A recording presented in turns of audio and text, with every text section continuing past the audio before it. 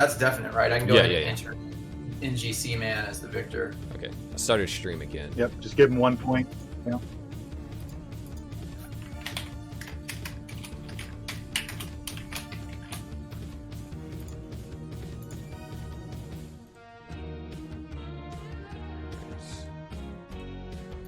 Are we back? I think with all these let's goes, chesses, we're back up. Pretty sure.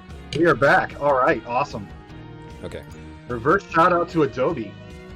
Yeah, Adobe That's deciding to messing with update update without my permission. Okay, so we have Citric Ice and Melichek, and then see if we can get Alex up. Give it like Yes, till I have till I set the Alex. scenes up. Final call here. Thanks for joining us. Thanks for putting up with our tech issues. We love you guys. We've already had some fun today.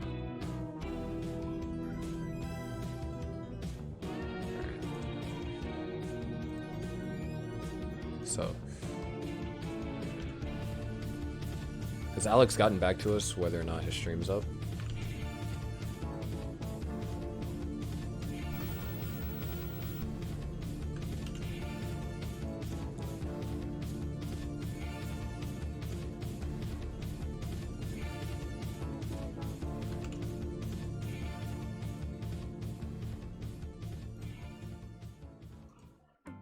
Yep. The bracket has ref in the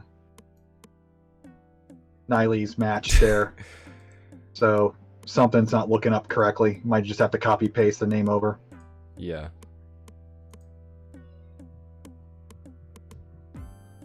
Okay. Let's go ahead and pull up Molichak. Pretty sure that's how you say his name when he came by our stream a couple times ago. And whose flag is that? Is that Poland? For Molichak? I'm pretty sure that's Poland.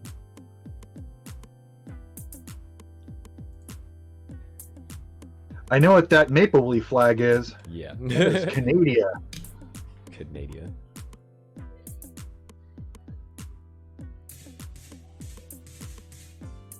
Yeah.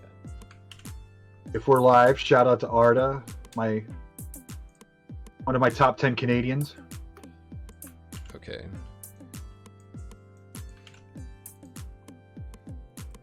So we got Molichak and Keith. They're both live. Streams seem to be running fine as well. And then we're going to do Anna and Peter. We're going to do Alex and Joey. Alex and Joey. Alex appears to be ready. Cool. Awesome.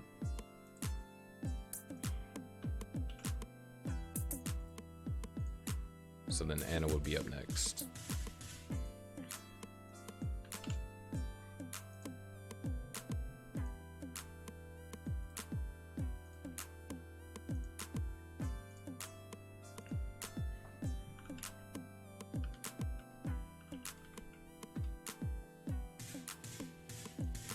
Just give me a while I set this up.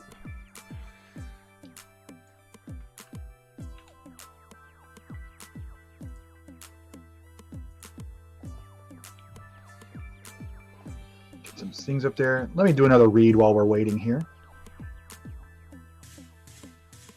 We need a very special thanks to our newest sponsor, Microsoft, who actually did release, because I'm reading the old script here. They released their Xbox Series X and Xbox Series S last week. The Xbox Series X is among the most powerful, performant, immersive, and compatible next-gen gaming experiences and will provide the freedom to play your games with your friends anytime, anywhere. The Xbox Series S is an all-digital next-gen console designed to deliver everything that is core to next-gen gaming: faster load times, higher frame rate, and richer, more dynamic worlds in the smallest, sleekest Xbox ever. The Xbox Series X and S launch will continue the awesome legacy of many game franchises with titles such as Assassin's Creed Valhalla, Gears Tactics, and of course Tetris Effect Connected. It was released November 10th. If you got one, congratulations. If you haven't gotten one yet, you'll get one eventually. It's worth the wait.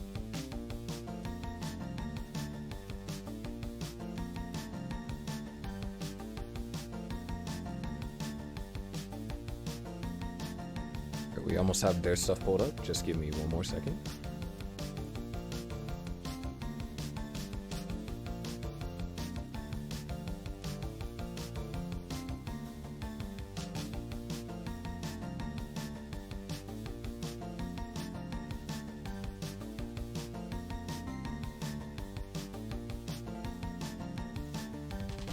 There's our top 8. The average age is somewhere around 4.5, I think.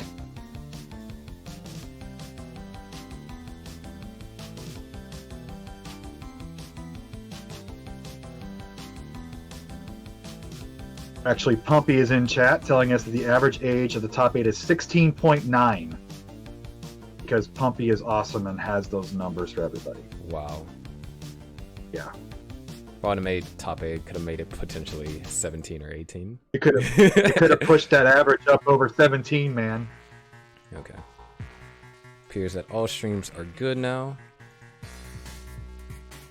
Let's just fix the names. And got Chris Tang in chat, just like NWC. Heck yeah, that's the awesome legacy of the CTWC. Is, you know, the 1990 Nintendo World Championships was dominated by teenagers back in the day, and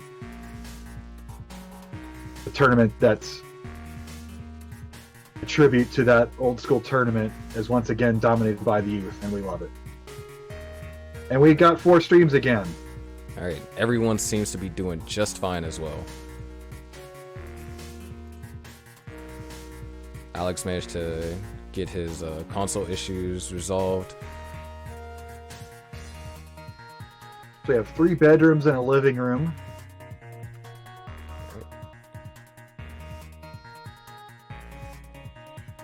We have Canada versus Poland up top. What time is it out in Poland right now? Probably about midnight, I would assume. Probably closer to like 10 or 9. Is it Thanks like for staying probably up on like a 6 to Sunday. 7 Yeah. hours ahead? They're far east, Yeah, far 10 p.m. eastern Europe. They're a couple more hours, yeah. Split the difference between us. You said 8, I said midnight. 10 o'clock it was. Oh, actually, We're a good team. I just realized. Wisdom crowd. Correction. Since if I would have made the bracket top 8, I'd actually made the count lower because Ninu is older than me. Ninu is 23. Oh, dude. Okay, when we have it ready from all players, then we'll be able to get them started here.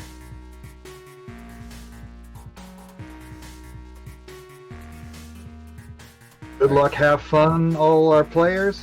We got it ready from Joey. Joey's gone back to Joey from instead of Indie Rocker 81. 81 was a great year for Indie Rock. I don't know why he represents the year he was born in Indie Rock, but you know.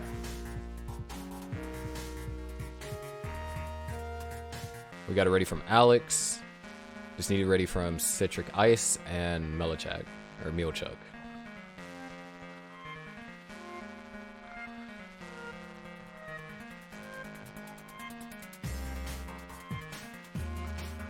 Did Milchuk also play in CTEC this year? I have a feeling they did. Alright, Citric Ice is ready. All Just right. need one last one. And, alright. We can count all 4 players down now.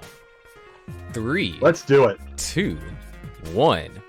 Tetris.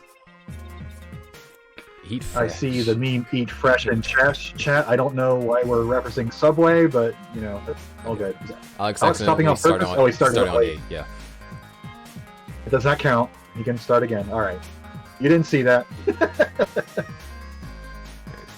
Q taking his time to get started here. Citrix starting here has got an issue. I think he's going based on actually, what's going on with Keith? Alright, he's good.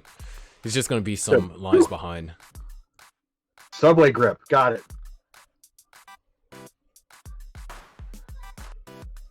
So off here at the bottom, Joey off to an early lead.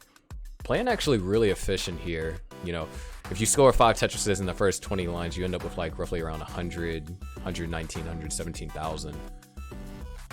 So Joey is definitely playing not exactly, but really close to that. And Alex not too far behind either. 93,000 at 19 lines. That's right where you want to be. Pierce Joey with a square burst right down the middle, building a tower. Definitely love one more square, just, you know, fill. Oh, wow. As opposed to commentator's curse, I guess it's like commentator's blessing. Got a square to fill in that dependency. Yeah. It exists. It's all you, man. It's definitely not me. Alex with the column 8 Tetris ready there, but if he gets the line piece, he'll be ready to transfer that well. Well, not in time, so we'll see how he plays this out if he's going to go for another one. He does with the micro adjustment there with the eyepiece. Up top, yeah. Citric Ice is looking a little fuzzy. He's having some issues. He is able to burn this down, but I believe he's only scored 1 Tetris. Or 2, actually. 71,032 lines. Yeah, he's only 12,000 points behind right now.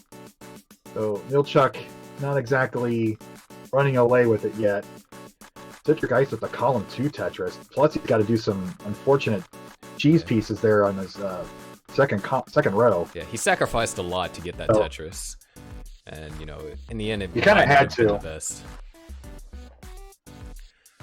But wow, we got a game down here at the bottom. Really close matchup. 211 for Joey, 180 for Alex. Alex might go for Leftwell. The elevated Leftwell. He's open with it. You can do this at level 18, even if you're a DAS player, and he gets it. But the trick is transferring the well and how many burns it takes to transfer that over. And he keeps building up his right side, so he's going to be here a while. Joey just chugging along, 219 at 71 lines. So he's down about 10,000 points. It's a half Tetris. Up top, Milchuk uncovered as well for the Tetris right away. You love it. That's the best feeling in the world when it times just perfectly. He's ahead by 70,000 points, about 60 lines in. Yeah, definitely was a little bit tough for Citric Ice. It just kept on getting in digs, and it seems like it all stemmed from going for a... Yeah, this is quite the deadly situation. You pay attention to one game, and then you get this situation on another board. If you linger too long on one game, Joey's burning great so far. That line piece is going to help. Oh, couldn't get it over. This is the chance Alex needs. Oh no, and he's going to top out. Yeah. At 229, so Alex is good. He can top out. He will take game 1, give the man his heart. Yeah, that was a valiant effort though by Joey. Almost managed to get out of it. Up top, we got a great game going. Milchuk is ahead by 90,000 points all of a sudden. In the span of a sentence, it went from a 50,000 to a. It's pretty crazy how quickly fortunes change in this game. Yeah. Citric has a little bit of burning to do, and at 85 lines, it's a good idea to get it to the bottom before transition. Don't play around in that yellow area before the speed change. Yeah, definitely. He was looking for, you know, some ideal pieces to help him get dug out earlier, and he almost got it like several times, but then, you know, one bad piece just continuously set him back. And he's clean again. Now he's Tetris ready. All right, boom, Alex Tetris for Citric. So Citric is down 120,000 points at 96 lines. That is about 6 Tetrises. All right. We got readies from our players at the bottom, so I'll go ahead and count them down. 3, 2, 1, Tetris. So we're about to reach transition up top, like 30 lines left. And this is going to be... And there was one of those risk situations.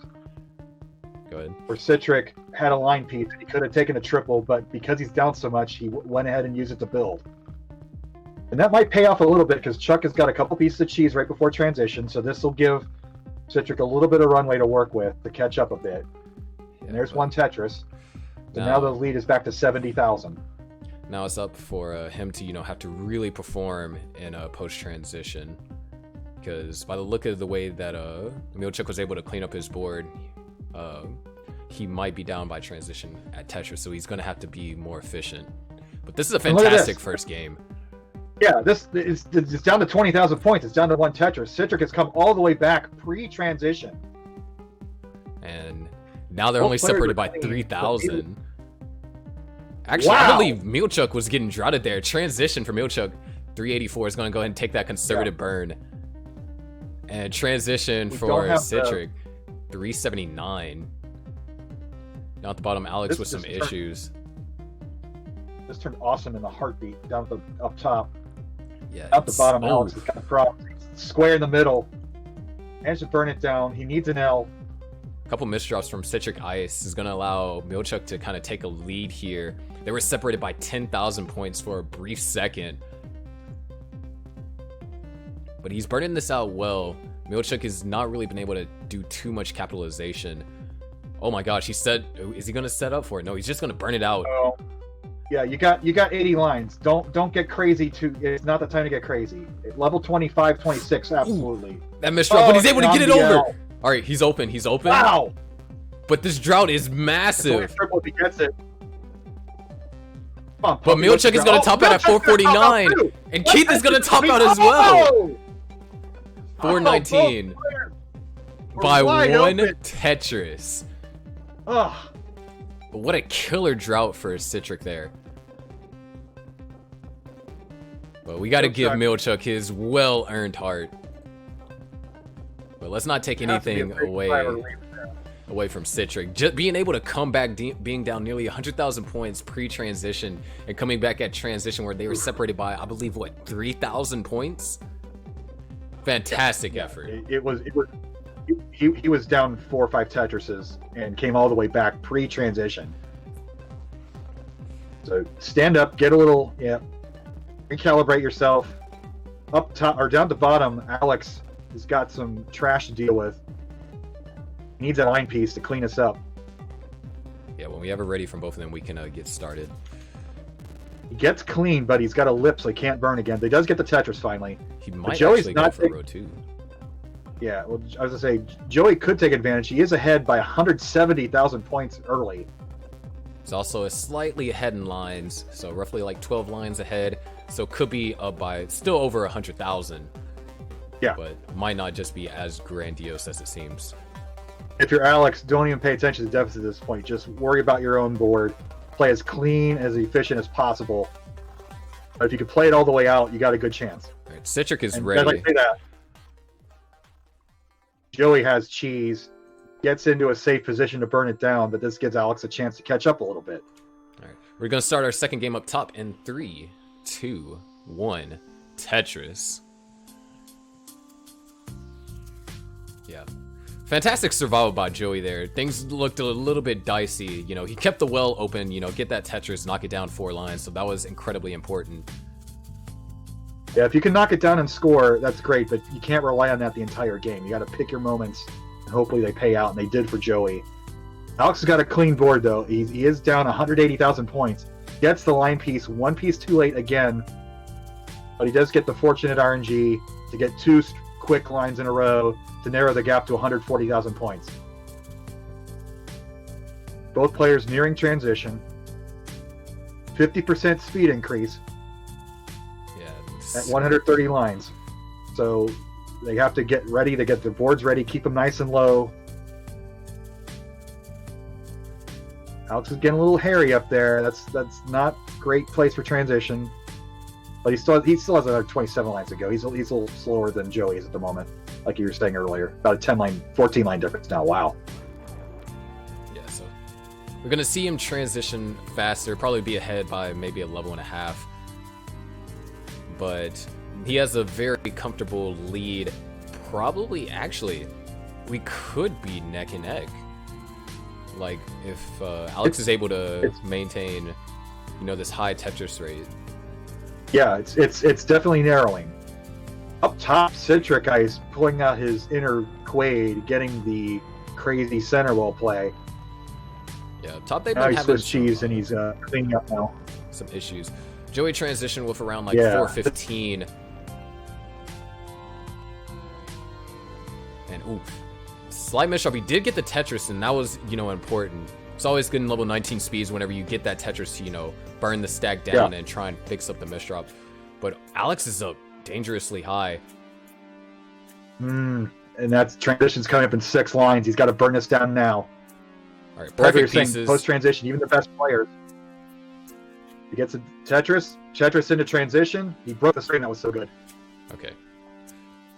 Whoa, what is going on with his board? His transition broke everything. And Joey's just gonna give up. Can't do nothing. He tops out at 455. Alex needs to one more Tetris to go up to 456, and then he'll be good.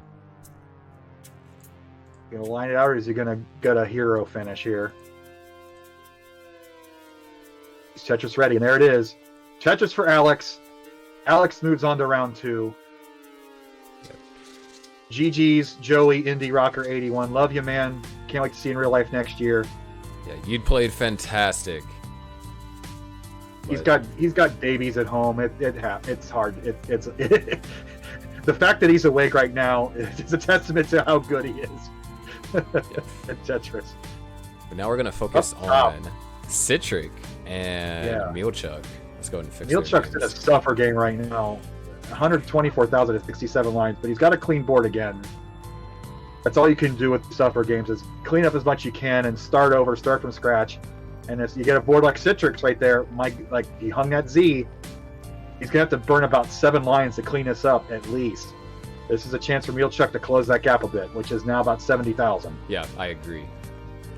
But remember, all the pressure is on Keith here. Oh, he does not have a heart. Let me fix that. Oh no. Yeah. All the pressure is on Keith here.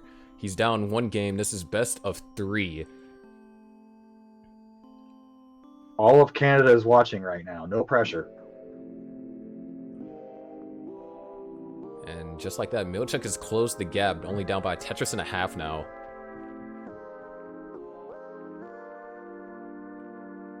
He's not... Oh, he could have had a T-spin there. He decides to fill it in with an L instead. And that's going to keep this shelf right where it was. And you're not burning it down. You're treading water at this point. Yeah. Which is not ideal. He continues to perpetuate the burn. And really, he needs to, you know, try and... Oh my gosh, he's setting up for this dirty Tetris. Ooh, Birdie. And he gets it! Yeah, you know what? He's tired of talking junk about his game. He's like, watch this, fellas. Yeah, definitely a risky move, and it looked like for a second that it wasn't going to pay off. Mealchuck's in some trouble too, so this is the battle of the suffer games here. 50,000 point lead for Citric right now. Yeah, actually, that was the first Tetris from either player in a while, and it looks like they're both going to get cleaned up at identical times as well. Love it. What a fantastic survival by both. Love it. Citric maintains his lead all throughout that ordeal. He's up about 50,000 points. We're nearing the transition. Yeah. But, you know, it's all going to come down to post. Who's going to survive and who's going to be able to score while surviving. That's the name of the game, and you love to see it. Ooh, nice smart delay burn over there by Mealchuck. Very good. And it's the classic. Keep your left side high, keep your right side low. If a piece doesn't fit anywhere, you can stick it on your right side and burn it down within 2 lines and give minimal damage to your Tetris rate. All right, and Keith is going to transition at 390. Yep. Mealchuck has 1 Tetris left to give. He's widened that lead to 100,000 now. Chuck has gone back into a little bit of a suffer mode. All right. 1 line to transition. Yeah, it looks like Chuck is going to have to burn into transition. It's going to transition at 297, so Keith with a true lead here, despite being ahead in lines. Oh, very nice burns by Keith. What a beautiful burn sequence. Cleans up the board immediately. Meanwhile, Mealchuck, you know, just trying to get things cleaned up here. He could have played aggressive and built a Tetris stack, but he decided to burn it down. I think both players aren't very comfortable at 19 in this pressure situation. They want to keep it as safe as possible to keep playing it out and score their Tetrises. Again, Mealchuck took the triple rather than waiting for a Tetris. Wow, what a... Citric Ice with some incredible placements. He passed up on a spin opportunity, but instead took a couple of conservative and smart burns. So it allowed him to, another stay triple. safe. Mealchuck with the Tetris narrows. He's down about 70,000 points. 159 lines. Having some problems with Citric Ice over here, not managing to load dash properly on some certain pieces.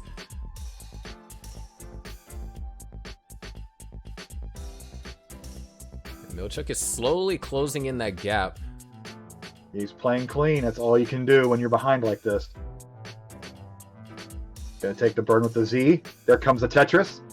Lead is down now, down to 50,000. About 2 Tetrises now. Right. Points slowly climb up. Yeah, but Citric now finally getting back into scoring position here. I mean, he did have a You're gonna 100,000 play center point well? lead, and Okay. that was beneficial to him because of having to do all this burning. Even though his opponent has caught up, he still leads. And By a Tetris now. One another Tetris. miss drop. And this might be the opportunity for Mealchuck to take the lead. And he does so with a Playing Tetris. aggressive. Goes to Tetris. We are neck and neck. We are 300-point difference, folks. Level 24. Here we go. We're about to see. Can they keep this through level 29? All right, Keith is Tetris ready, and Mealchuck with another Tetris goes up to 494. Keith with several misdrops, but knocks down Tetris, goes up to 503. We're separated by a couple hundred points there. Neither player in position to score. Press down points. Will those matter? All right, Citric just needs to burn this out, looking for great pieces. However, Mealchuck is clean. He needs a couple of other pieces to help him get out of this. We're We're still separated by 1,000 points. Still. Oh, This is crazy. but the thing is, Mealchuck is clean. Gets the Tetris. Takes the 1 Tetris lead. And Keith is going for the column 3. And Yeah. there it is, column 3 He got Tetris it. for Keith. Separated by 28, 4,000 points, but Tetris. another Tetris for Mealchuck. Keith needs a long They're bar playing here. aggressive. He's leaving the well open. He gets the Tetris. 590. However, Mealchuck is just too clean. Only thing that can save Keith here is Mealchuck gets a draw and does not.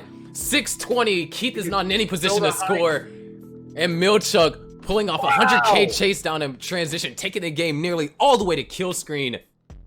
Advances to the next round. Good drama there. Wow. Truly a phenomenal game. Let's give this man his second heart. He deserves it. He rolled off the bed. Look at the horse there. Didn't even notice the horse till now. Nothing to be ashamed of, Citric. That was amazing to keep in the game all the way through the end. Even maintain that. You got that last Tetris on level 28. That's exactly when you need to take your risks. He took the risk. He made it. He forced Mealchuck to play all the way through to 29. Heck of a game, guys. Absolutely fantastic. Good, well played by both. All right, so up next, I believe we're going to be having Anna and Metal Beast. Let's go ahead and... I think the entire Tetris world has been waiting for this match. Yeah, everyone's been waiting to see, the hyped up match between Anna. Anna and Uncle Mike are overnight sensations in our scene. Anna, Metal Beast, and Batboy and Salvolk. So a lot of people rooting for, Batboy and Anna here. But we also have Salvolk, who I don't know too much about just yet. And then, of course, Metal Beast. So we're getting that set up. I'll talk about our newest sponsor, At Games. At Games is a leader in innovative, consumer-oriented, interactive entertainment products. What a sentence. The company leverages the latest technology to create best-selling classic video game products. With locations in Los Angeles, Taipei, and Shenzhen, our team is dedicated to providing outstanding products and services. At Games has been a sponsor for years, and they've had Tetris handhelds and been a big friend of the Tetris company for years, so we're glad that they're sponsoring us again this year. Shout out to them. And sorry I couldn't pronounce that city, Shenzhen. I didn't want to butcher it too much, but and I made Sharky laugh during the read, so not the most professional read. And since this is a classics, this is kind of a throwback CTWC event. Maybe we should give a shout out to Mississippi Pizza while we're at it. So we got it ready already from Anna. bring up the. Still got to pull up the streams. Look at all these readies. Everybody's ready to get itching and getting to go here. I keep forgetting Metal Beast's first name is Pete. Like that's just. It's Metal Beast. Come on, man.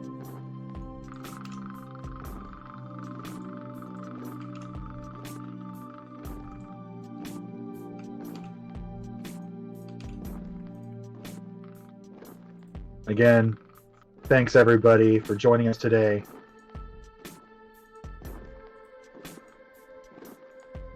That last match was already worth the hype. Oh yeah, the last match was absolutely fantastic. That's the drama you want to see. Even if you're not a max out player, that's the way you want to approach the game. Is play it all the way out. Like keep be a little conservative just enough to survive, then take your risks late. And you can stretch out any game unless you're playing like a very, very top player. Like that's how you can play tournament Tetris without absolutely the best PBs in practice. Like make every game count.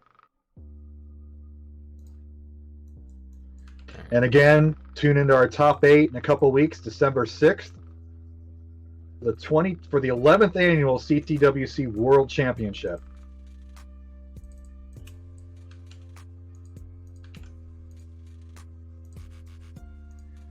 We almost got all streams pulled up. And people are asking about Dog's age. As we've said before, Dog is actually 13. He had his birthday yesterday. Well, he got approved because the lawyer said because in dog years he was 84. So that's how we got him in. Yeah, see? Lawyers are smart. That is very nice. In human years he is 13 now, but loopholes are there for a reason, and we got him in, and it's a good thing. He's going to show off his stuff to the world in a couple of weeks. Yeah, definitely. He didn't have an easy path. He had to go through Corion not once but twice. That's right. That Corion match could be the greatest CTWC match of all time, and it was a sweep. But it's definitely top 10 for sure. But the back and forth at the game and both players breaking 7 digits multiple times, it was just outstanding, and both players just went to the absolute limit.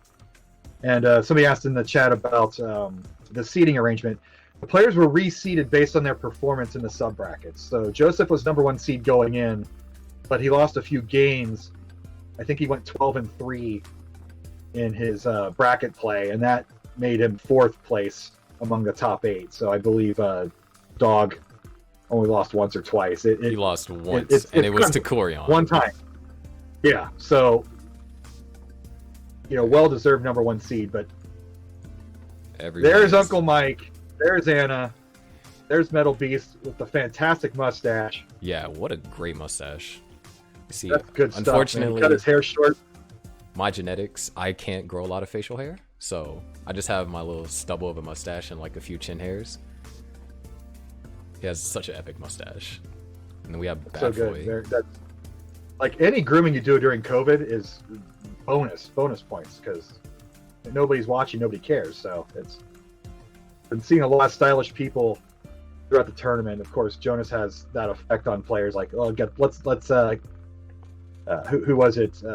Had the leather jacket. Again, he was showing up against Jonas in his match. I think it was Blank. Yeah, it was Blank. Who said he bought the leather jacket just because of Jonas? All right. And there's Batfoy. Batfoy making his miracle run last year to the top 8. Crowd favorite, lost to Corion, but gained a lot of fans through his run. He's the big DAS hope of the youngins there.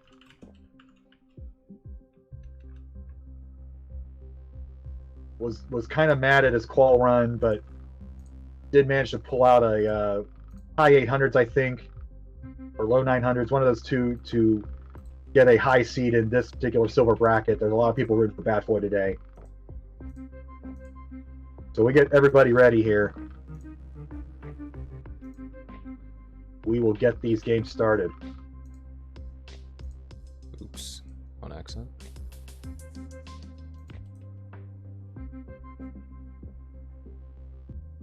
Okay, there we go. some reverse angles, so people are looking into the screen because we are a good production. Okay.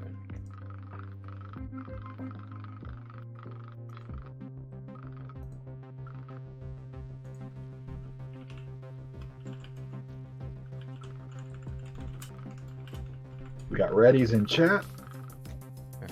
We have readies from all four. I I see think you I ready counted from. 4 readies. Yeah. Has Bad Boy said ready? Can't find his name. All right, Bad Boy is ready. So all 4 players are ready. Let's go ahead and Let's count go. them down. 3, 2, 1. Tetris. Tetris. And off we go. Up top we have Anna and Pete. Down at the bottom we have Bad Anna- Boy and Salvolk. Anna D, being the attentive student that she is, was the first to start properly. Nice work there. Got Metal Beast on the right. Actual name Pete. Yeah, no, everyone probably knows the story, but Anna, she got a lot of traction because whenever she qualified, she did predominantly left well and managed to get, a And- high 800 in doing so.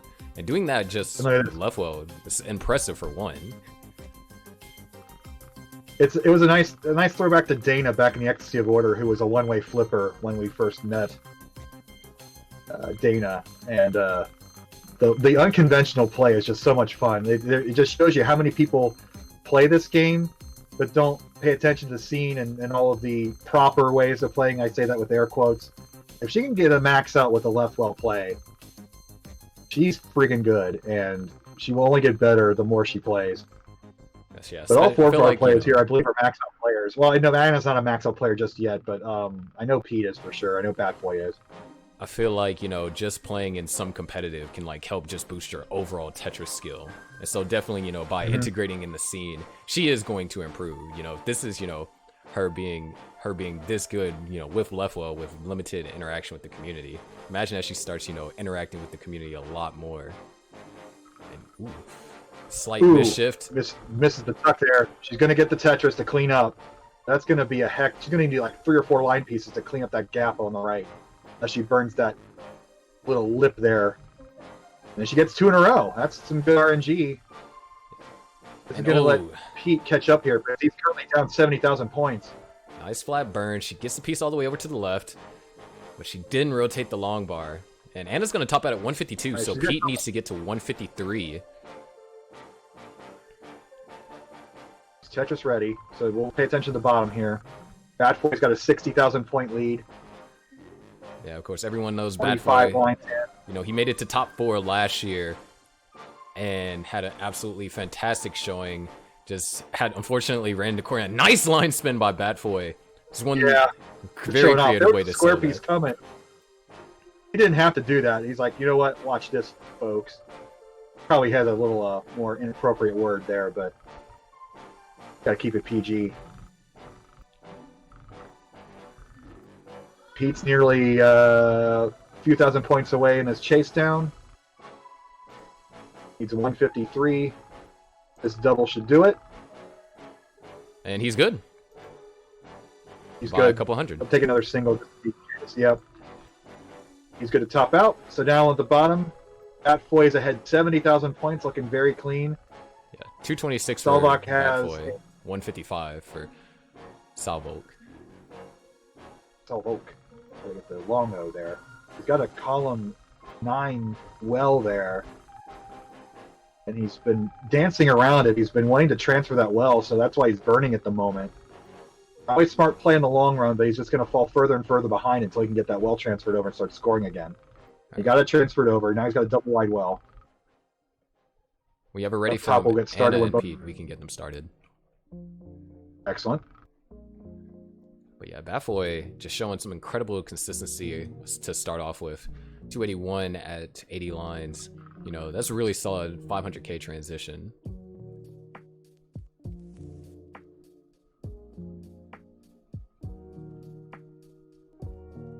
So I'm looking to play row 2.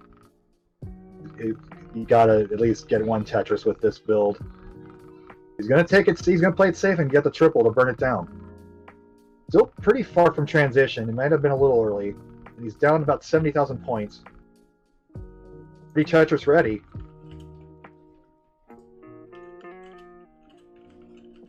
He's going to have to continue to play one off the bottom for a little while. And Batfoy's just going to continue building on this lead. Tetris for Batfoy, 350 to 262. Nearing transition. All right, counting down the top, ready for their game 2 in 3, 2, 1, Tetris.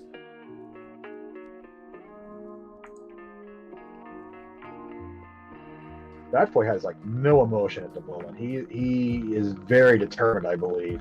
He is the Svavar of the silver bracket. He just needs his posse behind him like Svavar had this year. Yeah, but it's an incredibly solid game for Batfoy, and Salvolk not too far behind, down by 100,000. That could be made up in the post-transition. Yeah, Batfoy's going to transition if he gets these last couple Tetrises over 500,000, so that's max out pace. Yeah, Anna actually with some trouble. Anna's started up, hanging the L. Tuck underneath it. They're going to have to get some creative burns here. They're going to have to get the right pieces to burn this down. And she gets the square followed by the Z. Just needs a long bar, be a best case scenario. And Pete's going to take the 40,000 point lead early here, 20 lines in.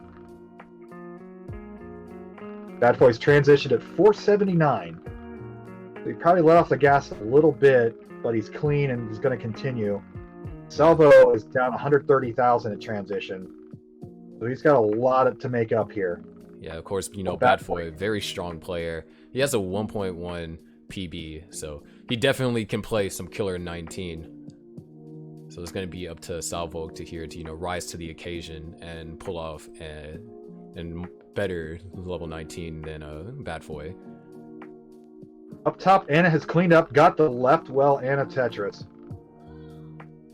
She is down 50,000 points, 35 lines in.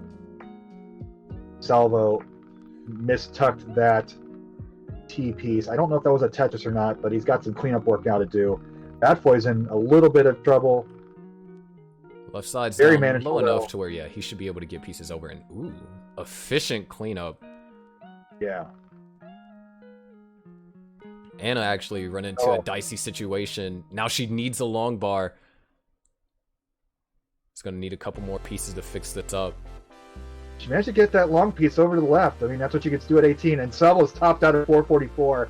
Batfoy can top out. He's taking game 1. Batfoy is Anna's looking good. great. Gets another Tetris. Tetris ready again. She's down 60,000 points. She's going to need a long... She gets it right when she needs it. Plays it aggressive. She was one piece away from a Tetris and decided to spam her long piece to the right. That's so weird, spamming right. But hey, what it works for. That's what we all do. We all spam right to get the Tetris. She spams right to get the stack built up. 176 for Anna, 210 for Pete. Anna actually ahead in line, so Pete could have a bigger lead here. We have it ready from Batfoy and Salvolk. We can get their second game underway. If you mirrored Anna's game board like you mirror the camera angles, like nobody could tell that she's playing so unconventionally. That's what's it's so good because there are a lot of pieces that you can't rotate on the left side that like you can rotate on the right. It's not plus the toughest move in the game for even tappers or DAS players is getting a long piece to the left. It requires the most taps, and when you flip a long piece on its end, it's pointing down the most, so it's the easiest to hang up on any build. That is the conventional reason why you don't play on that side. But she's in the lead right now with her belay, and she's gonna get another Tetris to take a one Tetris lead. Nice. Aggressive digging there by Anna. Pete's looking clean though. He's gonna get a Tetris to take the lead right back. He's only up a half Tetris. Good back and forth match. Anna's gonna play 3 rows high. She's Tetris ready up there. All right, Batfoy and Salvolk are ready. Let's go ahead and count them down. 3, 2, 1. Tetris. Oh, the square burst is not friendly to Anna. Okay. She's in a danger zone. She needs to get the J over. She does. She does it. Wow, great, fantastic. Literally, all the pieces just fell into their place. And finishes off with a Tetris. Now, she's gonna get it. Anna's got that uncomfortable right wall Tetris. And Pete has a 30,000 point lead at 100 lines. And Anna's ahead by about a full 10 lines here. Yeah, she's been so stacking playing up that high high. has cycled the pieces through a little faster. Now she's sticking with she's right where level she wants to be. Ooh, couple misdrops. Still open, waiting for that piece. She's getting bad time for a drought. Gets it. All right, now we're gonna see some level points. 19 play from her very shortly. Yeah, we're going to get that stack down a bit. That's a little uncomfortable for DAS players. Pete's keeping it nice and low. 13 lines of transition. 413 for Pete. 343 for Anna. Down at the bottom early on, Bat Boy's ahead by a Tetris. 81,000 to 54,000. And she transitioned roughly around 340. She's doing a good job trying to dig this out. Just needs a couple more. Oh no! The early dash shift. She can still survive this if the long bar comes right now. Plays it with an L. He still needs a line. That's going to do it. 351 for Anna. And Pete, Metal Beast, is going to advance to round 2. But fantastic game by Anna. Played well. Shows some incredible survival as well as amazing left wheel play. You know, very unconventional. And to see a player play, you know, left wheel and be that skillful with it, it's always, you know, a pleasure. And Salvok is also topped out. Wow. Batboy, do we get a score at Salvo? Salvo topped out at 58,000. Okay. I just so say. Batboy is good. Batboy can top out, and we have the mustache advances, and Batboy both games advances. concluded roughly around the same time. And chat still loves Uncle Mike and loves Anna, and we hope to see them in real life. We hope to see everybody in real life next year. That's the one positive thing about this pandemic. We went online this year. We got a lot more participants. So that everybody has a taste in their mouth of CTWC. Maybe we'll get more players to show up in Portland next year. So who do we have next? All right, I think we have a 2-player scene, then we're going to take a brief 10-minute break to, you know, get water and stuff. Excellent. So our 2-player scene. We have SQR and Jazzy. Nice. Both so who's going to be... Both are CTWC 2019 veterans. Well, SQR is a CTWC veteran, period. He's been to numerous. Yes. So it's a battle of Europe versus Japan. So who's got the more uncomfortable time zone here? It's got to be about, what, 2 a.m. in Japan right now? 4 a.m. in Japan right now. My goodness, that's... Yeah. So he's staying up late for this one. While I'm setting up stuff, we are going to be playing a video from one of our sponsors.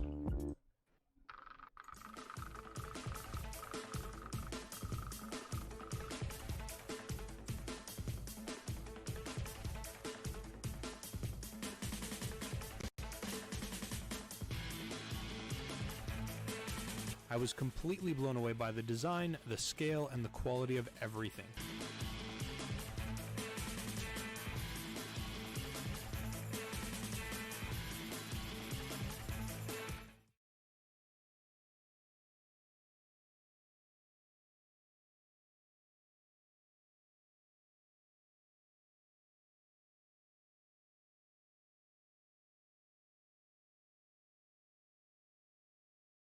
And if we are back, don't forget our top 8 is in a couple weeks on December 6th, CTWC Sunday.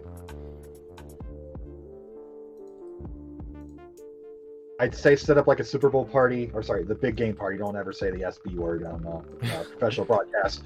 But with the restrictions with the virus, just stay at home and watch it. Watch it in a Zoom party. Well, yeah, Zoom party, or Discord party. For the more modern. Zoom's for boomers.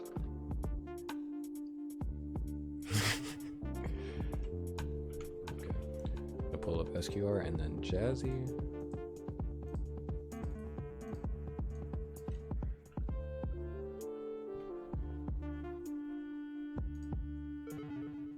SQR was kind of the glue of the scene. I believe he was the one who introduced classic Tetris to Green Tea. Yeah. So There appears to be I like love that some our- clicking, like anytime you talk. Do you happen to know what Me? that is? Yeah. is it my chair or is it my mic? I'm not sure. It's just like sounds like someone's like actually like hyper tapping. Like I can't necessarily describe it. I don't want to mess with it, but grab a different microphone maybe after the break. Yeah. All right, I'll do that.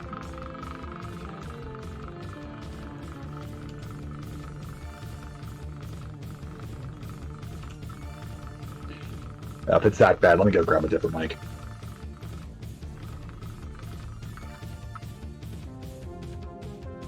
Alright. I think these two players are ready. And there's an ad. So 1 second.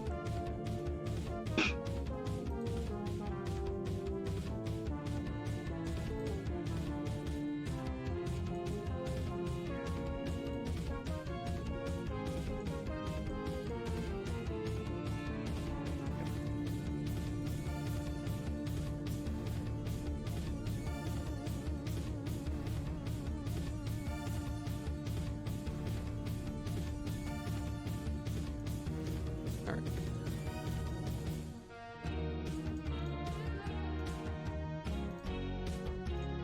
I think everything is good here.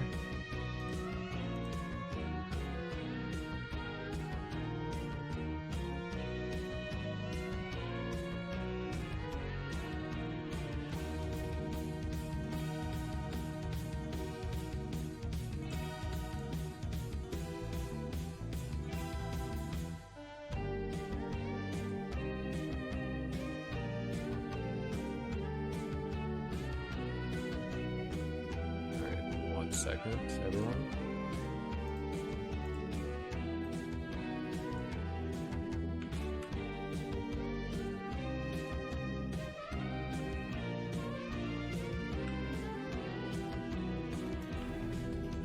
All right, we're back. Yep. All right, how's that sound? Oh, it sounds beautiful. Great. Okay.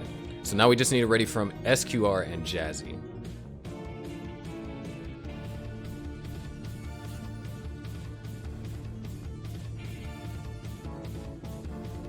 Yeah, Chad agrees. Much better mic.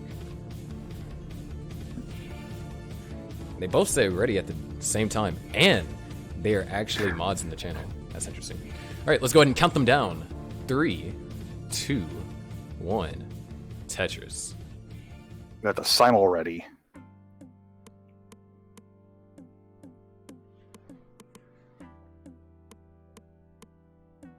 And we got close to game starts here as well.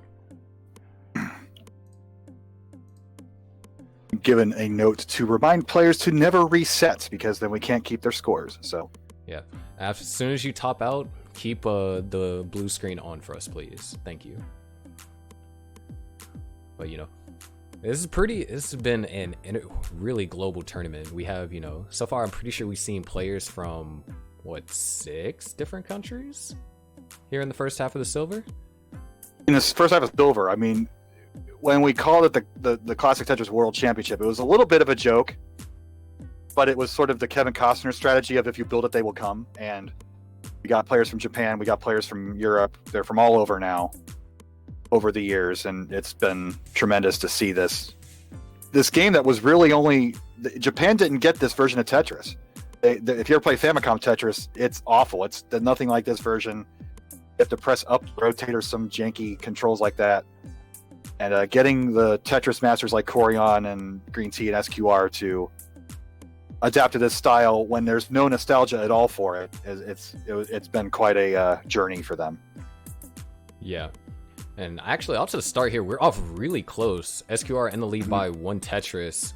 Jazzy down 79 to 100,000. So really good play here at the beginning. That's what you like to see, you know.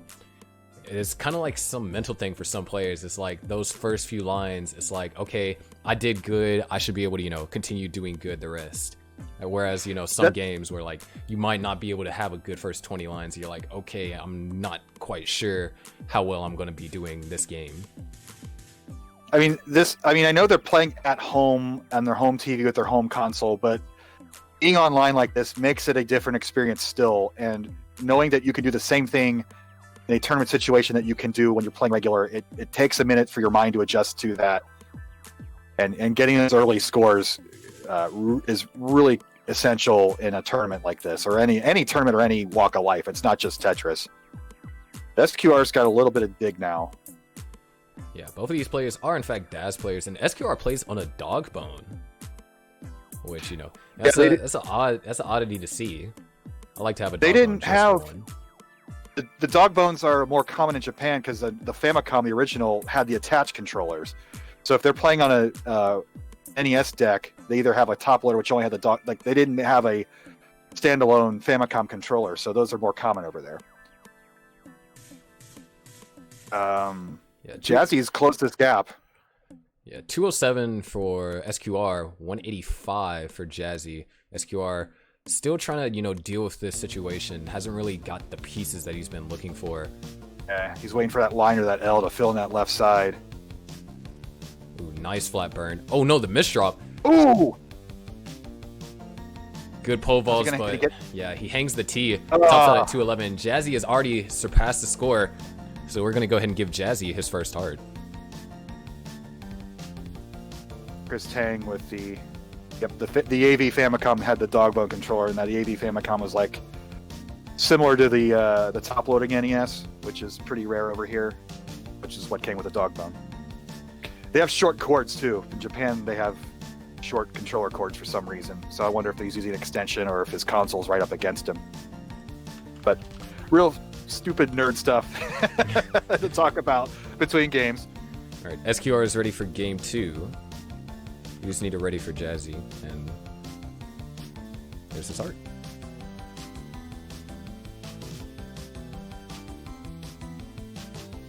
Jazzy is also ready. Let's go ahead and count them down. In 3, 2, 1, Tetris. Had a shout out to Tetris block pillows behind Jazzy. Anytime anybody dresses up their room for our tournament, we appreciate it. I don't have any Tetris stuff yet, except for the little lamp that they gave for the top 20 or top 24 qualifying.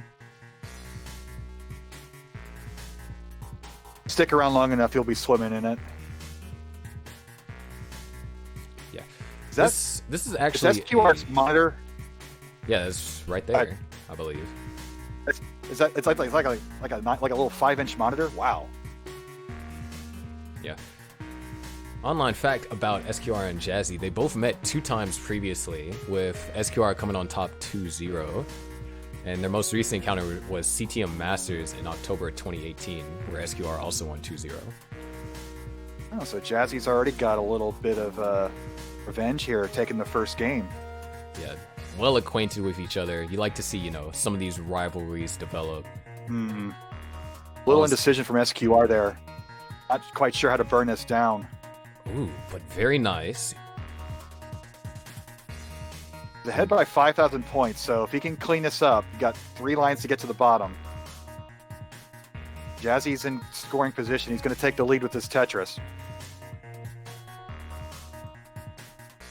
So, and looks like SQR is going for the column 8. Column 8, Zoom meeting Tetris. He's holding out for the long bars. Actually run into a sizable drought there, but he does knock it down, and he's just going to decide to burn out of it.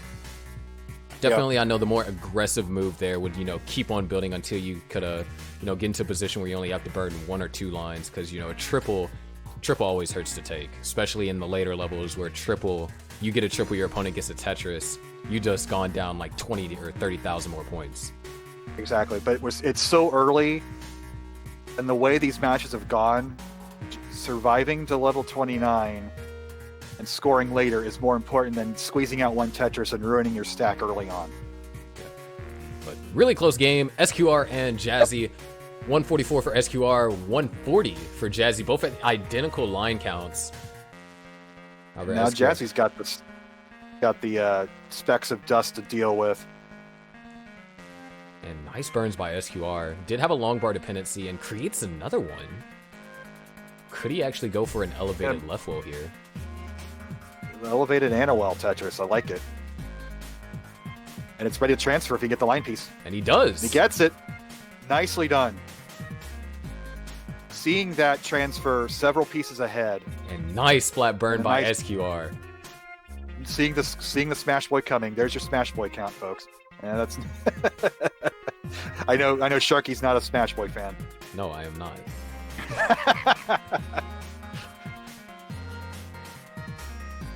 SQR got a sizable gap, but he's Tetris ready. So with that Tetris, he's going to have a 60,000 point lead while he's in burn mode. Or he might elect to build a Tetris one off the bottom. It doesn't look like he's going to do that. These aren't exactly suffer games, but these aren't super clean games either. It's kind of in that weird in between here. Yeah, just Players are been, eking out Tetris, then clean, then Tetris, then clean. just been like rough time dealing with some pieces that their stack is not accommodating for. And it results in some tricky situations where sacrificing the stack is like the best option in order to, you know, stay alive. This is tournament Tetris though. Like if you're playing at home and you're going for high score, you're wanting to press reset right now and just start fresh because what a garbage game so far. But both players have to work their way through it, and this is why you don't reset. So when you get into these situations, you can handle them in a tournament situation. Very nice burn Wow. by SQR. Good piece recognition right there. And he's set up for a center look row at Tetris. His inner Quaid is coming out this game, and Jazzy's clean and ready for a Tetris to close this gap. Getting droughted.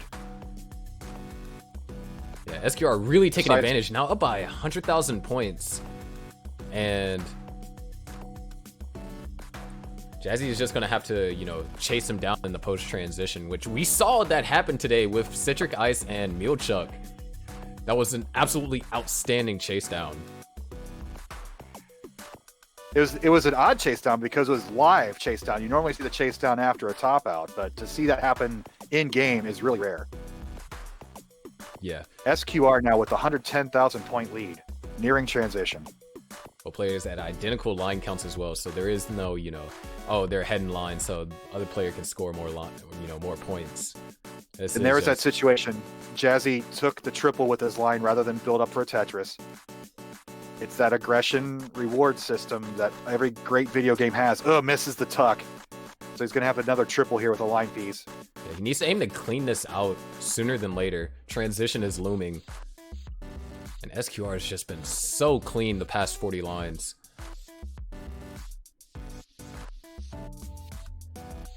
There's another Tetris for SQR. Goes up to 379. Jazzy at 248. Jazzy gonna with that square he could have set up for a dirty Tetris. Decided not to. Yeah, 6 lines left, so he should be Get it able to down. clean this out. It's a good TPs followed by a long bar. Go ahead and burn that. Transition for both players. 408 for SQR, 256 for Jazzy. Yeah, that's a significant lead for SQR right now. So Jazzy's gonna have to have a heck of a run to catch up. It can't happen. Yeah, SQR is going to have to do some burning here, though. Didn't necessarily get favorable pieces, a lot of jagged pieces here, and getting jagged piece burst, whether it's SZ or T, is not what you want on, you know, level 19 if your board's not accommodating for it. Nice burns by Jazzy. If he can get this down, he's got an open window to catch up here. Still a lot of runway before level 29. Ooh, SQR going for the aggressive placement. Gets the long bar, though. And looks like Jazzy SQR is going to clean out before Jazz Thief. So if Jazzy didn't have a game to give, this would be a point where he could just turn on all the aggression. But I guess maybe with the game in his pocket, he's going to elect to keep it down in that bottom 5 row game to get back to the bottom, and he does. Ooh, slight misshot And for rebuild SQR. his stack. SQR, Yeah, he's just going to line burn this dependent, down. gets the double line. Yeah. So right now, With it's the just a game headlock of there, that could work. survival. Both these players just trying to survive their best. SQR is up significantly. He's up 160,000 points. Just looking for a long bar here. Oh, nice burn. If he gets the long And bar, that's a Jazzy's perfect in low trouble. chance. Jazzy's halfway up. It's all RNG and skill at this point. And he's going to top out at 290. SQR and SQR ties was this right up. on the cusp of topping out as well. Just got droughted. So SQR is going to take that game, and once again, we have another decider. And we saw how the last decider went. So could that be a foreshadowing of what happens in this decider? Bring it on. Let's go. You guys have to rely on the power of the beret to help him advance. No player has a glasses advantage. All right, so yeah, when we have a ready from both, we can get started. All right, SQR is ready. And Jazzy is also ready. Let's go ahead and count them down. 3, 2, 1. Tetris. CTWC shirt advantage as well, yes. Although SQ wearing the Centaur pinball shirt. Centaur is an awesome early 80s Williams pinball machine. SQR is a very big pinball player, and they didn't get a ton of pinball machines in Japan. But the scene is burgeoning over there, and he's one of the better players over there. Yeah, but to start the game off, both players have knocked down the Tetris. Jazzy having to do some burning here. SQR with a couple of dependencies, nothing too dangerous. But will we see them play a little bit more conservative? Because remember, this is a decider. There are no more games left to give. You top out early, that's like 99% chance your opponent wins. Ooh, was that a misflip by Jazzy, or did he mean to do that? Not I gotta sure. think that's a misflip. It's gonna help him playing burn it this well. out. Yeah. He's taking a bunch of smart placements, try and give him, you know, the best chance for an efficient dig out.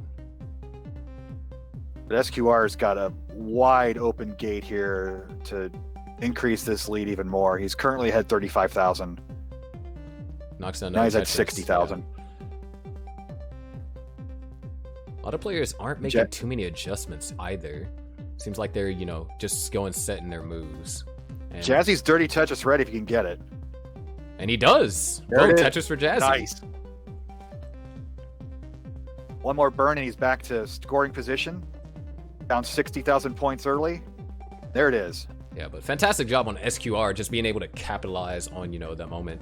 I feel like, you know, one of the more important moments that, you know, is like, hey, I need to score Tetrises right here is when your opponent gets in the dig. You're like, all right, my opponent's in a dig. This is a chance for me to either catch up or grow my lead. And SQR just stacking cleanly, you know, trying his best to avoid mistakes and making smart decisions allowed him to, you know, build up the lead that he has right now. Jazzy's gonna do that very fun nice. split burn. Those are always fun. Tetris ready again, both players. Of course, just as I say that, SQR covers the well. Reopens it, but knocks down a Tetris. So still almost up by Perfect. 100,000. And this is exactly where you want to be up against your opponent in the decider. You want to make it as hard for them as possible. Because it's not just, you know, putting, you know, the technical pressure. It's like, ha, I'm up 100,000 points. You're also putting the mental pressure. It's like, uh-oh, I'm up 100,000 points. You better do something. You got to play more aggressive, start scoring more Tetrises. And, you know, that pressure can do something to a player. It's a different mindset. When you're playing at home by yourself, you're not playing against anybody but yourself or your PB.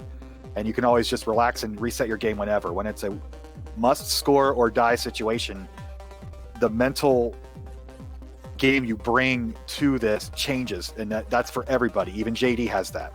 That's how Jonas won 7 championships. He was the best at that for so long. Yeah, 255 for SQR and 197 for Jazzy. So SQR still maintaining just under 100,000 point lead. Just really great plays for both. But, you know, give credit where it's due. Jazzy, that means that Jazzy has been able to keep up with SQR's Tetris rate, scoring a Tetris each time, you know, SQR does. It's down to 80,000, so that's 4 Tetrises. That's not outside of the possibility of a comeback. We've already seen it once today. We saw it once before transition today. So QR's playing as perfectly as you can ever hope for. Jazzy's clean, waiting to get Tetris ready here. SQR actually running into a drought here. Oh no! SQR is gonna hang it. He's gonna top out at 305. Jazzy needs to get to 306. Just what we were talking about. The game could just turn on a dime just like that. Jazzy has a clean board. He needs 2 Tetrises. We'll take it. He's played it safe, took a couple burns. Now I can just line it out if you like. He's 306.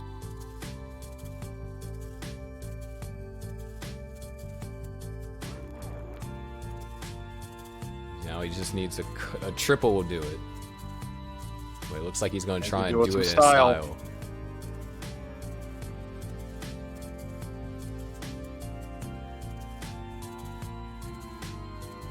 Uh-oh. The game might be And punishing there it you. is.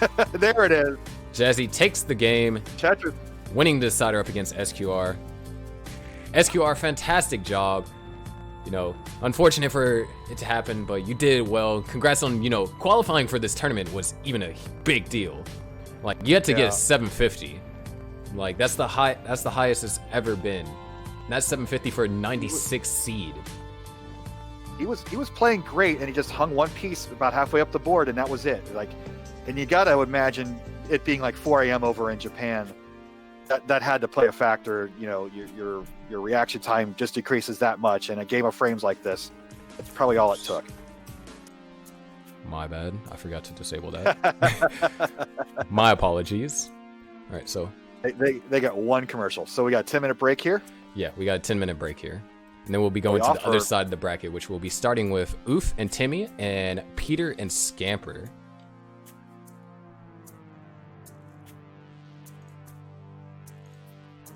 Got another British player in. That's fun.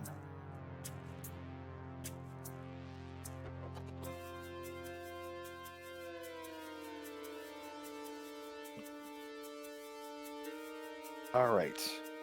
I don't know if I'm going to mute my mic. All right. Well, I'm going to mute my mic then.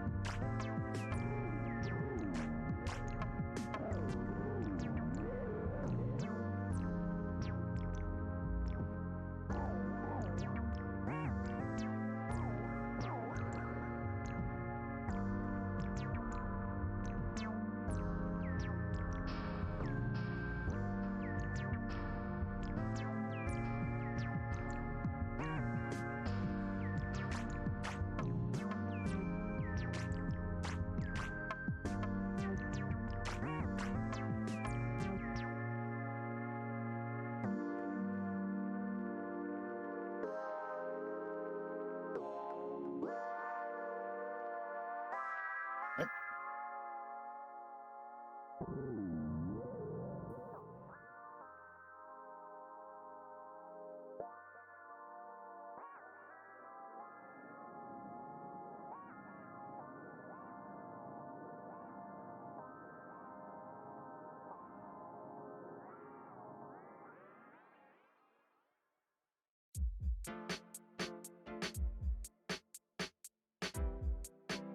right, we are back. Just finishing setting up the other players. We're gonna have Oof and Timmy and Scamper and Peter. So, how have you been enjoying the tournament so far, Bidwell? That's been so good. We are anytime we get deciders, anytime we get neck and neck matches late in the game, that's all you can ask for. Super fun. RIP Snowball microphone. You can see it's yellowed like a crappy SNES, so I had to go to the crappy headset. So goodbye with that guy. I'm ready to finish this out here. Let's finish strong for me, and Katie will be in the chat for round 2 and tomorrow, and it's going to be a fun decider to the silver bracket. Yeah, I agree. All right, so we're just gonna bring up our last player here. And the sunglasses, dude. You're going to. Yeah, this is my host attire. You up? Are you gonna play in sunglasses next year? If I still have these, maybe. What? Okay, the lights will be bright enough. I mean, you'll earn all the swag points.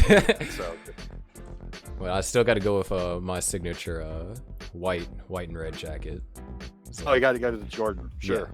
Yeah, I got to have the jacket. I can bring the sunglasses though.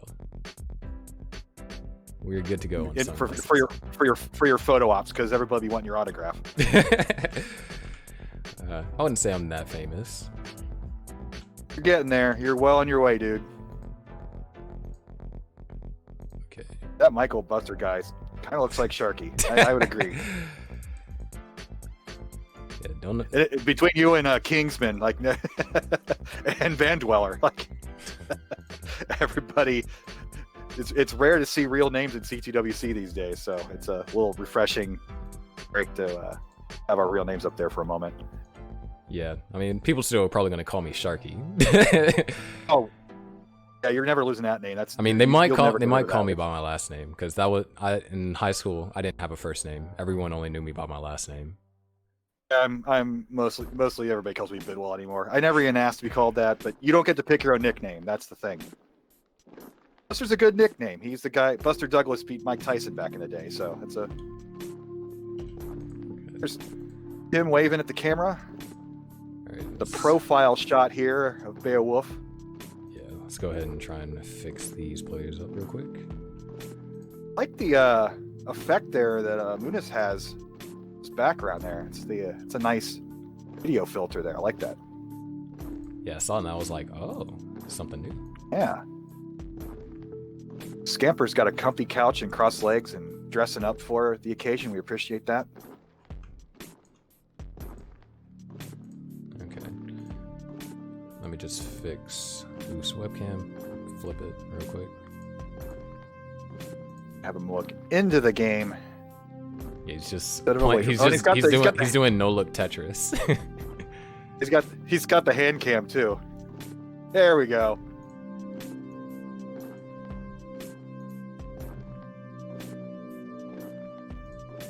All right. Looks like he got doubled up there. Whoa. There we go. It's better. Line that up. There we go. Let's get this part 2 Okay. going. When all 4 players are ready, we can get started.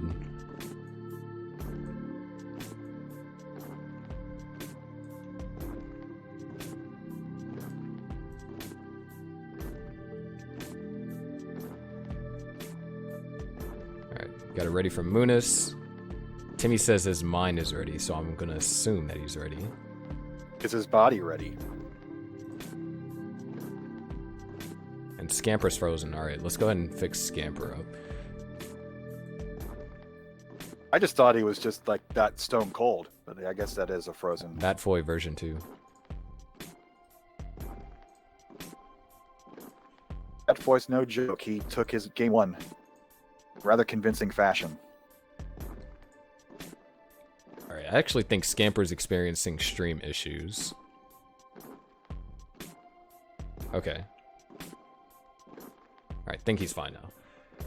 Okay, Oof is ready. Now we just need a ready from Scamper.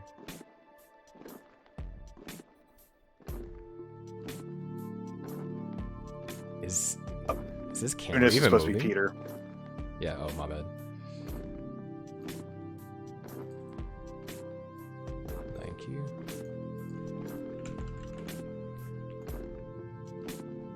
Scamper's camera, he does say his camera is frozen. Okay. Well, while we wait for Scamper to figure that out, we'll go ahead and start down at the bottom for Oof and Timmy. So Timmy and Oof, this is a countdown for you guys. 3, 2, 1, Tetris. Look at Timmy getting into it, getting the music turned up. Love it. Yeah, while we wait on a Scamper to try and fix webcam. Two-player view, or we'll just stick with 4. We'll go 2-player for now. Oh, don't adjust everything again. Okay.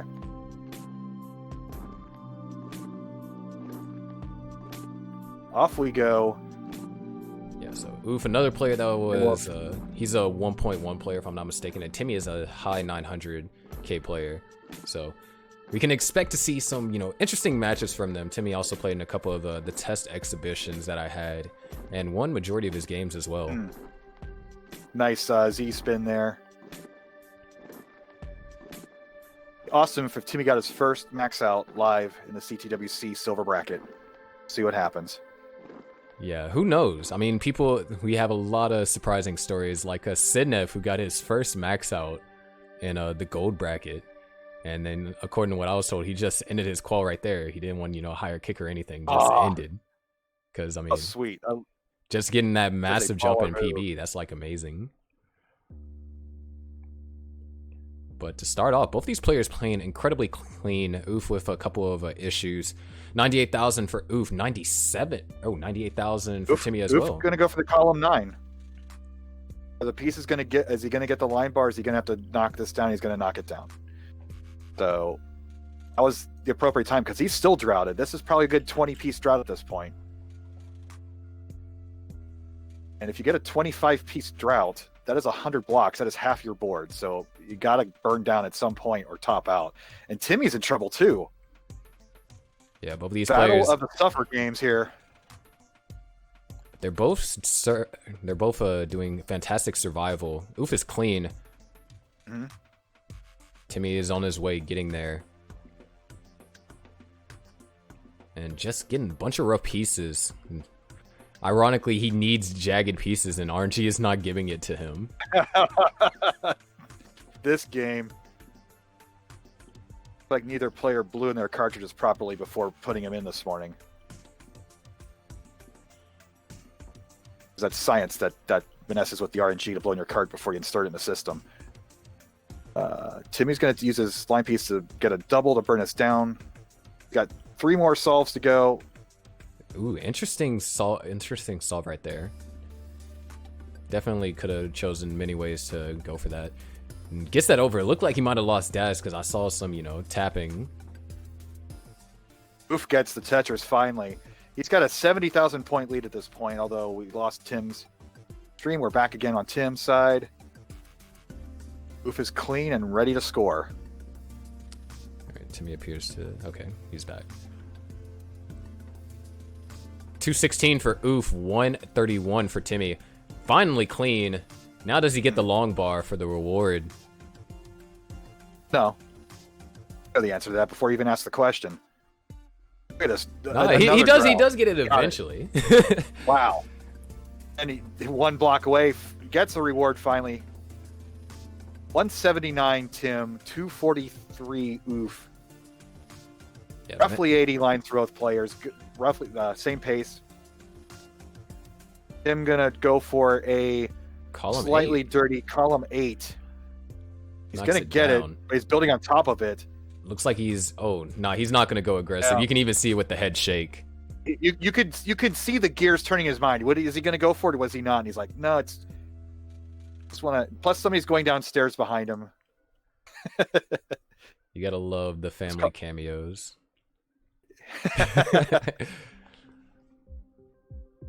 But Tim's like completely ignoring it. Oh, he's going aggressive, and it pays off. Wow. You could just see that massive exhale. I mean, I would have Yeah. done the same thing, except for I probably wouldn't go as aggressive there. But He's down 100,000 points. Why not? I mean, what if you top out when you're down that much? What I mean, it's no sense in not taking the risk, and that wasn't uber risky. The biggest problem is just you maintain your stack at that point, but he still needs that one solve to get clean again for a Tetris. and there it is. Still waiting. Perfect Finally gets it. pieces. Boom. Down 100,000 points. Yeah, Hearing transition. Yeah, 370 for Oof. Timmy at 269. And interestingly enough, Timmy has like 10 more long bars than Oof. Oof has just been utilizing his long bars very well. Average game all the way to 29, you get about 80 long bars. So if you get more than that, then you know you got alliance the most game, and you really got to take advantage of it. Yeah, but he's just gonna have to play conservative here, try and burn this Yeah. out. Transition is near. Oh, Oof misses the tuck, covers the well before the Tetris. But slides that S right underneath. But this is Timmy's opportunity to close the gap, maybe by a couple, like a Tetris or two. Odds his head in approval. It's Tetris ready with a single burn. And ooh, there's a rough transition, rough time for that square.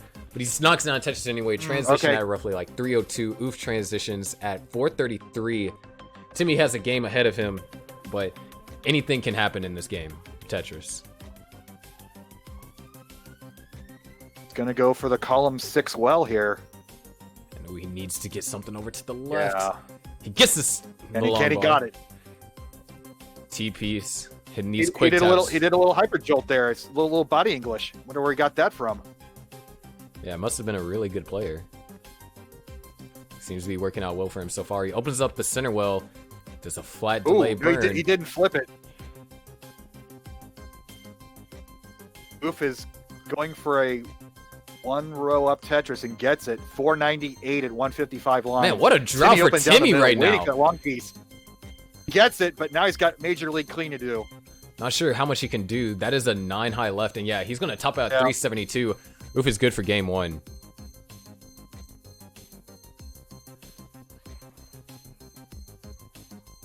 That's what happens when you go aggressive with those strange, non-conventional builds at level 19 speeds. If the pieces don't agree with you, your game is over in an instant.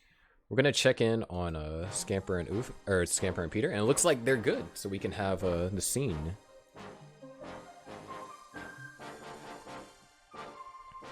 Scamper, look at this arm over the side of this couch there in the jacket. It's so relaxed. Like a Playboy Harry Potter. Alright, we have a ready from Scamper. We are ready from Oof, Peter, and Timmy. Right, Timmy has already said ready, so we just need a ready from Oof and Peter.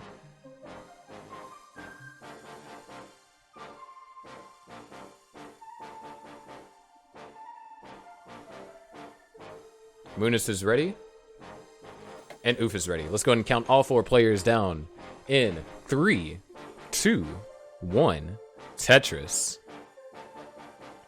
Game 1 up top, game 2 at the bottom. Oof has the 1-game lead. And they all start pretty close to each other, not simultaneous. If we can get a 4-way simultaneous start, that'll be the pinnacle of classic Tetris restreaming. Yeah, you would have been the restreamer of the year if you managed to do that. Yeah, starting off, you know, Timmy is the first out the bunch to knock down their first Tetris. Munis follows. Peter with a 2-wide well. We'll see how he fills in that gap, or if he's going to. And he has to do it with a Z, so that's going to mess up his build there. Yeah. Not a game over situation, but that's going to be about a 10-line solve at least, unless he builds another Tetris on top of this, and it doesn't look like he is. He's going to burn it down, which is smart early on. Online fact about Peter and Scamper, they have met previously 3 times, with Peter leading their encounters 2-1. Their most recent encounter was in the Classic Tetris League of October in 2020, where Peter won the playoffs 4-0. So Scamper is definitely coming into this tournament with vengeance here. Looks awfully cool with Vengeance on his mind. That's a good approach. Gonna get the Tetris here. With an L stood up. Now he's not gonna do it. He's gonna just fill in the gap with a Z and burn it down. Interesting The spin bottom- by Timmy. Yeah. As I say, Timmy's down by 10,000 points. 20,000 now. I need to panic. Still early. He's not gonna. He's holding out for that TP. Could have solved it with a couple of a line spin. That line spamming to the left. Yeah, now he needs to just burn this stack down. And It's sets gonna up another give- line spin dependency. Hits the line spin and gets a Nice. line for the left. Good Very solve. well done. Good solve for Timmy. Especially 107. because Oof has been Yeah. 107 for Timmy, 129 for Oof. Up top, 151 for Peter, 115 for Scamper. Oof is about in that yellow danger zone. Not going to get a game over, but isn't in a scoring position right now. And at a virtual tie game, Timmy can really open up this lead if he can get the pieces. He's singing along. Yeah. Jams are helping. Man, you get that good song, then you definitely, can definitely help your performance. Having the right mental state coming into Ooh. any competition period definitely can help out. Oof's Z tower in the middle is a major issue. Yeah, it's a massive. There is aspire. There's no good way to burn that down. And Timmy has not only taken He but does it. surpassed him in score. So 204 for Timmy, 148 for Oof. He's clean now. Up top, Peter, doing a fantastic job here. 232, and Scamper at 192, down by 2 Tetrises.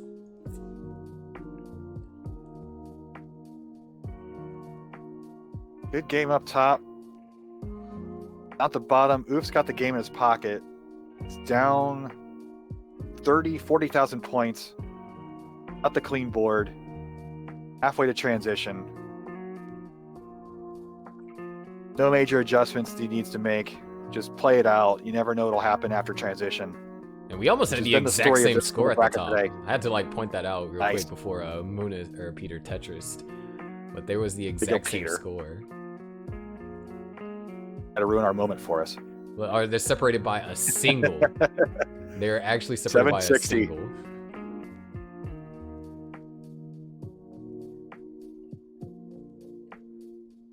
And actually, all players all around have pretty close scores, and they're all roughly at the same line count. No one's, pushing down. 332 for Peter, 311 for Scamper, 267 for Oof, and 346 for Timmy. Don't want a commentator's curse, but will all 4 games go past transition? Let's see if we can get that to happen. As you say, that Scamper is up really high. He should be able to burn this down. Nothing too dangerous, but decides not to adjust for that Z. He's covering up as well with even more trash, so it's going to make it even a longer clean time. If he gets a J here, he's open. Gets an I, he's ready for a Tetris. Almost didn't rotate it there. He's playing a bit too aggressive. Timmy, Oh no, and that's gonna be it. Oh, and he's going to get a whip. He's too late. Peter takes game 1. At the bottom, Timmy is up 55,000 points, but he is playing in a yellow zone. Right as soon as you say that, Manageable. he burns that out with extreme finesse and flexes it with a Tetris. 430 for Timmy. So that's how the commentator's curse works. Say that they're in a bad situation, then they'll get out of it. So that's what I'll try to do from now on. Never bring up the good stuff, only bring up the bad stuff. Mr. Negativity, here we go. Munis and Peter, oh my gosh, Peter and Scamper are ready. Let's go ahead and count them down.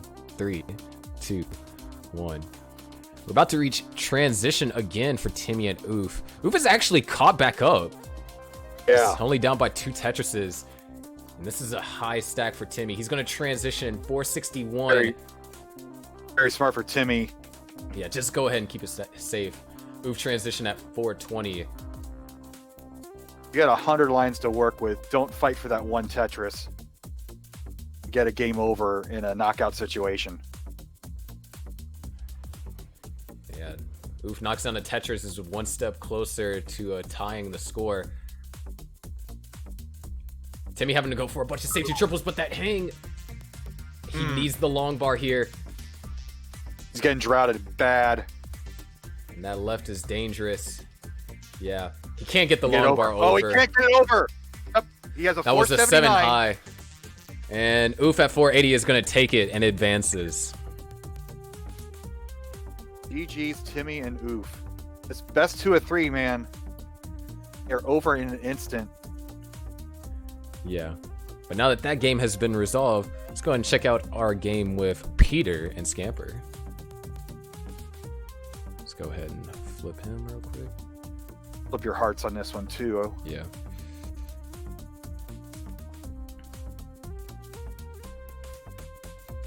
Got 2 good boards. We got a neck-and-neck game. Only 1,000 points separating the 2 players right now.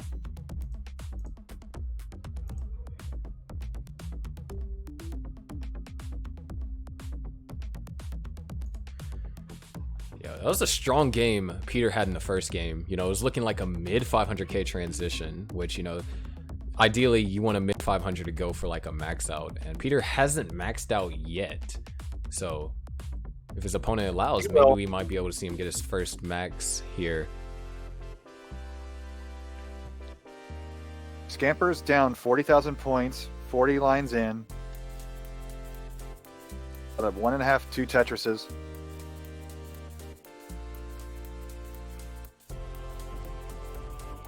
Both boards looking good. Scamper's got a couple of dependencies of LJs. That was a lot of squares.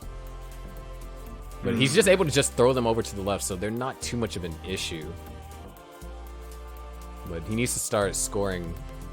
As remember what happened last game, Peter just continuously kept pushing the score, not really finding himself into too many digs, and, you know, end up getting like a pretty sizable lead above Scamper. Scamper hasn't run into any like horrific situations yet, so just keep playing this game, keep it low, keep scoring when you can, and he'll be fine. And Tetris for Scamper, he's now down 10,000 points. 211 for Scamper, 229 for Peter.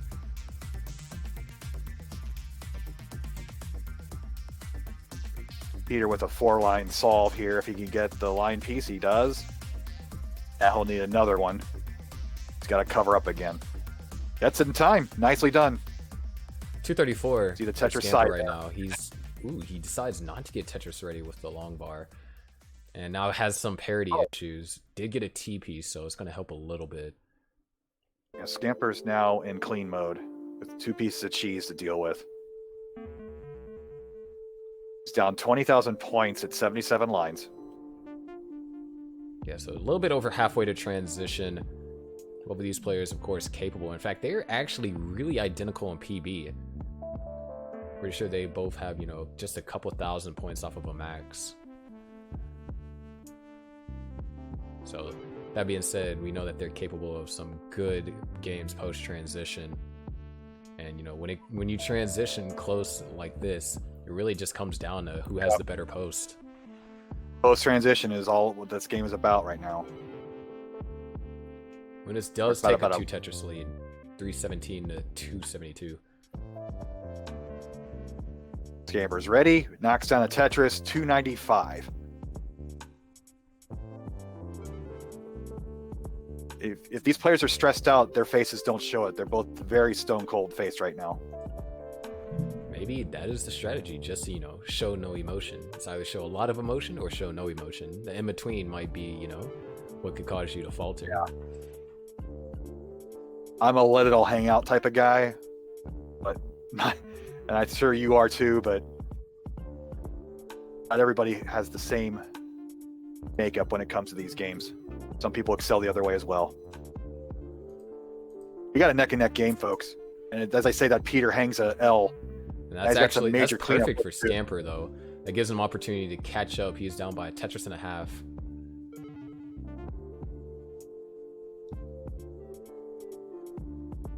So 20 more lines roughly, or 15 actually, till we reach the level 19 transition, where of course speeds are going to get 50% faster. They're falling at, you know, 2/3 of a second, maybe faster depending on how high your stack is. And so these players want to get their boards under control. And Scamper, he's looking pristine. It's just Peter with some issues. Scamper hasn't really scored too much yet. He's only ahead 14,000 points. Does get the Tetris there, so he's up 34,000 now. One Tetris to go before transition. Peter is in a not great spot.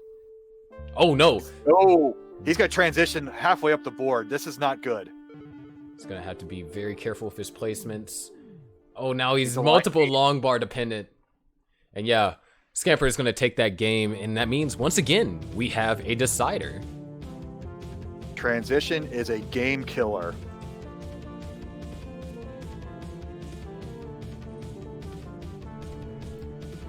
Our third decider of the day. Love the deciders.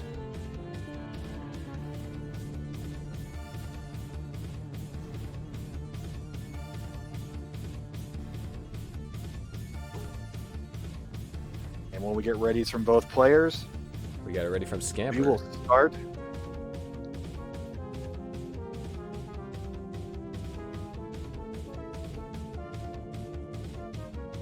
We got it ready for Munis. Let's count them down to their decider in 3, 2, 1. Tetris.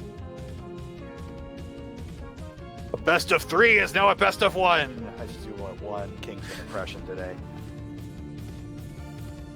Unfortunately, since there are no, I guess we can do like game 4 minus 1 is no more. And Scamper with the troll 1 point. Gotta love that. Hey, One of these days, it's going to get a tie game, and that's going to come into play. One of these days. that'd be a sight to see. But already both these players off to a fantastic start here. You know, knocking down their first Tetris and having clean stacks. Because, I mean, a lot can go wrong at the beginning. Yep. They're into the flow. That's all you can ask for. No early top outs. Make your opponent earn it. Yeah, I feel like if you can make your opponent work for the wins, like, you know, you should be satisfied with that. It's like, you know, you gave your all, and unfortunately your opponent was just, you know, a little bit better this time. You know, you should be proud of that. So, you know, just leave everything on the board. I was going to say court because Make your opponent. Well, you know, play field is that's too nerdy. You can't say leave it on the play field. The Matrix, that's another term for it. That's a good one. Leave it all on the Matrix. Anyways, So early on, yeah. Peter has about a 40,000 point lead. The Scamper's clean, and that's all you can ask for.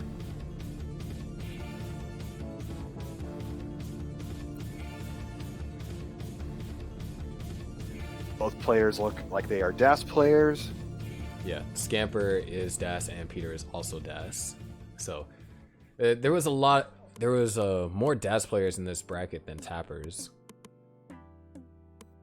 And the thing about DAS is it's not just it's not just holding in the D-pad. You have to be doing that before your piece shows up on the matrix in order to get that properly over to the far left or far right. So that's what makes DAS so difficult. It's not just holding it in left and right. You have to anticipate where you're going to do it before the piece arrives. And that's why even a lot of tappers have a trouble using that style the first time they try it.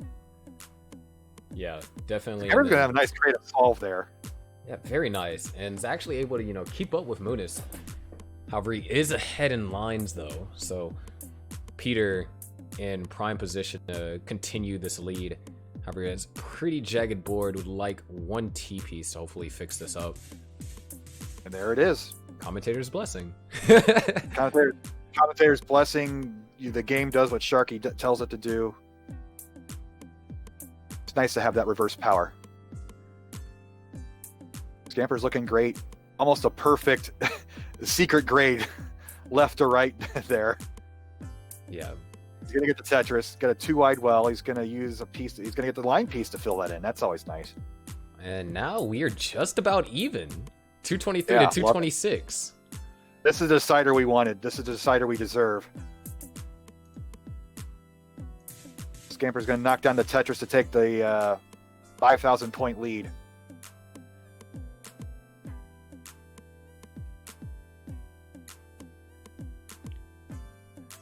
So really clean And- play.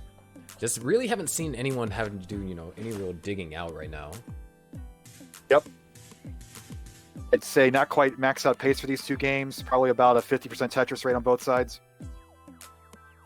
And ooh, Scamper getting up a little bit high. Wow. Great pieces.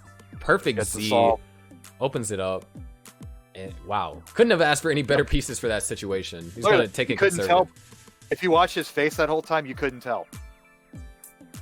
He might have been. He might. Oh, he hangs up the L. If he gets the Tetris, that'll be good. Alright, that's fine. He can do a double tuck right here, but he's not going for it. Yeah, he's just gonna burn it all the way out. Play it safe.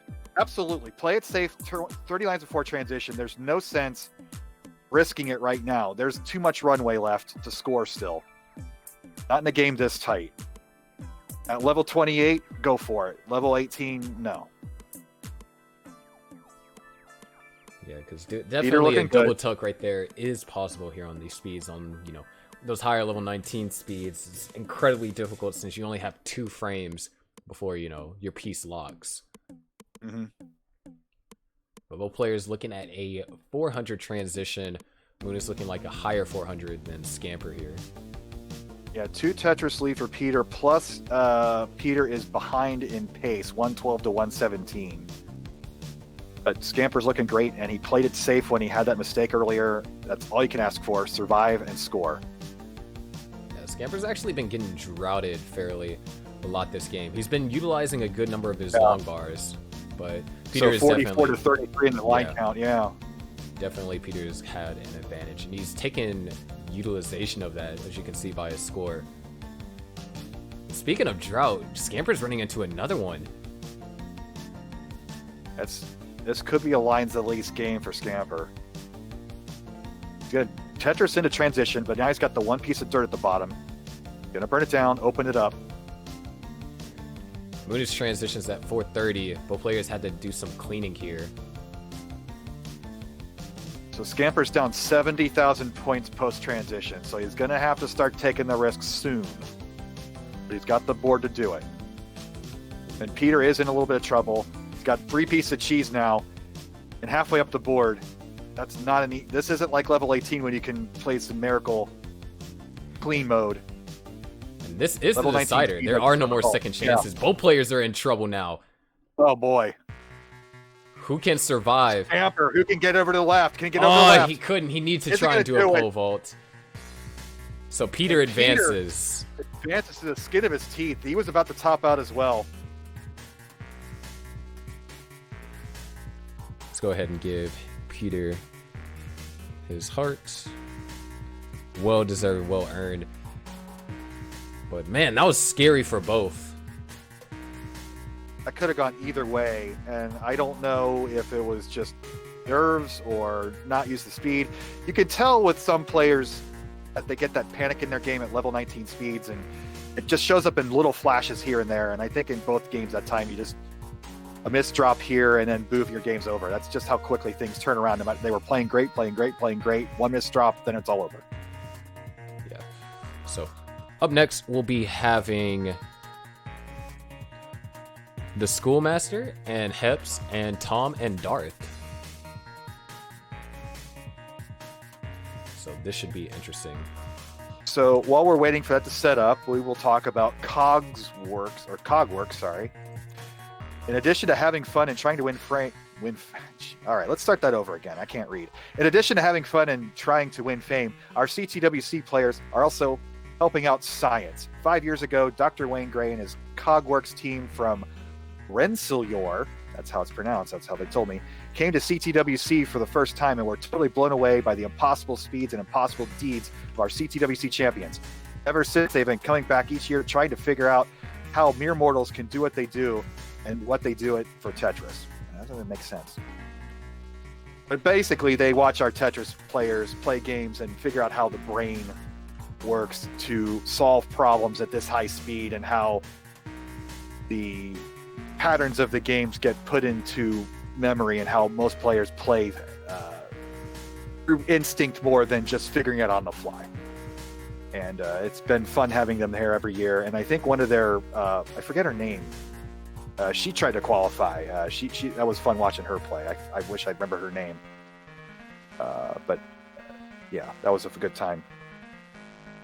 And I believe they're also sponsoring a No Next Box tournament. So if you are a CTWC player and check the Discord, there are details on how to enter that. That's free with your entry. All right. Pulling up the players now. Currently don't have a webcam for Tom. This looks like his blanket. We will need that webcam. That is essential. We have to see your hands. There it is.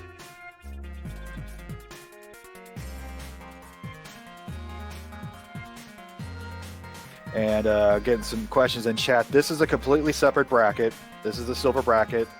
They have their own prize pool, but no entry into the gold bracket like CTM style. This is all just not for fun. There's some glory here as well, but our players are just too good this year to only limit it to 64. So we have 96 players, and yeah, there's money if you make it through all of it alive. So gotta love that sweet prize pool. $200 ain't bad.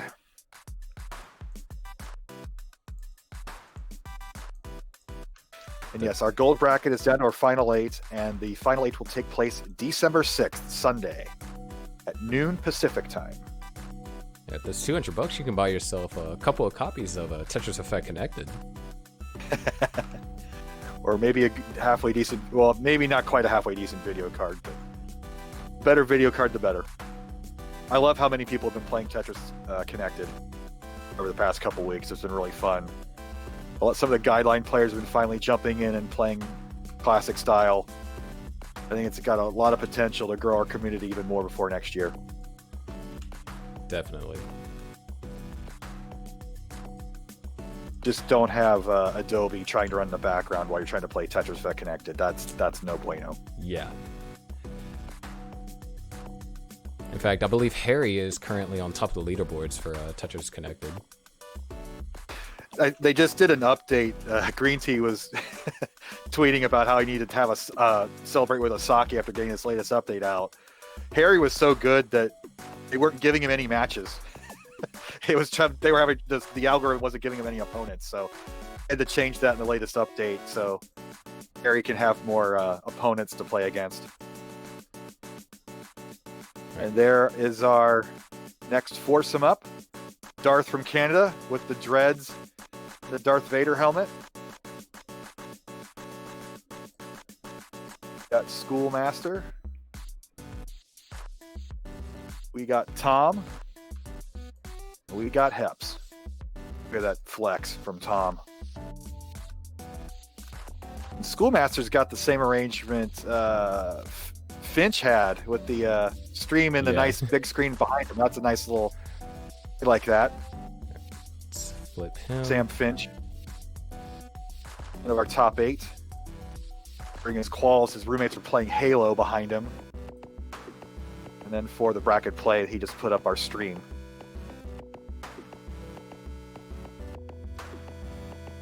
It was a hoot meeting Darth a couple years ago at CTWC and walking the streets of Portland trying to get to the after party. Not quite getting lost. Looking for Adam's place. Okay. I think all players four of our are players good.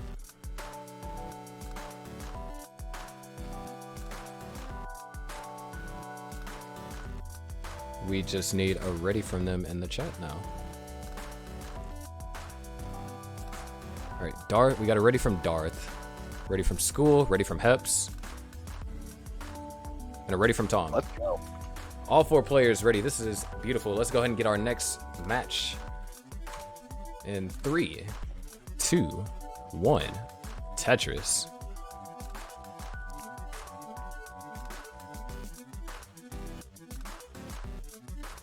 Oh, thank you for the gift subs. We really, really appreciate that. Look at all those subs. Wow. 50 gift subs. Thank you so much. Really appreciate that. Everybody with a sub will get the emotes to cheer for the final 8 in a couple weeks, so yeah, those are helpful. That's already off to a shaky recipients start and here. for Everyone, you know, having to do some burning, or not everyone, not having to do as much burning as he had to do at the beginning. It's kind of a rough start, not too much that he could have done there. Tom's pretty rough too with that LJ dependency. Decides to burn it down. Early on, that's just the smart thing to do. You don't need to score 100% Tetris rate to win these games.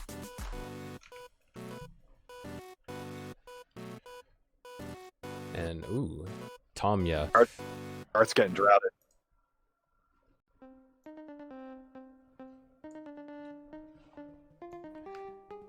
Tom Still having to do some surviving, hero though. burns up here. Yeah. Good long bar. Now he just needs a J or an I. That's going to help. Gets the eye, gets it over. Tetris ready if he can get it. Oh, he had to cut up. Nice. Very nice. High relief there. Down 60,000 points after all that. Yeah. 68,000 for Tom, 123 for Darth.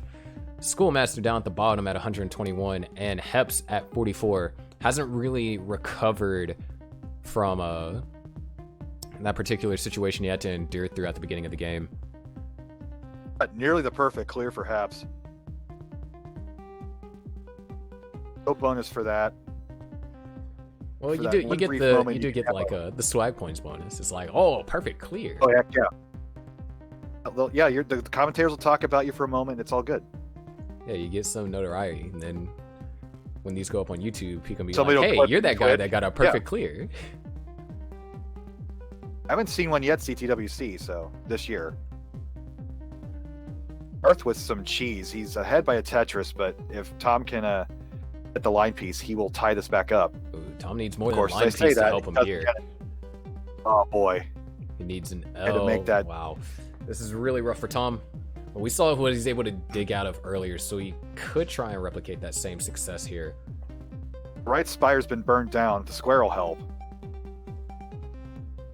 Tetris, well, yeah, he's Tetris ready, but he had to cover it again. Wow. And This is just a roughly suffer timed game. square. Darth now finally in scoring position. He's getting up. Tom is getting up really high now. Tom, yeah. A square would Line be piece will perfect help. here. Now he needs just a J or an I. Can Ah, he he get gets the it idea over. left? Yes, he can. Got it. Nice. Earth is taking advantage. He's up. He's at 216,000 now on a clean board, but he is playing a little uncomfortably high. Gets it down.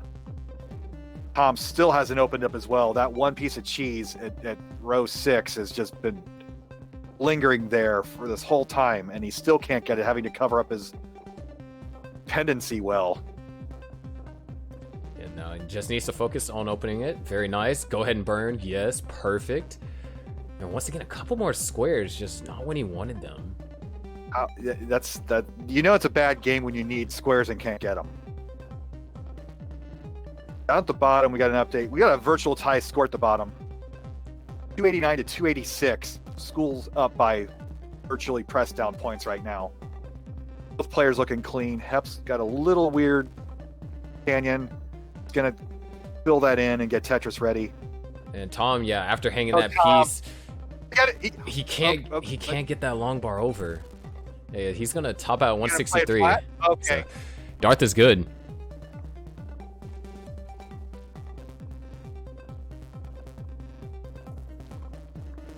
So At let's the go ahead and bottom. give Darth his heart. 10,000 point difference. We're back and forth. The Tetris is worth 22,800. But you got to give credit to Tom. He was he was doing his absolute best trying to dig out of that. Just didn't really help him. And actually, His secondary well got covered too much. Epps is a too high up Tetris well, waiting for the long piece to get it, and there it is. Tetris for Heps. He's up 40,000 points now. Darth and How long do you keep that- Tom are ready. So let's go ahead and count them down real quick. 3, 2, 1. Tetris. So the question is, how long do you keep that build up there? Now he's got to look at this dirty Tetris build. Okay, he's going to burn it down. And here's a crazy thing. Look at the long bar counts for Heps and School. Close game, but Wow. Heps 51 has lines. nearly 50, or not 50, 20 more long bars than School. So School is just being really, really efficient. This is a dream RNG game for Heps. He has the one Tetris lead, but will that stay throughout the rest of the game? Does the algorithm keep you at that high rate of long pieces throughout level 19 play? We shall find out now. He transitioned at 429. This actually could be tie game at transition if School can get this Tetris here.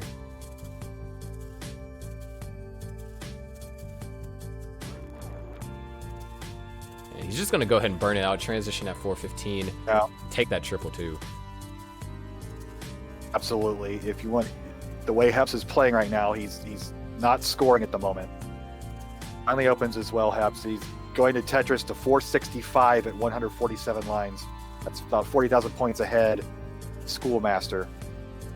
Yeah, Schoolmaster playing conservative here. It's good for surviving on 19, but he needs to score some Tetrises. He needs to start scoring soon before this lead gets a little bit too big. Heps is stacking clean, and you know, RNG has so far been playing in his favor. So School needs to just start getting some of the score on. Yeah, up top, Tom is up early by about a Tetris. 104 at 32 lines. Darth has 89 through 33 lines.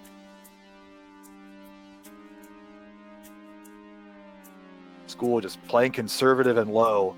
He's going to just take his shots where he can. Okay, he's at level 22, so roughly 6 more levels left to score. He decides to start going aggressive, and then of course that's when RNG punishes him. Can't get that. That's the way. Yeah, can't get that Z over. And yeah, that's gonna do it for Schoolmaster. Topping out at 451. Heps is good. We were trolling him to play more aggressive, and the moment he does, the RNG just right on him. Yeah, just in tournament play, there is a such thing as playing, you know, too conservative, and unfortunately, that's what we saw here. But that was just game 1. There's still, you know, potentially 2 more games left. Look at that. Heps had 77 long bars through level 23. That's some crazy RNG. That's what we'd call Hong bars. Yeah, that's wow. Custom P material. Darth right now is behind about 70,000 points. 177, 248, equal line counts. All right, we have it ready from Schoolmaster and Heps. We can get their next game underway.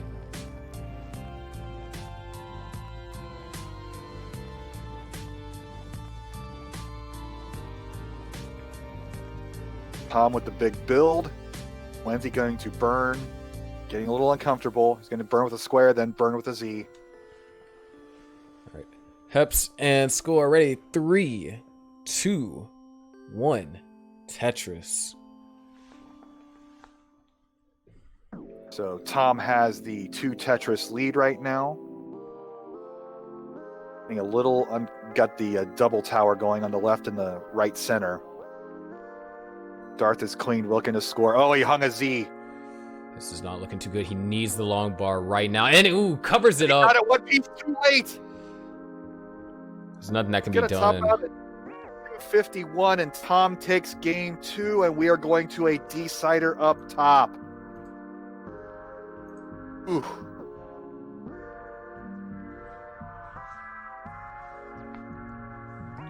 So You're down underway at the bottom. Yeah, pretty early starts here. Darth is ready. We just need it ready from Tom.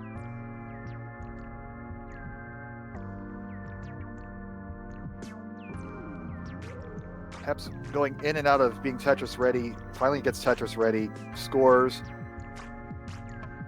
Starts to rebuild again. And we are neck and neck. 71,000 for Schoolmaster. 79,000 for Heps. All right, Tom and Darth are ready. Let's count them down. 3, 2, 1.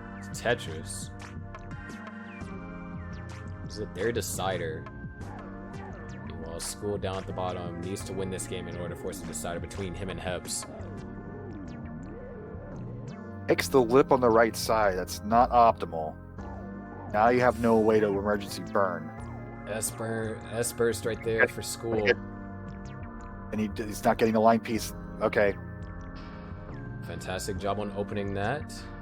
What about a 5-line solve there? Down 2 Tetris as he needs that line now. He's still being droughted. This is probably at least a 30-piece drought.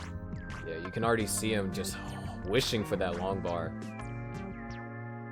There it is. Couldn't use it for a Tetris, but another one comes just in time.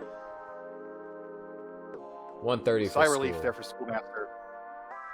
Epps isn't in great shape right now either. Now, Schoolmaster could utilize this opportunity, get Tetris ready.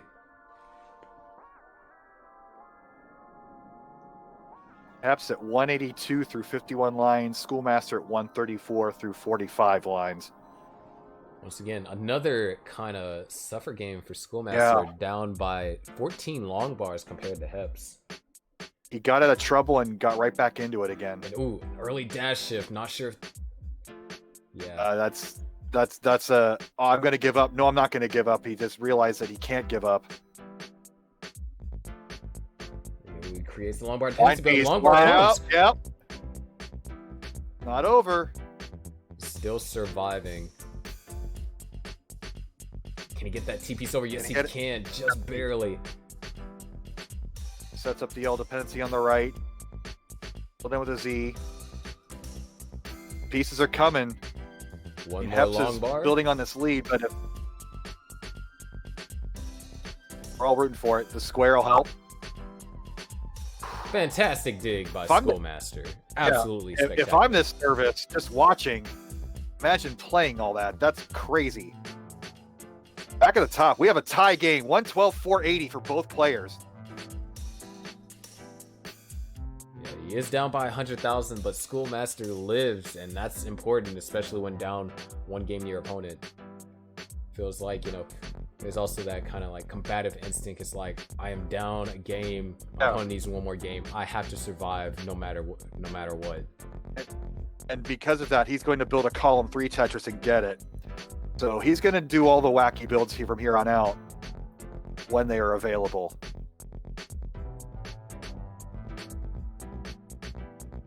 Up top, Tom has a hanger. Okay, he opens it up just in time. You look up and you see that piece covering the well, and you're not sure if it's burnable or not. You have a decider up top, so this is big. Schoolmaster with the column 3 well. He's doing a fantastic job, maintaining aggression, trying to give him the best chance. And look at this, 48 long bars for Heps at 100 lines. That is actually ridiculous. Yeah, check that cartridge.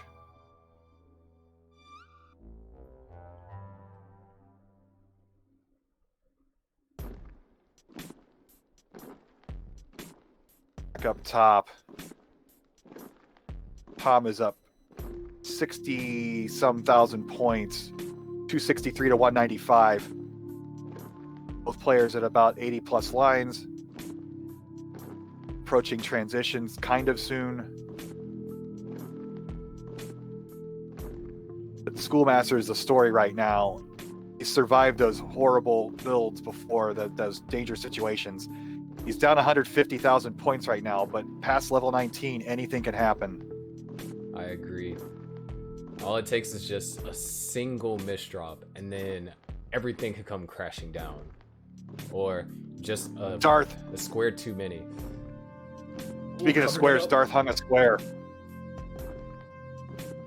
He can still survive this. He needs a J or an I. Either one would be fine here. Oh no! He double flips the long bar! Too late! And that's gonna do it. Darth is gonna top out at 269. Oh, heartbreak there. Tom advances. Congrats to your win, Tom. So back at the Wow, bottom, things are destroyed on here. Survived his transition, 381 through 140 lines. Heps is up 110,000. It's 497. Heps is going to score there. He's going to take the conservative play with that line piece. Could have built it to go Tetris ready, but decides to put it to the left. Yeah, Schoolmaster now starting to get further and further behind. And It's definitely not something that you want to do, is being behind your opponent 200,000 points in the post-transition. Heps hung up a T there. Just, of course, School gets the 2 line pieces with 1 block to go. The absolute worst time to get a line piece. At this point, now you build for Tetris ready every time now. You can't play around anymore. You can't afford any more burns, especially, you know, seeing what Heps has been able to do so far in 19. Both of these players are, you know, maxed out players, so they know that each other is capable. Heps is really turning on post-transition play. Schoolmaster just can't get in sync. He gets ready and then misshifts 1 piece and gets back into burn mode again. We haven't seen a lot of 19 play today. And Heps is just killing it. Post-transition, he's turning on. Okay, he gets the long bar. But Heps is now up by a staggering 200,000. And Schoolmaster just continues to have to burn. Like, yeah. They had that column 4. You should have just turned into a Tetris wall at this point. That's what he's gonna do. Is Tetris ready. And misdraw. Hangs the L, but he gets a Tetris. But again, he's gonna have another 4 lines to burn to get back to the scoring position. And you're running out of runway. You're down to 32 lines left. Yeah, even if he Tetris is out, I don't think he could catch up. He's down 300,000 points. This is something Heps that's is really wow. difficult. Heps actually. This is the game of the tournament so far for Heps. If Heps Heps could can play max out. if he could play this with very high efficiency, we could see a max out here in the silver bracket. So good. Heps has turned it on post transition. He's at 890 with 218. 3 Tetris will max it out. There's 1. He's going to be just a little short. He might need to set up 1 extra. And Schoolmaster's just doing the best he can, you know. Major props for him, like, taking it to kill screen. Absolutely. Heps is looking for a line piece. He gets it. It's a Tetris. And 963. He would have been short just barely. The game of the tournament, though. Congrats, Heps. A 1 off max. And Schoolmaster, you know, a couple lines away from the kill screen. Goes to kill screen at 585. Just a tough game for him. But valiant survival. Fantastic job, you know, surviving all that he has, especially, you know, getting 10 less long bars than his opponent. Yeah. That's the key, though. Surviving a kill screen gives you the opportunity. And surviving that big situation early in level 18. Hero burns by School to keep in it all the way to kill screen. Great job. Can't wait to see you, both of you players, at CTWC Live next year. All right, let's go ahead and swap to our intermission scene while I set up the next 4 players. But before we go any further, once again, I'd like to say, personally, thank you so much for the 50 gift subs. That was awesome. That was spectacular, Tiger. Thank you so much. All right, our next 4 players, while the bracket is getting updated, are going to be Buko and Zeal, and Noel and Valor. Or I mean Alejandro. So we're doing the bottom first? Yeah. Okay, yeah, that's right. Trey needs to be last. Yep, okay. So Buko and Alejandro and Noel and Valor.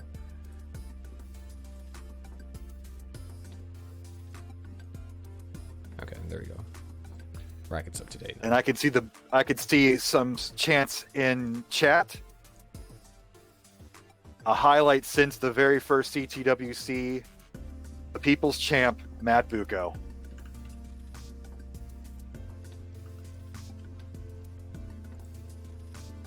Break out your domestic, affordable brews. They will not buzz market. For Buko, everybody.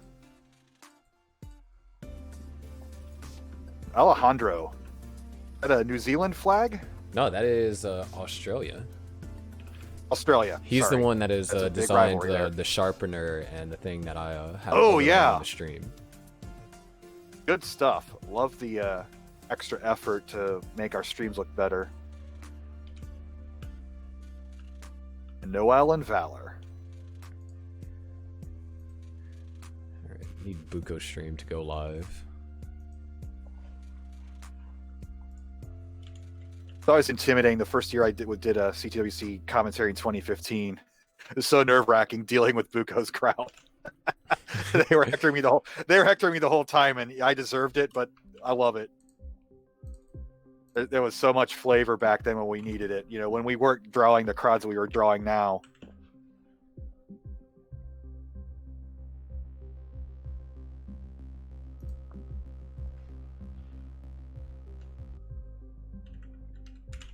And a good first round so far. We got a lot of deciders. Got a good 900 game there.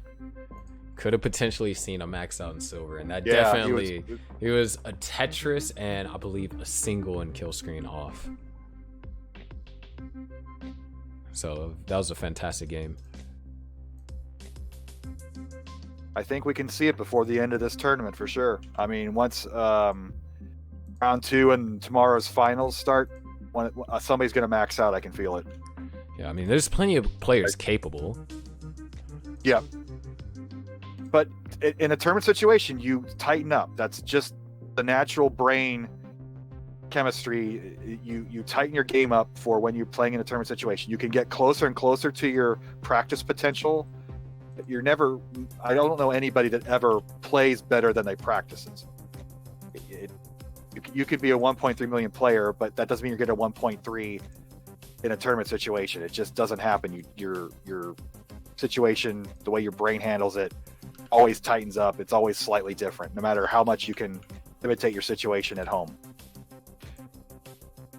We got the TWOs up in chat. Matt Buko. Got somebody saying Oof will max out. Go Alejandro. So half of our players are not live. We need Valor and Buko to go live.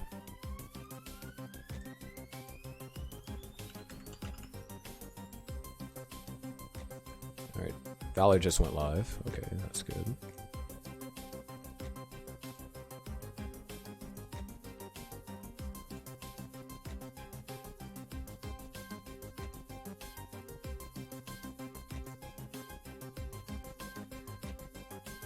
Still waiting on Buko. Alright, and I think Buko just went live as well. Okay.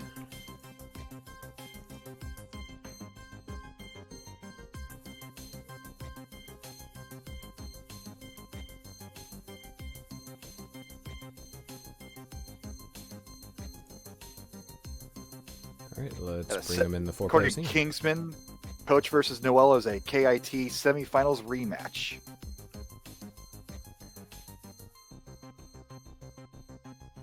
Kingsman Invitational Tournament. Ah, look, you got some sunglasses competition there, Sharky.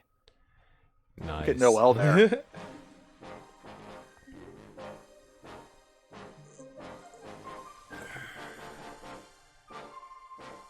Let me fix Buko because his name kind of like just protrudes on.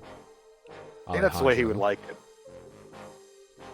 Needs to overflow like the cheap domestic brew in the glass.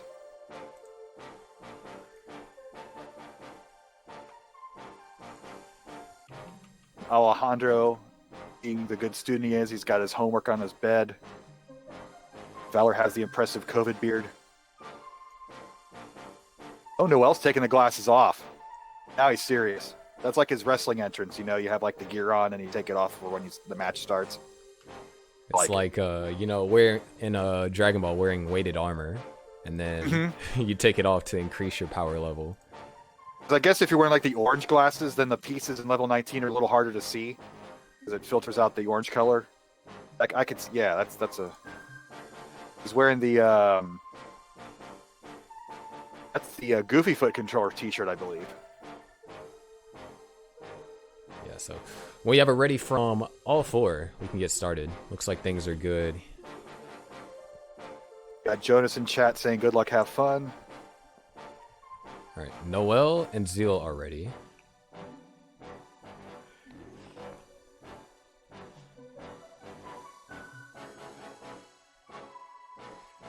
I believe Valor is ready. And we just need it ready for Buko. Just each time you say Buko, you gotta say it deeper. Oh yeah, yeah. He's playing in space. He already knows his St. Basil's Cathedral is going to launch, so he's already in space. He already knows it, so he doesn't even bother with the launch. He's already there. All right, yeah. So we just need it ready from Buko, and then we can get started. All right, Buko is ready. Let's count all 4 of them down. 3, 2, 1. Tetris. Buko! Oh, is that how you do it? Yeah, just add a couple more, like 10 or 20 of you. Yeah, and interrupt. It's awesome.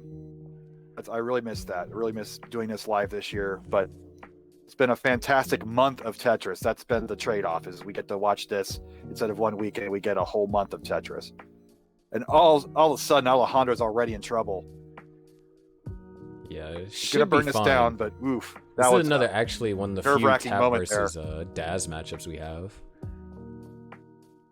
And down at the bottom, we have Noel and Valor, both Daz players. Noel actually has a max out on a Guitar Hero controller.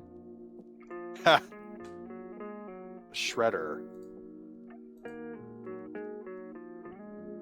Shredder's the unofficial Guitar Hero controller, of course. Signed by the one and only Steve DeLuca. So up top, we got a close game already. Buko's up 58. Well, now Alejandro scores again. Now Alejandro has 81. So back and forth up top. At the bottom, 76 for Noel, 54 for Valor.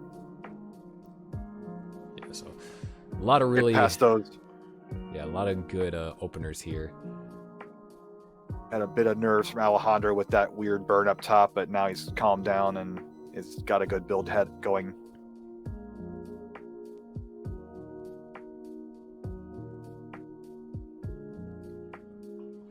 So what's Valor gonna go for dirty Tetris? He's always gonna take a triple and open up as well.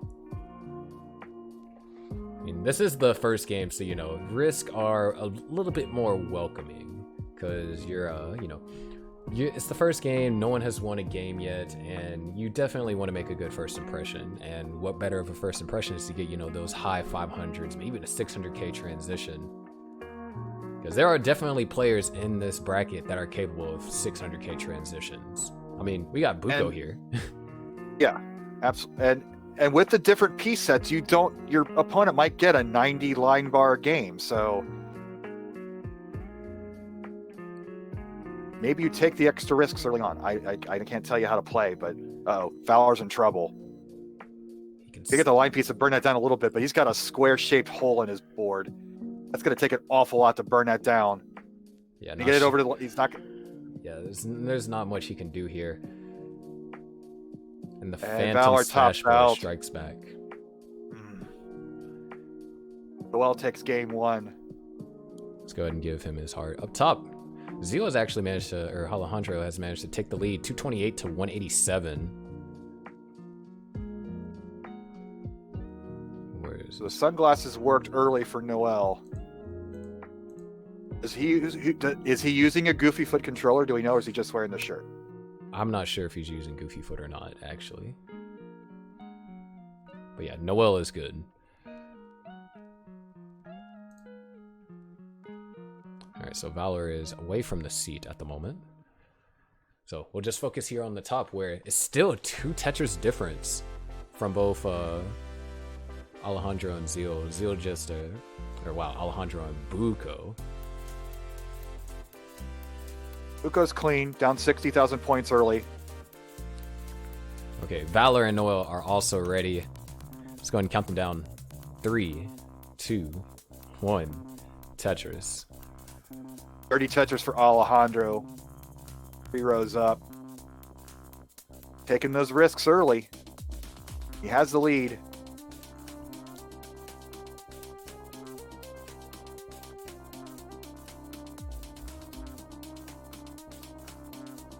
And Buko scores. He's at 292 at 87 lines. Alejandro at 351 at 92 lines. So about a 3 Tetris difference, 2.5 Tetris difference up top. But they're approaching transition. Yeah, 30 lines away. It's when, you know, you need to be very conscious about your board state. Like, you're like, okay, you don't want to put yourself in a situation where, you know, you have to burn out into transition, because if you don't get the right pieces to burn in transition, then you could potentially, you know, just top out right there. We've seen a couple games that flamed out right after transition because the builds were too high. Down at the bottom, we got a neck and neck game. 18 lines in, 54 to 51. Noel has the slight lead. Valor playing for his tournament life. Definitely. Top, Buko gets a score. Now at 370, so he's down a Tetris and change. Nearing transition. And the space theme is throwing me off, but I like it. Zeal now just looking for the right pieces. Ooh, nice, getting that S all the way over. Looks like he might have had like a last second decision to do that. And one more Tetris will transition Alejandro. Valor with the flagpole left. Alejandro is gonna just take the triple. Transitions at 470. Yep. As Beast and Shen says, spam left. We still gotta make that t-shirt. Buko transitions, 468. So yeah, 499 for what a Alejandro. close game. First mistake loses pretty much up top. Very nice and clean stack. Had to take those burns, but his left is high enough to where it shouldn't be too detrimental. Good save plays, well-deserved Tetris. 502 to 512. Oh, Buko's got a few lines to burn now. Alejandro's got a few lines to burn. Look at this. 10,000 point difference. Whoa, Buko Buko's gonna top out. What happened? Hold on, what just happened? Oh, no. Was there a controller issue? That just... His something game happened glitched? there.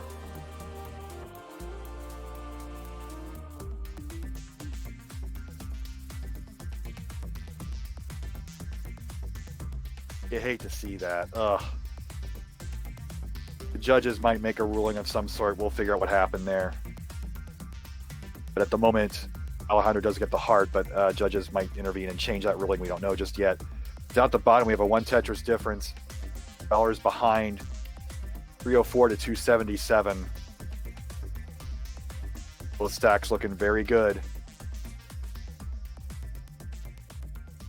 Yeah, our judge Chris Forrest can't contact Buko until he's the follower limit is up. He's trying to see what's going on his end. Okay, we'll figure it out. Yeah. Chris is the man. Ooh, Valor with that fun little S-tuck.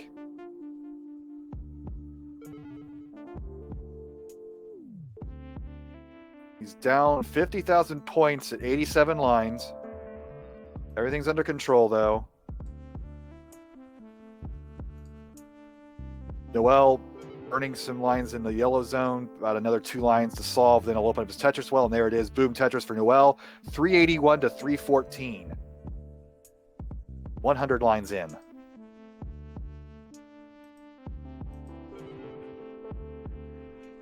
Okay. Verdict is still being handled out on that match off screen, so we'll just focus on the game down here at the bottom.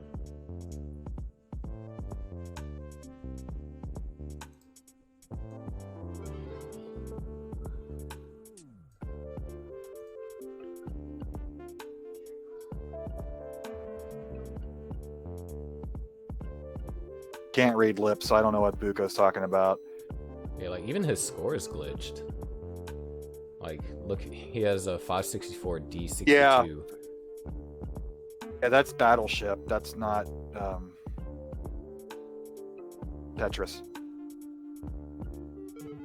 Unless it's Joseph's max outs during qualifiers. So Valor is down about 70,000 points. We're nearing transition. He's awfully high nearing transition. He's going to need 2 line pieces to burn this down. That is not... All right, there's one. Yeah, he played a little bit aggressive there. Was holding out for the perfect piece. Could have gone horribly wrong. He needs 2 games, so it worked out for him this time. He's down to Tetris. No, just a little bit of indecision there. Noel transitions at 445.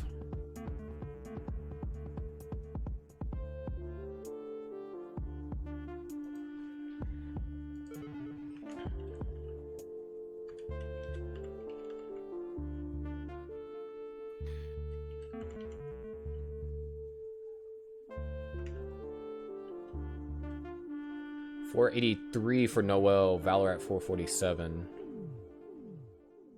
Both players looking great post-transition. This is exactly what we want. A battle to the end. Valor slightly misdrops a piece. Noel is clean, looking to get Tetris ready here.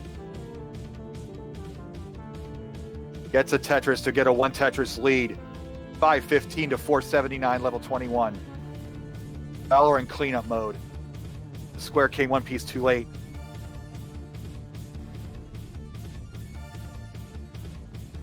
Noel is getting up a little bit high, but gets the long bar. Now really taking advantage here. Valor adjusting that square just in time. Just been staying in this burn forever, and Noel's almost built up 100,000 point Yeah. lead. And misses the yes spin. Oof. But with that 3 Tetris lead, he can burn it back down. That's what he's going to do. Valor's in scoring position, scores a Tetris 529 to 582. Noel is up. About 2 Tetrises and change. Oh, takes a conservative burn. Ooh, I don't have that misadjustment on that Z or that T piece. Valor opens it all back up, but he's Noel down running about into 50,000 a points. drought. This is a drought for Noel. Finally gets the long bar. 623. Up by almost 100,000 points, and Valor's getting up high. Oh no, he hangs! And That's Noel gonna do is it. going to sweep. Whew. That could have gone either way. Just that game of frames, that 1 tap made all the difference in that game.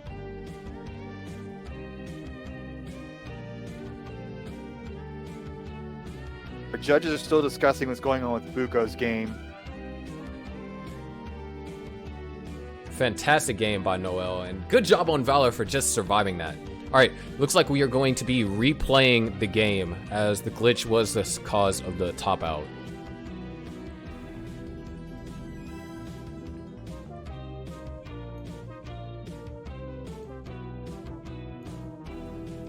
So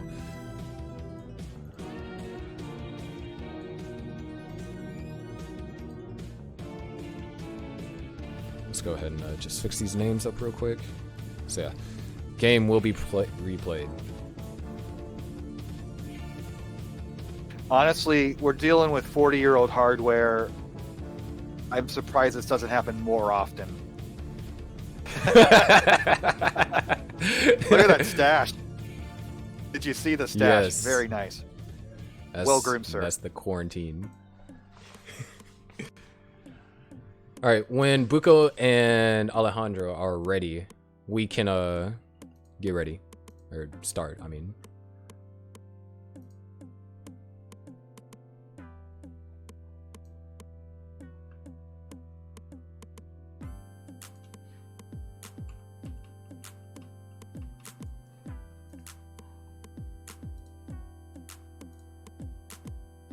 Google gets rid of this chat.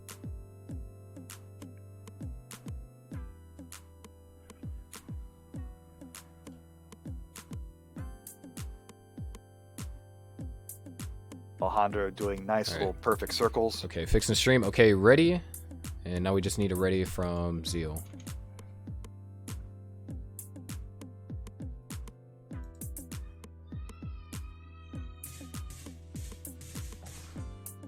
Thanks again to everybody watching.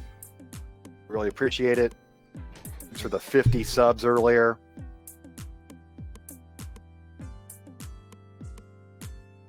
All right, 3, 2, 1 Tetris.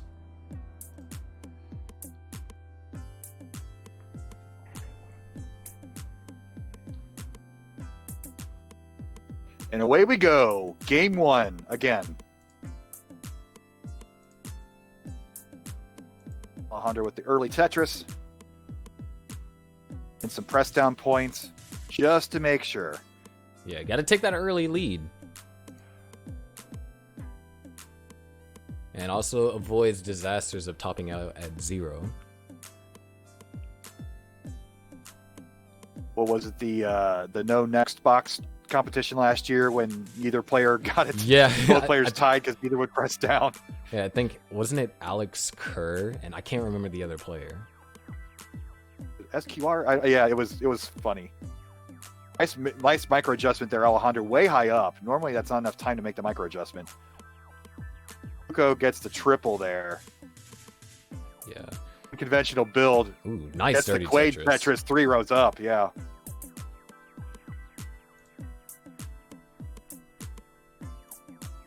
Quaid making a heck of a run this year. Yeah, and looks like, you know, so far both players have received just around the same amount of long bars. Just Alejandro has been a lot more efficient with his. And we had a little bit of indecision there. Ooh, what happened to Alejandro? Was he is it a little button stickiness or? Nah, he was trying to decide what to do with the piece. It was I guess he was depending on what was coming up in the next box.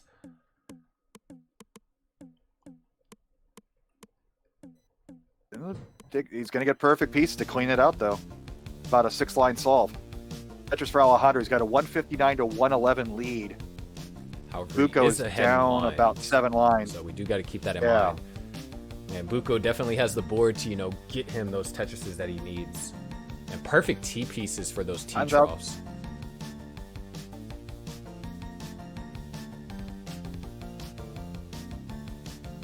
Spam the squares to the left. Tetris for Buko. 138 to 163. Buko's behind by about a Tetris and change.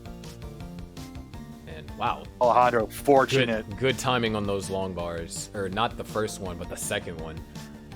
Yeah.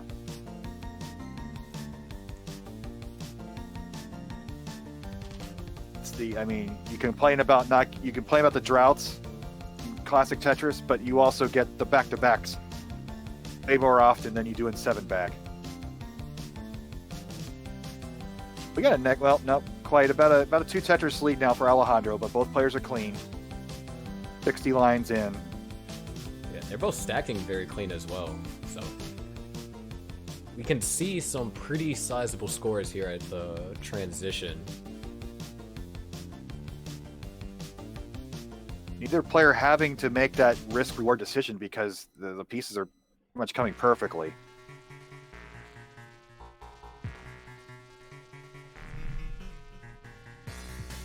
Since game 1, you're still feeling out your opponent, but I guess Buko's got to know he's got a strong level 19 plus game if he's going to take a game here.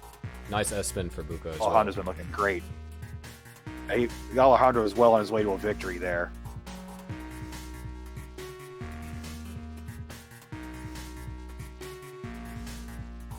Perfect builds. Tetris for Buko. Down about a half a Tetris.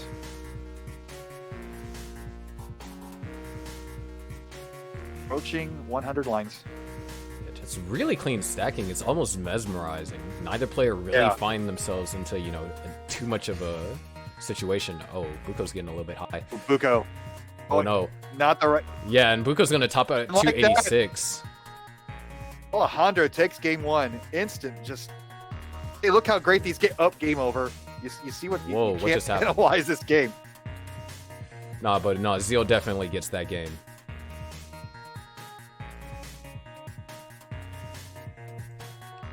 Let's go ahead and give him his heart.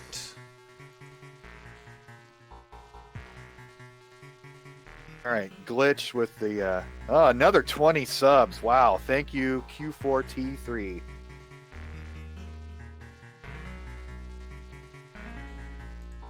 Alright, so hopefully he can get Matt his Buko console here. back working. And just Also, mentally get back into it. Don't let this frustration spill out into your game. You'll be fine.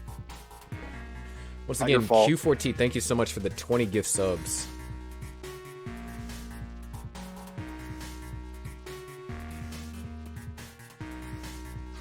Check out the rubbing alcohol and the Q-tips if you got to.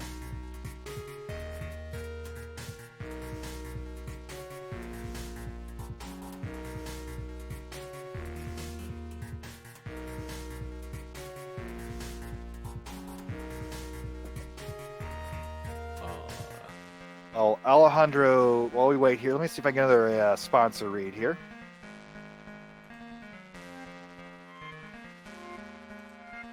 Let's talk about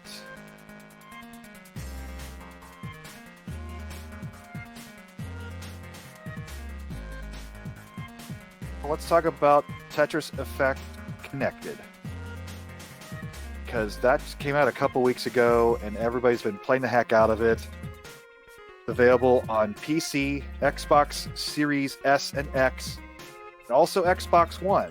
So for people like me with old gen consoles, this old gen is only 3 weeks ago, you can still play Connected on your Xbox. And then if you have a PS4, that'll be coming out next summer with the classic enhancements with the versus and cooperative enhancements. So I'm very impressed with my Xbox One with the controller. The D-pad on it is very nice for classic Tetris. I'm very impressed with that. And some of the players playing on PC have been using Xbox controllers with their PC. And short of getting an NES adapter, that's pretty close to the same experience playing that. So if you haven't picked that up, pick it up today. It is great. It is the closest thing you will get to a classic Tetris experience without buying an NES and a CRT. Okay. I think his game is back up.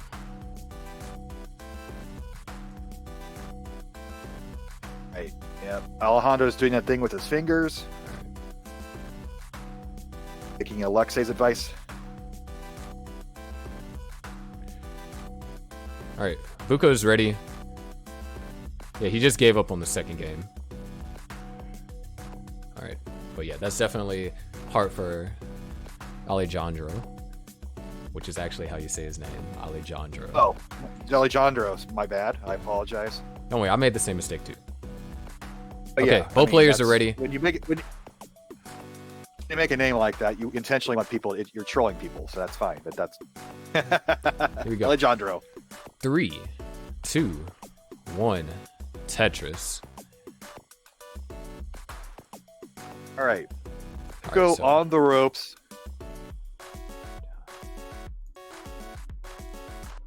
Now that I'm pronouncing Alejandro's name correctly, let's see if he can continue his great play. Yeah, so all It's the issues first are Tetris. hopefully resolved.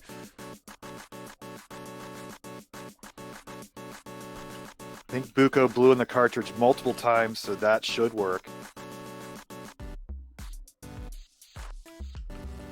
Science says don't blow in your cartridge. Experience says that it actually works. I can't tell you which one's correct. Now Alejandro is in some trouble here. Ooh, already. Gonna get... Yeah, need a that's- square for that yeah, gap. S was roughly timed. Goes square all the way over to left. That's good. Oh! Buko needs to Trying to take go for a advantage. tap a little bit too high. He can still open this up. He can burn this down. Can he get a line piece over? He can't. Alright, he should be able to get a long bar over that. Oh my gosh. Is he actually... No, he's not going to go for the dirty Tetris. Buko has not been able to take advantage of this situation. He's dealing with his own issues. It's manageable, but keeping him from scoring. Yeah. And Alejandro is now almost out. These S's are Not- just coming at bad times. No. It's... Oh, let the... Yeah. Line piece is going to open up. Both players players clean finally up at the open. same time as well. Buko with the Quaid Tetris. Gotta love it. Heck of a burnout by... Heck of a save by Buko. Fill in his gap with some S's. Yeah. Fantastic survival by both. There's definitely, you know, deadly situations where a single miss shot and would have ended the game then and there. Simul Tetrises, and both players, well, now Alejandro is up by about a Tetris, but he's also up 5 lines, so one more line piece for Buko, and he's tied up again.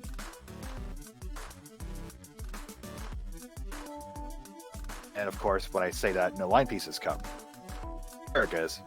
Tetris for Buko. I'm 10,000, 50 lines in. Yeah, Alejandro having to do some burning now. Nothing too major. It's intentional.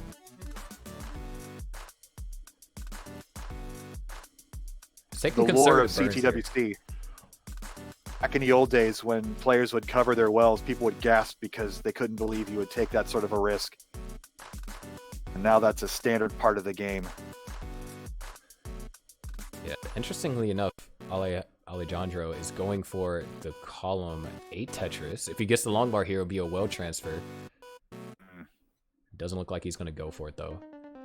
Can't rely on those well transfers, but he's going to get it over now. Spam left.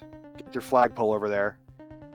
Yeah, sometimes, going a little bit too aggressive, holding out for those perfect well transfers can do a little bit more harm than good, because you might, destroy your board to get it just transferred cleanly. It's fine to take 1 or 2 burn lines. I can understand, not want to take a triple, but yeah, it's fine taking 1 or 2 just, get cleaned up. 76 lines in. Buko is only ahead by 1 Tetris. It's going to take a 2 Tetris lead now.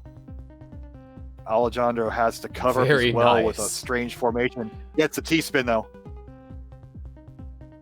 T-spins don't give me points, but they certainly look cool all these years later. Shakes his head because he's not getting what he needs.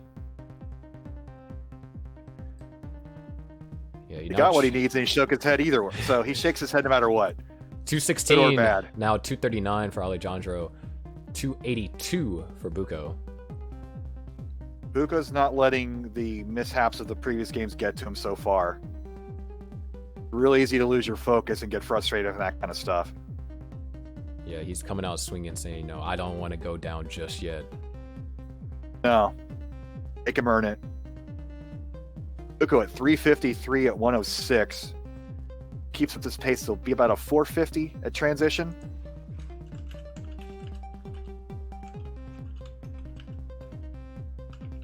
Alejandro is sawtooth right now, and the square makes him suffer for that. That's the Tetris. 376 Buko, 399 Buko, 299, 100,000 point lead for Buko heading to transition. Alejandro has his work cut out for him, but he does have a game in his pocket. Post transition, maybe take all the risks for Alejandro. Yeah, but remember, Alejandro is a tapper as opposed to Buko, who is, a very reputable Daz player. So both of them with max outs, we can see something happen in the post transition. A Simul Tetris too. Buko getting a slightly better RNG with a 54 line game so far to a 43 line game for Alejandro. The different piece sets are playing a factor in this tournament. All right, Alejandro Buko needs with to a great just burn transition. down. Oh, just barely got that long bar over. He really Wow. needed that. But the stack is so jagged, but he still stays alive. Fantastic building. If he gets a square, he's in trouble again. Buko's playing great though. At 467 at 143 lines. Alejandro has 404. Nice flat long bar He's burn. I really like that delay burn. Ooh, nice tuck by Buko up high. Get a 20th of a second to get that tuck in, and he did it. Both players are clean. Alejandro needs a T-piece, preferably. Ooh, nice One setup. piece too late. But misses the tap. It hangs the L. Buko's got the perfect amount of pressure on right now. Buko's playing Alejandro's- this really Alejandro. clean as well. He's in bird mode. Buko can play this all the way up to 29 and take the game if he can do it. Alejandro He's clean finally now. cleans. He's solved. He's Tetris ready now. And there It's it the is. long bar. Still down by 480 at 173 100,000. lines. But this actually, look at Buko's Buko's in board. trouble. Yeah, this is the Yeah. opportunity Alejandro is looking for. Is Tetris One dirty. ready? He's gonna go triple. Burn it a little bit. Buko one needs too a much. line. Buko's getting drowned at the wrong time. He's still Life doing is his best to too late, but survive. he gets it to the left. It's in that Look at yellow this zone. survival by Buko. Buko's not going home. Just can't do anything. Buko All tops right, at 590. 100,000 point run down here for Alejandro. Yeah, he needs 591. Oh no, he hangs. He hangs and that's it. We are going to a decider. Awesome game there. Back in that action post 19 transition. Alejandro never really got comfortable post transition. Was always maybe nabbed a few Tetris here and there, but never got that perfectly clean board. Never got that reset. Take a swig, sir. You deserve it. We're going to a decider.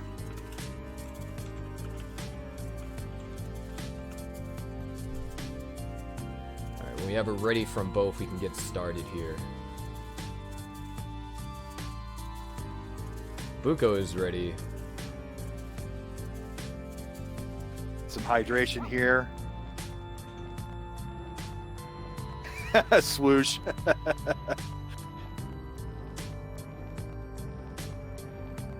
CTWC is in Oregon, just like that company. I will not buzz market directly. And we also have it ready from Alejandro. Let's go ahead and count them down. 3, 2, 1. Tetris.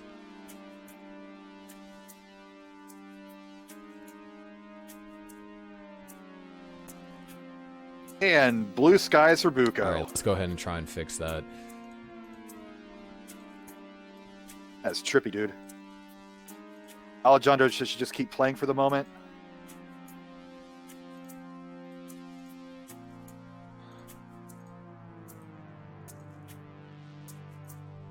And there's an ad.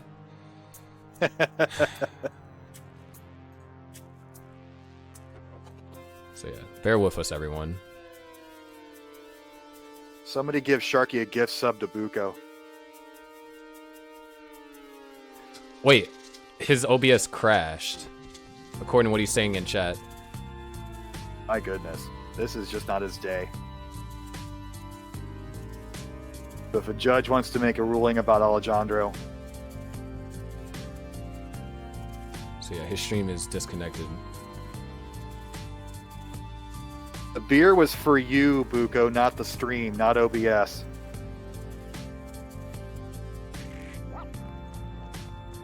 Alright, yeah. Go ahead and top out Alejandro. We're doing a replay of that one until his stream is back. He had a good game going, too. He had a great game going. 100,000 and 24 lines. Okay. Stream's back up.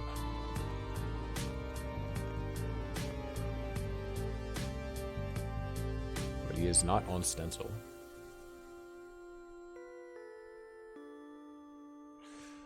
Alright, we just need Buko on stencil.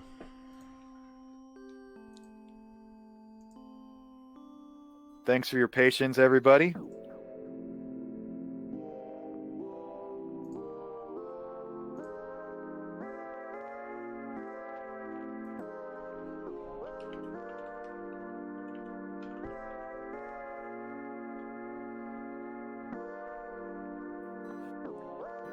Yeah, we still need a Buko to go on stencil. There we Alright, go. there we go. That was pretty trippy, though. Yeah. Alright, this all looks good. Alejandro. Leaning back a bit, stretching out, and refocused. And Trooper, we appreciate your patience. All right. Little stomach drum there. Both are ready. Let's go ahead and count them down. 3, 2, 1. Tetris. I think. And we're back to the Galaxy board. As long as it works.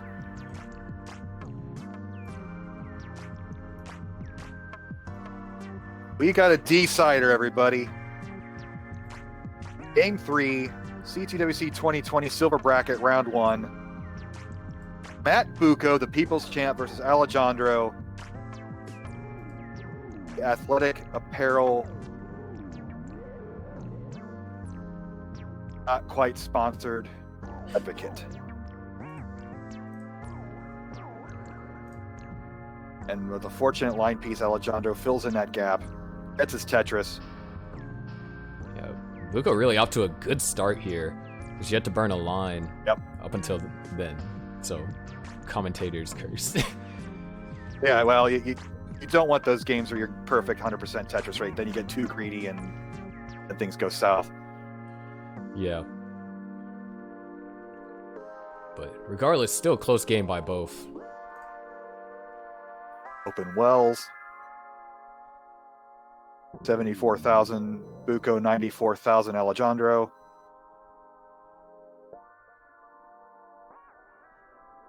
Tetris for Bucco to tie this up. Tetris for Alejandro to take the lead back. So, classic back and forth CTWC play here. Bucco's going to go for a column 6 Tetris. He's going to get it. Column 7. It's weird in the middle like that. True lead for Alejandro. He's going aggressive. Could have made an adjustment, but burned the line, so just a slightly aggressive placement, but he's going to be fine as he still knocks down a Tetris. 171 to 131.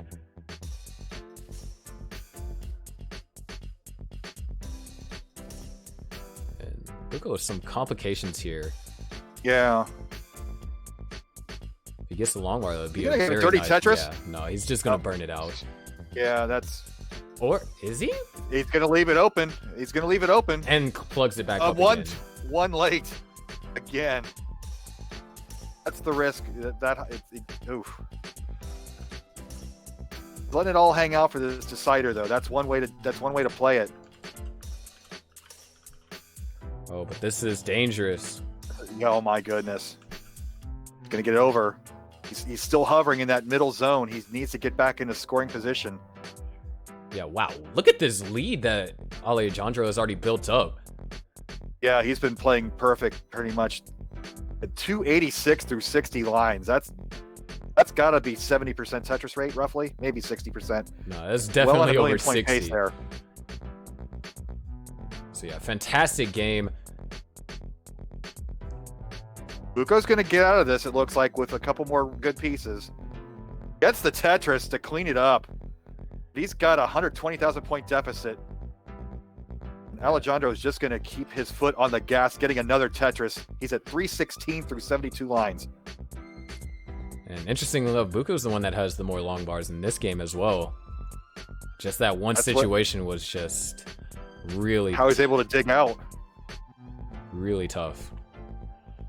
One Tetris of your time if you're Matt Bucco right now. Alejandro, keep playing it, but if there's a situation where it's burn or build, maybe you say burn, but it's such a fine-tuned adjustment to make. Yeah, but then again, we are in the decider too, so yeah, any point that you can get where, you know, while staying safe, you know, balancing that efficiency with that conservatism, then I'd say, you know, go for it. Because wow, 408 for Alejandro right now. 90 lines, that's amazing. See, you know, talked about a 1,000,000 game in the silvers. This could be it, but commentators curse. It won't be it. It's not going to happen.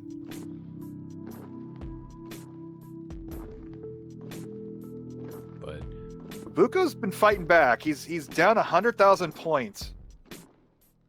He's been maintaining pace with Alejandro this whole time since he's gotten out of that issue. His builds have been great since then. The post-19 play is going to determine this decider. And undertapped by Alejandro. Yeah. But this is fine. He can, you know, burn out of this. He has 100,000 point lead. So that's going to be a 2-3 line solve there. Bucco's going to get another Tetris, so it's down to a 70,000 point lead. And now Alejandro looking for the long bar. There it is. Looks like RNG was gonna give him a little tease there. It's like, oh, you want the long bar? No, no, not yet. How about now? No. You know how most modern games have a secondary title? They'll have their primary title, colon, whatever. NES Tetris should be Tetris, colon, waiting for the long bar. That would be its subtitle, because you're constantly waiting for that long bar, and so many times it just never comes at the right time. So Buko has fought back to a 60,000 point deficit here, nearing transition, 2 lines to go. Alejandro's in trouble. Just like we were talking about. He's waiting for the long bar. He gets it with a triple. Still has 5 lines to burn before uncovering as well. Ooh, he needs the long bar right now. There it is. All right. Dirty Tetris. It's going to do In some the massive transition, survival that's really high here. up, though. Gets Buko it needs to over. take All right, advantage. that's good. And he gets the long bar. Alejandro is safe. Wow. 90,000 point lead for Alejandro. This game is not over yet. Man, that was scary. Like, even Tetris for a Buko. tapper. Buko is clean. Alejandro is 1 up. 1 off the bottom. He's just Gonna going to take burn the this safe out, triple with the lead. That's the smart play. Buko 1 piece from being Tetris ready. Gets the Tetris. 517, 558. He hasn't come all the way back, but he has narrowed that lead. Micro adjustment on the eye for Buko. Yeah, Alejandro playing safe here. Doesn't want to make any mistake that could potentially cost him the game. But this is giving Buko the opportunity to come back. Buko's Tetris ready. He's waiting for it again. That's it. 1 Tetris difference at level 22. He needs to start scoring now. And there it is. Tetris for Alejandro, but Tetris for This is Buko. for Buko. 1 Tetris game. Oh my goodness. But Alejandro set up. He's waiting on the long bar. Oh no, couple of misdrops. He needs to Buko's Tetris ready. He needs to get a piece all the way over, and he can't. He's gonna top it at 609. Buko needs 20,000. There it is. Buko just taking the game. That is the biggest comeback since Jonas overtook Alex Kerr in the final several years ago. That was amazing. That's just what I've seen. I'm sure there's been bigger comebacks. Humpy will give me an online fact, but amazing game, Alejandro. I can't wait to meet you next year.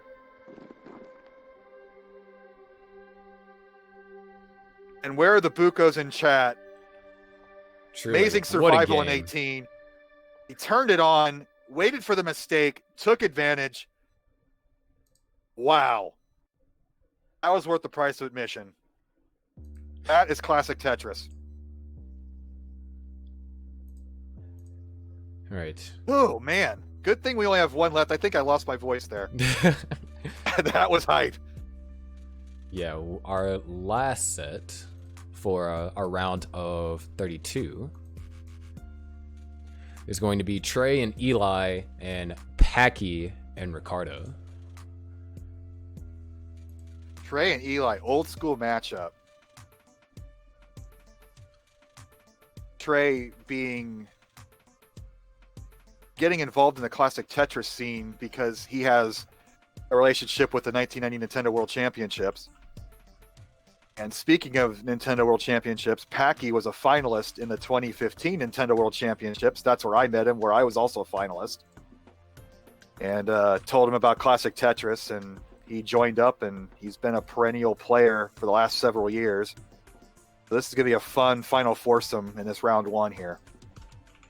Elijah's also been a mainstay in this tournament for the past several years. So good to see him and Trey here going one-on-one. And don't forget Ricardo. All-American Final Four for this last group in round 1. I think I got all the ad reads in for my part, so I won't do any more. All right. But thank you to our sponsors all around. Thanks to Green Tea for working so hard on Tetris Effect Connected. Best, we miss you. See you next year, man. All right. We need Eli to go live.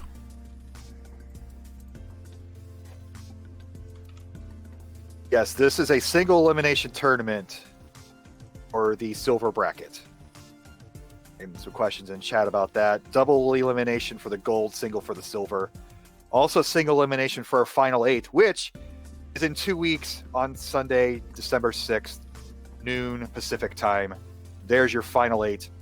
Joseph Saley, the number 4 seed, looking to take his 3rd straight CTWC title. But any one of those 8 players could take the whole thing. They all had amazing runs in their bracket play to get to this point. The only other vet in this group would be Alan, aka Brodendamp. He was a CTWC player last year. The other 6 are newcomers. And our average age is under the age of 18. It's crazy. Oh, so many teenagers. Except for Dog, of course, who is 84 years old in dog years.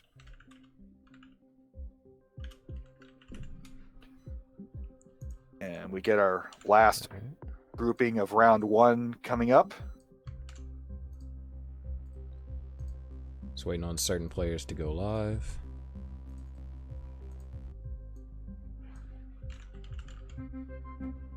You're right. He is 91 now. Dog is 91, and that he was now the oldest player and youngest player of all time simultaneously.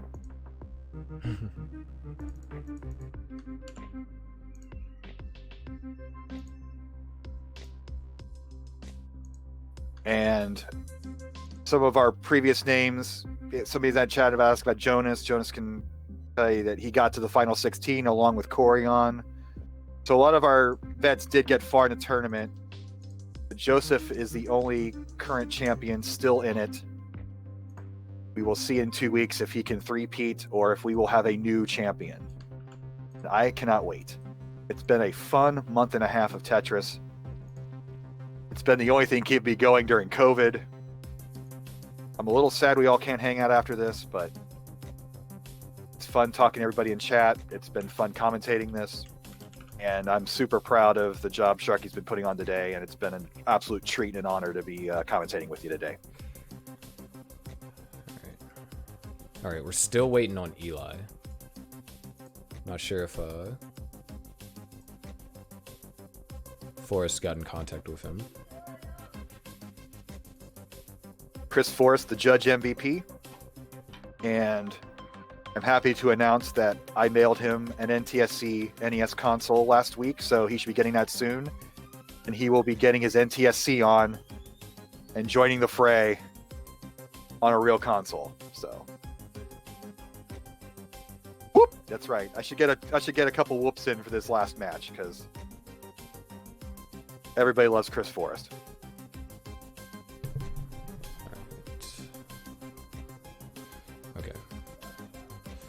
So Eli still isn't ready. We might just have to just go to our one-on-one scene with Packy and Peak Eric. All right,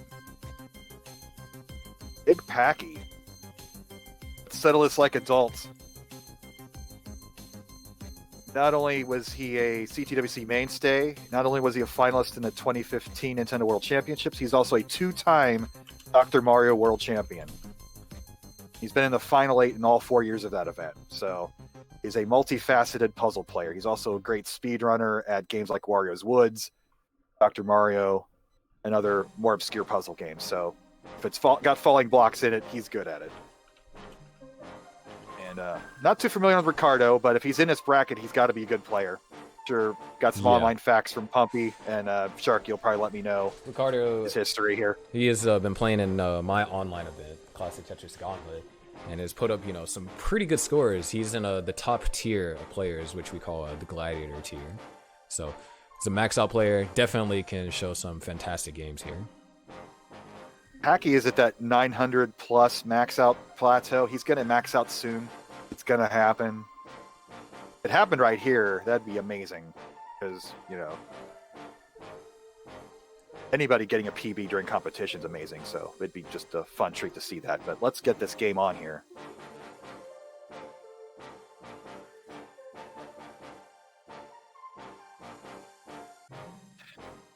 It's ironic that he has a t-shirt saying, "Let's settle this like adults," and there's so many teenagers playing. Ricardo is ready.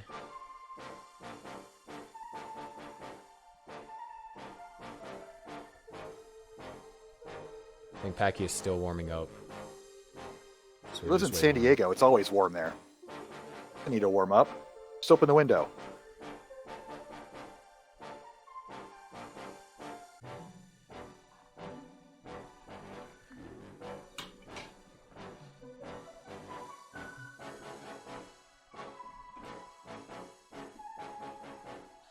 Ricardo looking very relaxed, slightly nervous with the leg shake. But very cool with his controller dangling out of his hands. Got the sweatshirt.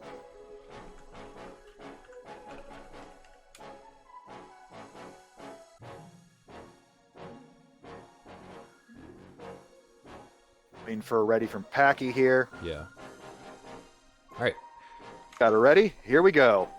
Let's count them down in 3, 2, 1. Tetris. And away we go. Wow, they actually started Both that players starting incredibly with the fast. line piece. Yeah, they're paying attention. Gotta love it. Ricardo's color saturation is very light. It's a nice look. Yeah, very, very close Ricardo's match a we can press down have here. point. Yeah, Ricardo's pressing down. I mean, hey, you got to get those first few points. Yep. You know, get the early lead. You can say, ha, I've Pack- had the first lead of the game. Packy gets his first Tetris. Back in that game. Ricardo's going aggressive for this dirty. Ooh.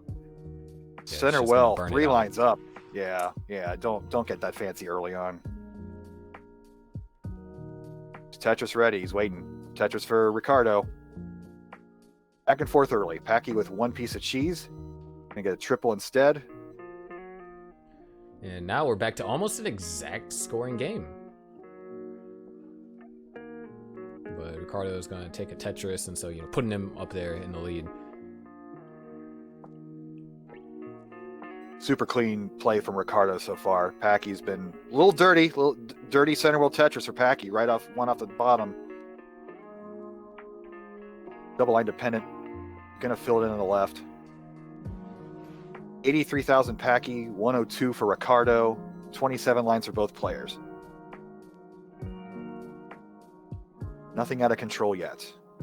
Yeah, Ricardo with another Tetris. He's pretty strong game there. 129 through 34 lines. Yeah, definitely, you know, maintaining a small lead over Packy, roughly around a Tetris and a half. Ooh, hangs that Z. Should be easy to fill in, but gonna take the safe square burn. Packy in trouble. Just needs a couple of pieces Needs a of help line. here. Can he slide down there? Oh, How's he he- could have. That might have actually I been think what he needed to do. Did he get something to the left? Can he get it? He got it. He got the quick tap. He's tapping. A little early for Packy to be in danger mode. He's gonna get this burned down, but he's down 60,000 points right now, and Ricardo is looking super clean.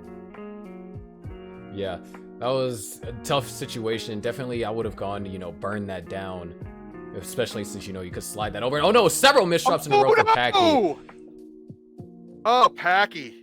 Like, he had the right. His idea was to have that well open for a Tetris once he uncovered.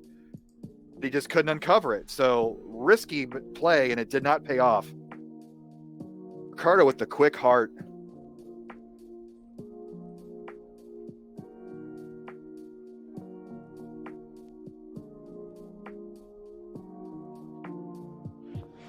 Do we have a Elijah Trey update, or are we just going to play this out?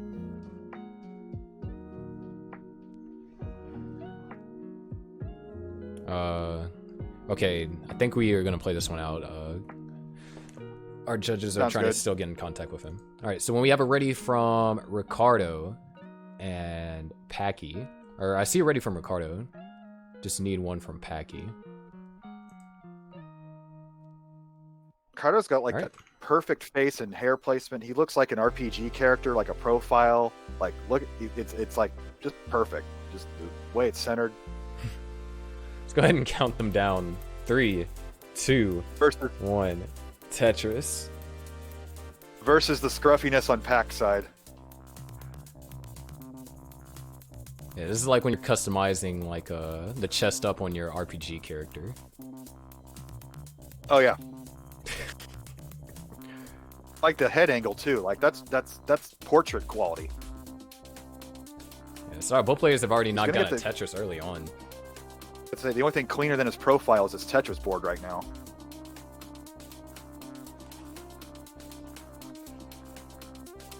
And it looks like Ricardo's actually going for a couple more safer moves. I mean, he can afford to do it. He's up a game to none. So, you know. When you're up a game, yeah, that's But keep it low, survive. we also saw today that there was such thing as too safe with a Schoolmaster and Yes. That's Alejandro. it's not a yes or no question. That's a fine tune.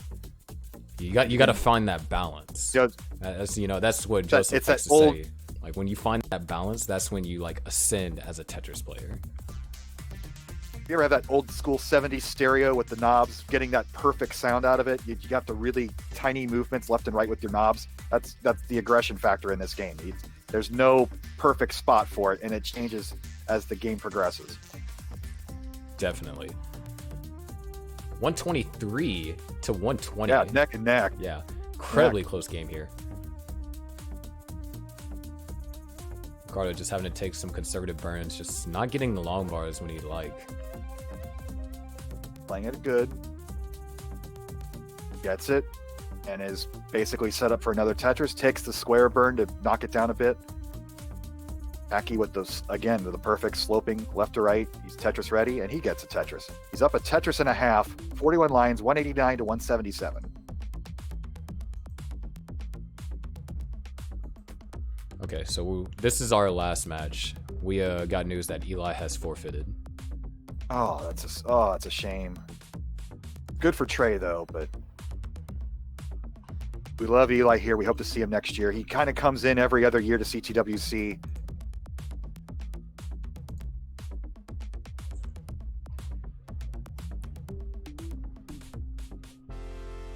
So Packy neck and neck. I mean, this is crazy close.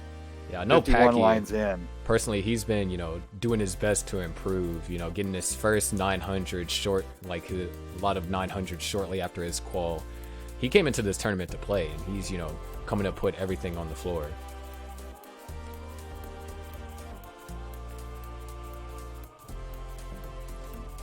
Now Ricardo getting fancy with center wells. Wow, center well, nice.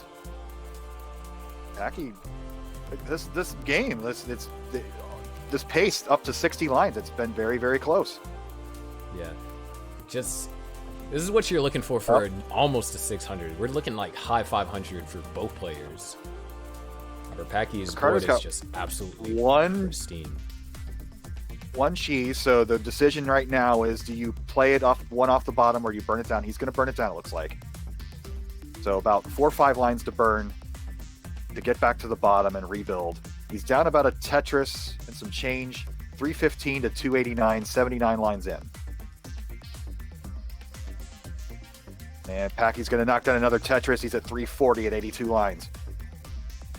Ricardo's going to bang down a Tetris, 312 at 83 lines.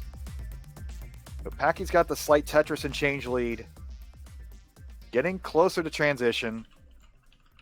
Recycle their boards at least one or two more times before transition.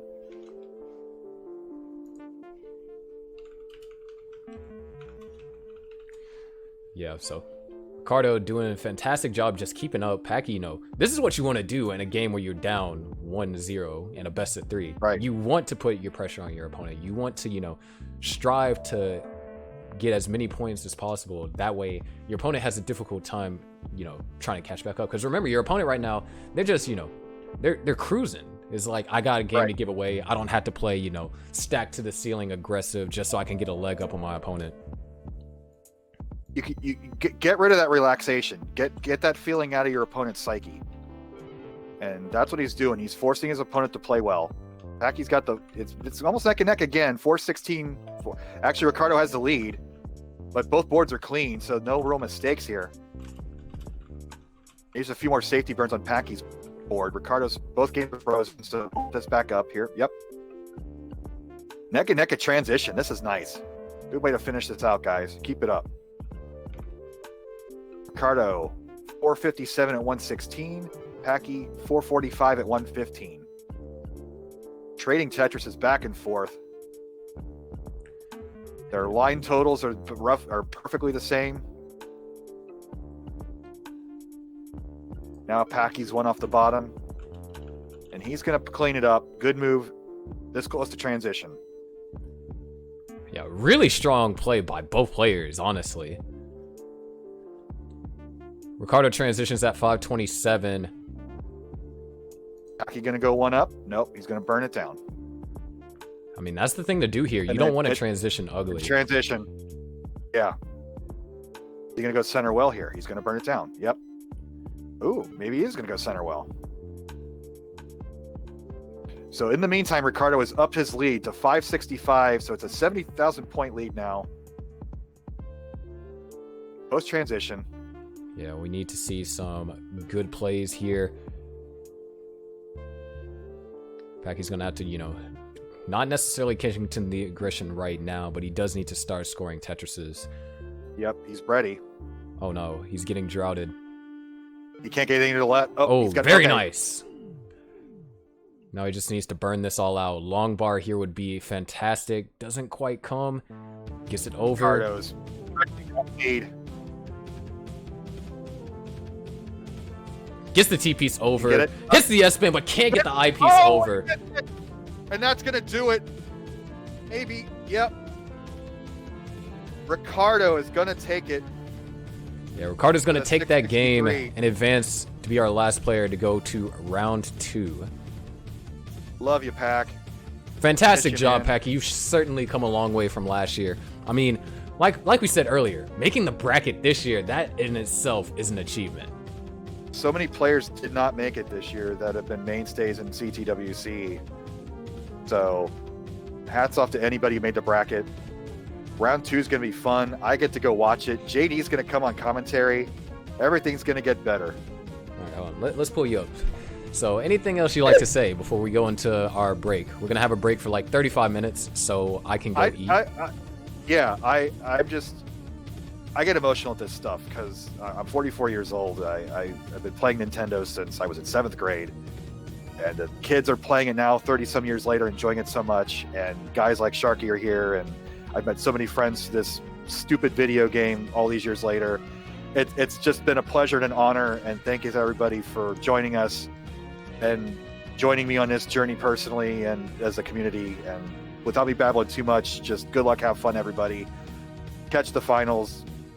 You know, thanks to everybody. I love it. And I can't wait to see everybody in real life next year. And let's get through this stupid pandemic and get out the other side even better than we were before.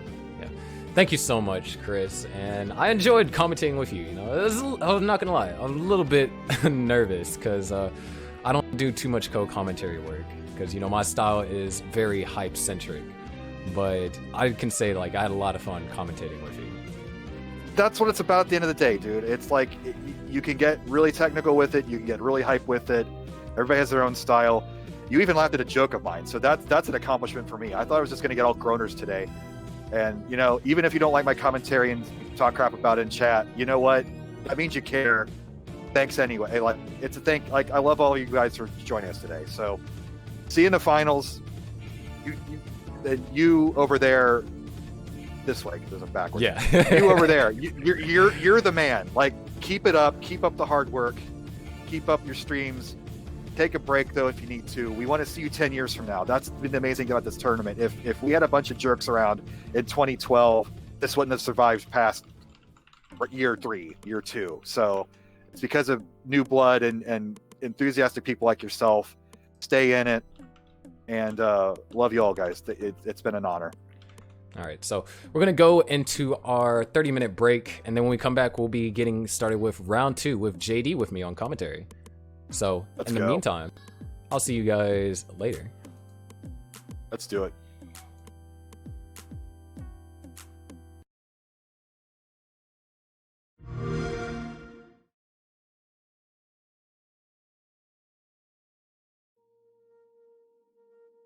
When you were born, something changed. My heart could not contain the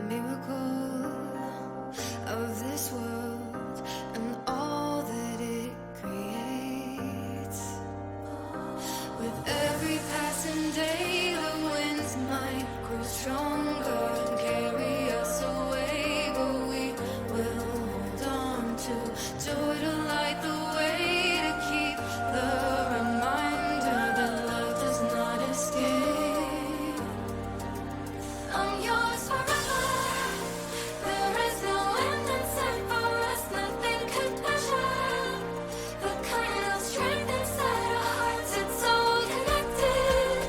We're all together in this love, don't you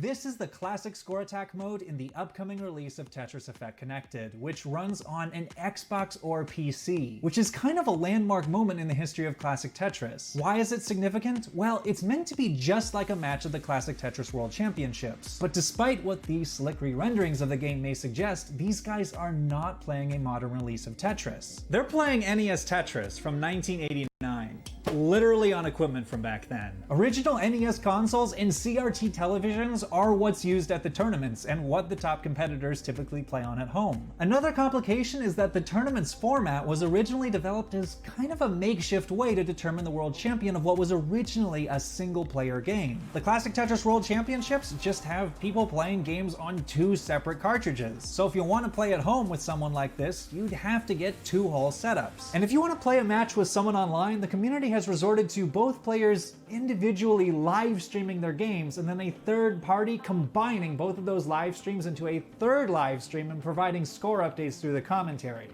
It's a bit of a process. So Classic Score Attack has a lot of things that simply haven't been available before. It's the first time this exact multiplayer Tetris format has been included in an official release of Tetris. The mechanics of the spins, the look and speed of the levels, the scoring system, the quirks of the delayed auto shift, it's all the same. And like the other modes in Tetris Effect Connected, that includes the ability to play local multiplayer, play private online matches with friends, or opt into a ranked match where you'll be paired up online with someone from your skill level. Getting a 31-year-old game onto a modern release wasn't easy for a whole host of reasons. But one of the classic Tetris scene's biggest stars was part of the team at Enhanced Games that made it happen. There it is! Oh no! Oh no! Tetris for Green Team! Double bags out! This is Tomohiro Tatajima, more commonly known by his screen name Green Tea, who is the multiplayer lead game designer for Tetris Effect Connected. I sat down recently to talk with him about his history with the game and how Classic Score Attack came to be. So how did you get started playing NES Tetris? In the first place, I am a big fan of Tetris, and I love playing various kinds of Tetris games, regardless of if they're old or new.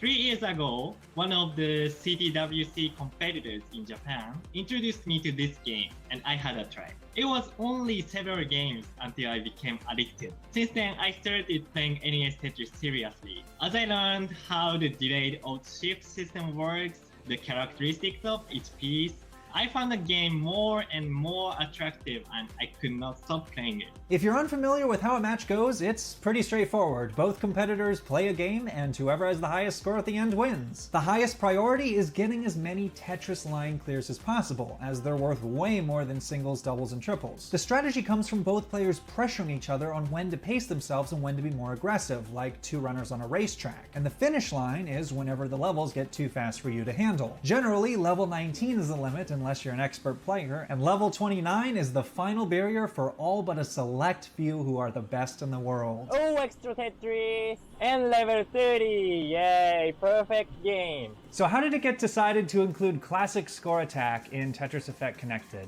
And we Enhance got really impressed by the Classic Tetris World Championship and its community. When we decided to make some new modes for our updated Tetris Effect, it felt very natural that one will be the Classic Tetris inspired mode. But there was one concern.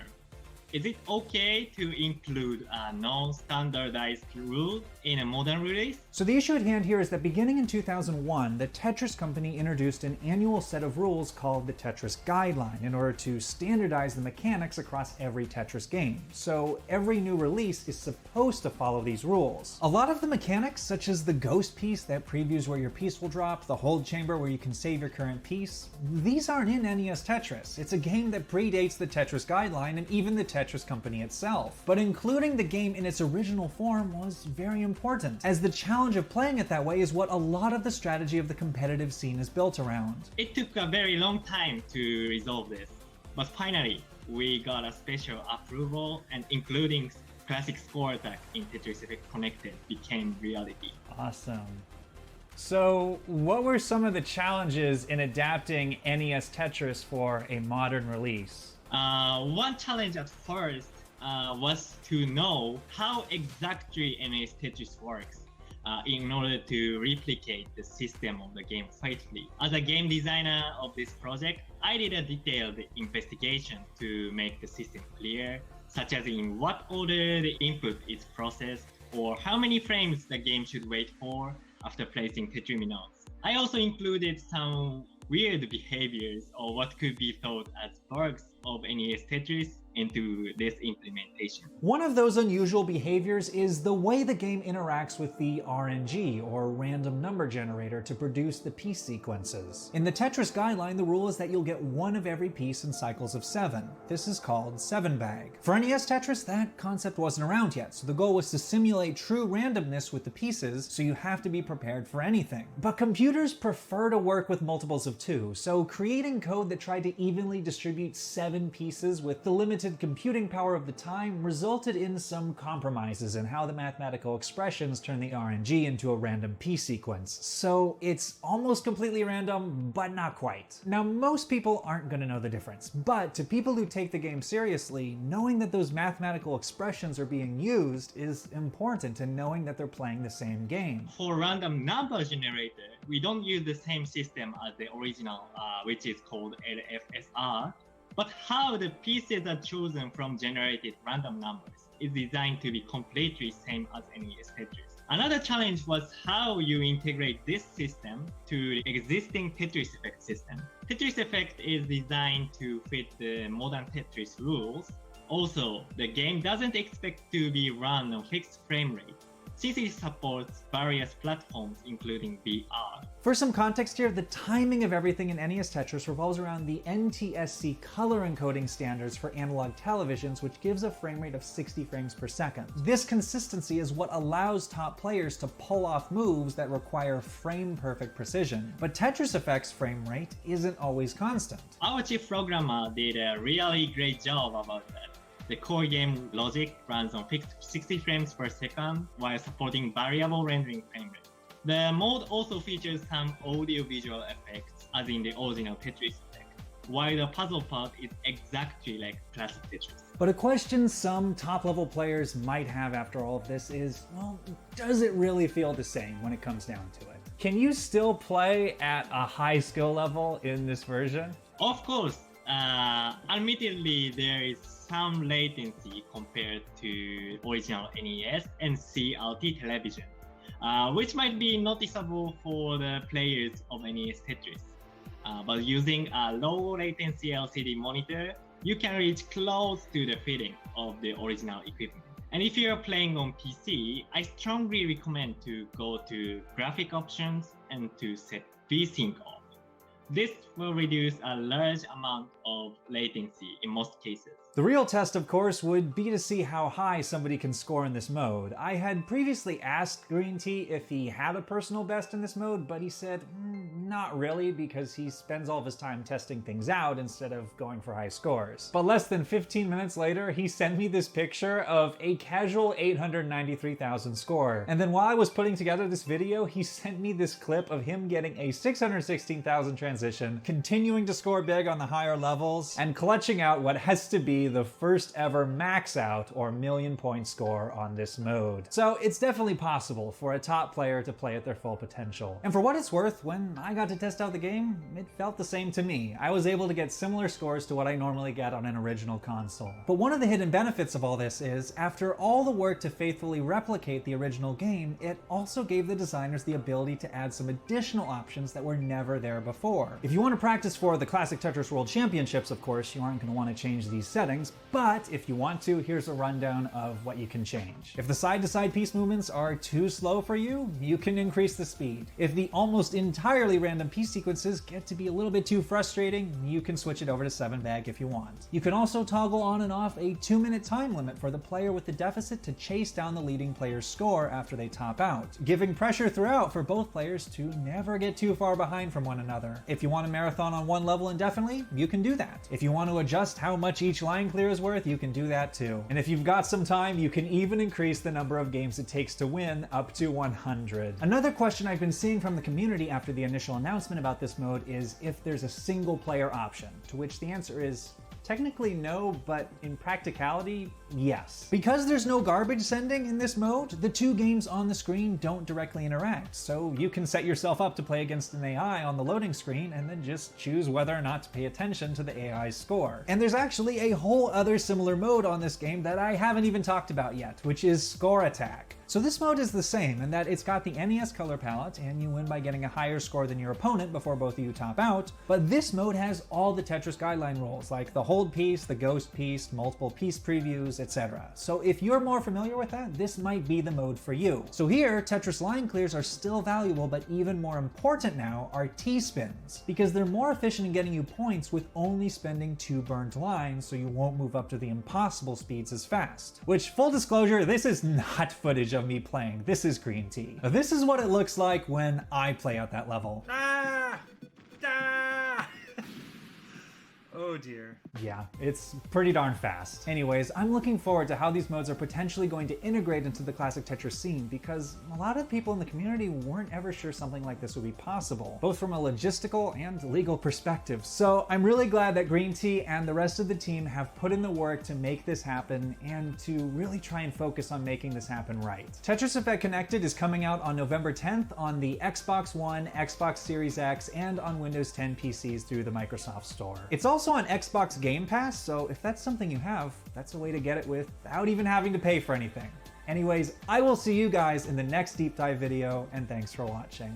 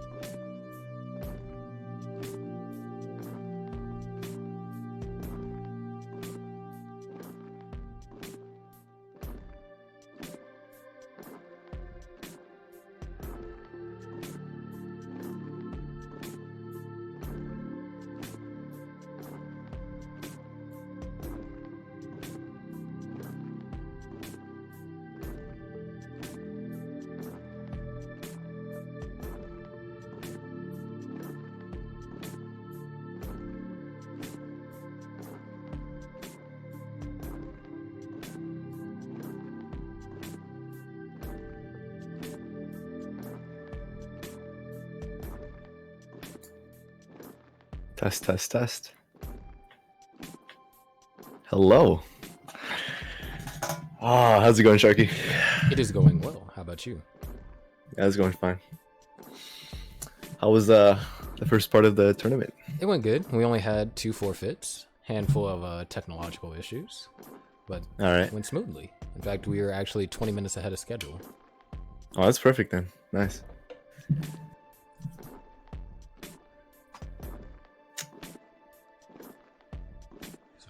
Let me go ahead and pull up our players, and then while this is still downtime. Yeah.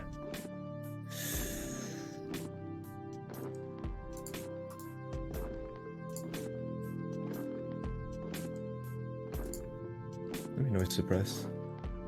Do I still sound okay? Yeah, you sound just fine. All right.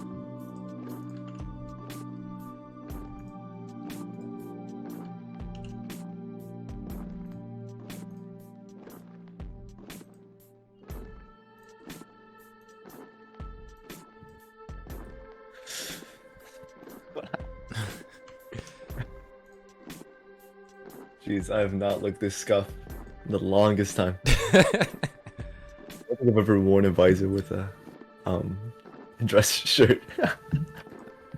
Nice.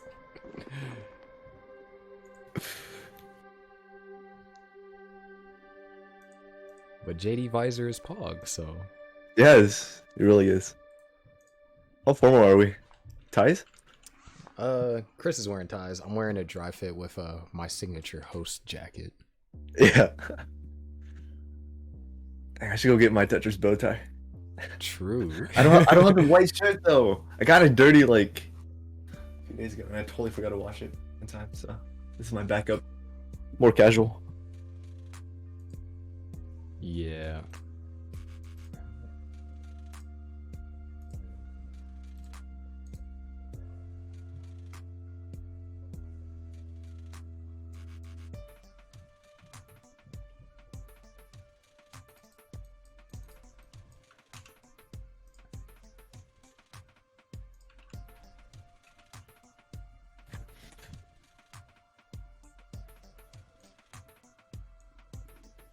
Okay.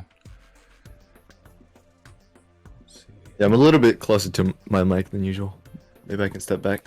I think it's fine, because, I mean, I just have to turn up my mic volume. I had it turned down so I don't overpower Chris. Oh, I see.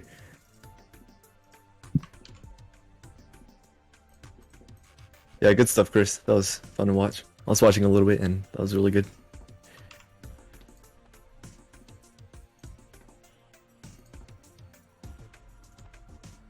Okay. 1 minute. Okay. 2 out of 4 pulled up. Eee. And then Ben Mullen, PogChamp. Oh, nice.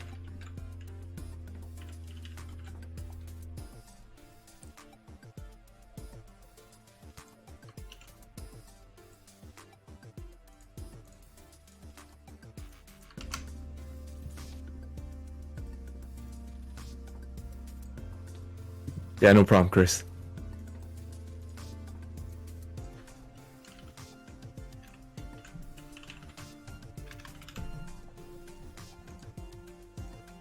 December 6th. Oh no. Let's see. I got like 2 weeks. Oh my gosh, man. Like right around the corner. I mean, hey, if you need a sparring buddy. True. Plus, I'm pretty sure Maxed Out Club is accessible to everyone, so. Yeah. Maybe throughout the week or something.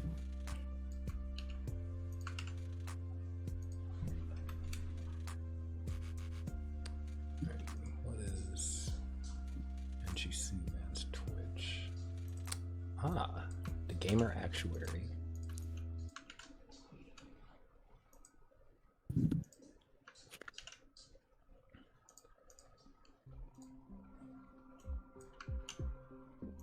Test.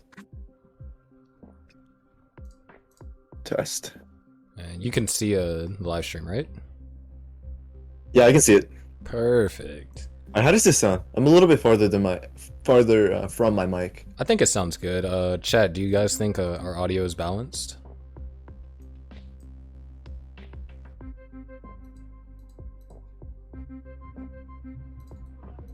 My mic is still a bit loud. Jeez, a bit louder. All right, I can A fix little that. distorted. Am I coming in hot? Give me 1 second. All right, try talking now. I'm talking. Hello, hello. Test, test. 1, 2, 3. Check. 1, 2, 3. Hello, hello. This is me talking. Wait and see if Chad Hello. says that sounds Test. better. Hello. Does this sound better? All right. Much better. All right. Wow, I thought I had to be closer to my mic. All right, whatever sounds better. All right, everyone says that sounds good. I'm almost done All right, then. setting up the peoples. All right, give me a second.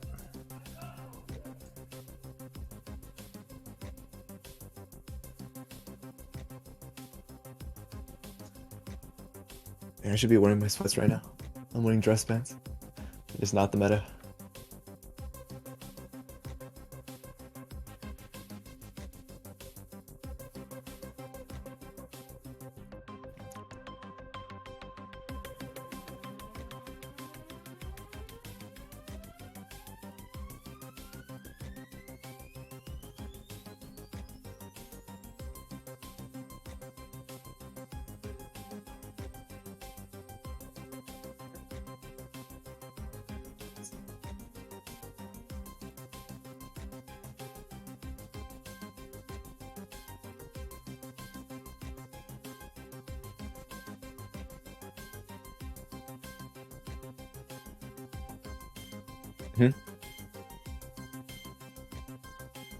Yeah.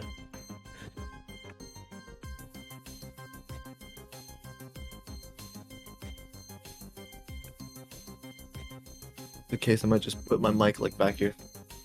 Is this better? Should be okay, right? Not the same, is it? Alright. I'll just do this then. All right. So I don't have to hold my mic. Oh, I need to change second name.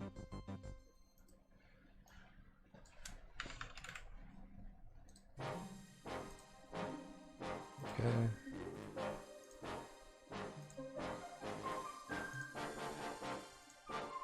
Looks like everyone is good. All right. On to the commentators booth we go. Alrighty. Do I get this hair out of my eye? Actually, with this new Wear a visor. hairstyle, yeah, I need to get a visor. You gotta get a visor. Yeah, because I'm not Chris Bidwell. Wait up. you're not Chris Bidwell. Exactly. Let's fix that. You're Chris Bidwell in his younger years. Yes.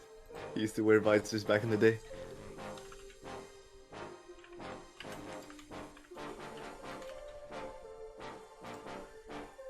There we go. There it is. See how you made your name, your font a little bit bigger because you're the world champ. I'm just the Oh, commentator. no. Oh my gosh. Joseph Saley. Dude, I have no shades. Hey, you don't need shades. You got the visor. You got the visor, bro. I found my shades. Here it is. All right, is that what we're doing? We're doing shaded commentary. We can. We'll see. True. Now you look like Ray Charles.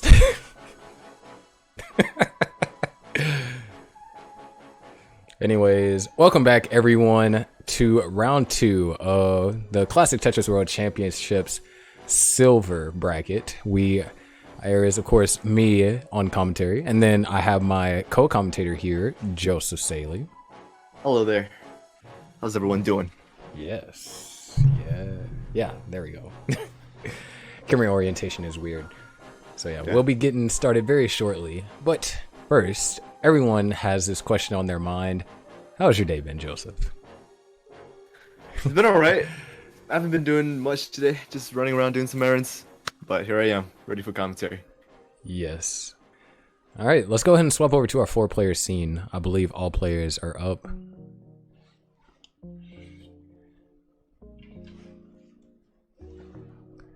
And let's fix their names as well. Yeah.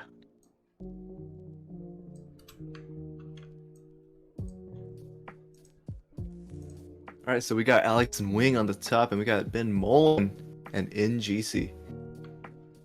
Yeah, we didn't get a chance to see Ben Mullen earlier today, so maybe we might get a chance now. Yeah, perhaps.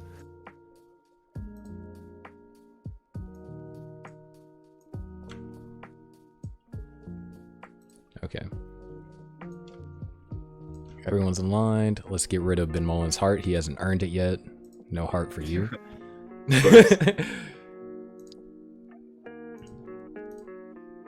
right. So, wait, Ben Mullen? Ben Mullen. Ben Mullen? Lean? Yes, Ben Mullen. Double E? Okay. Ben Mullen. Ben Mullen. All right. We have a ready from all 4 players. We can get started. Alrighty.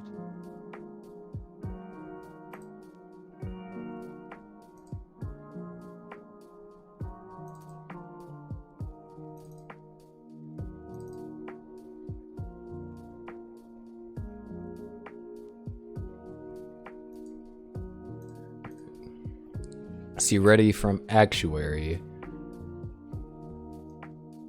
Got a ready from Alex, got a ready from Mullen. We just need a ready from Wing.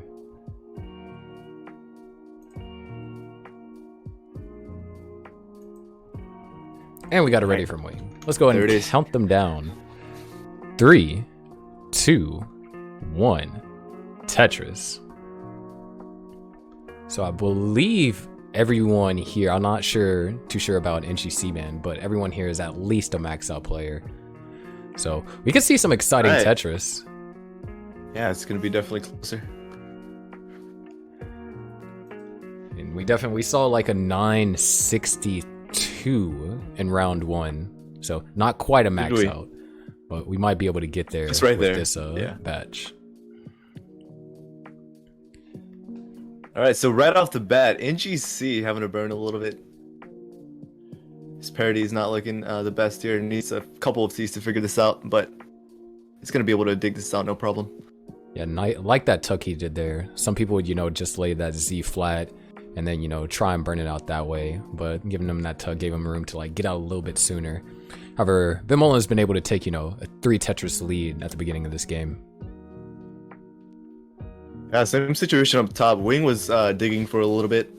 Puts him back about 30,000 points, but he's still right in there. Yeah. Early goings, though, so anything can still happen. This is like the first 20 lines, and everyone's having pretty decent openers. Alex might be in a little bit of trouble after he needs to find a way to, access that hole. Might, take a but able to dig it down. Yeah. Might take a triple to, access that hole, because he's put a lot of garbage on top of that one hole, so... Oh. Geez, he needs something to the left right now. Alright, that eyepiece is gonna help a little bit. And nice, another one, and another one. Alright. Great RNG for him. He's already at 15 bars. And he still holds the lead, surprisingly. Yeah, Wing not able to capitalize on this as much. He's burning a little bit as well. Yeah, and that's a rough square. Not too many places he could have put that with a jagged, unaccommodating board. Yeah. Alright, but it looks like he's gonna build on row 2.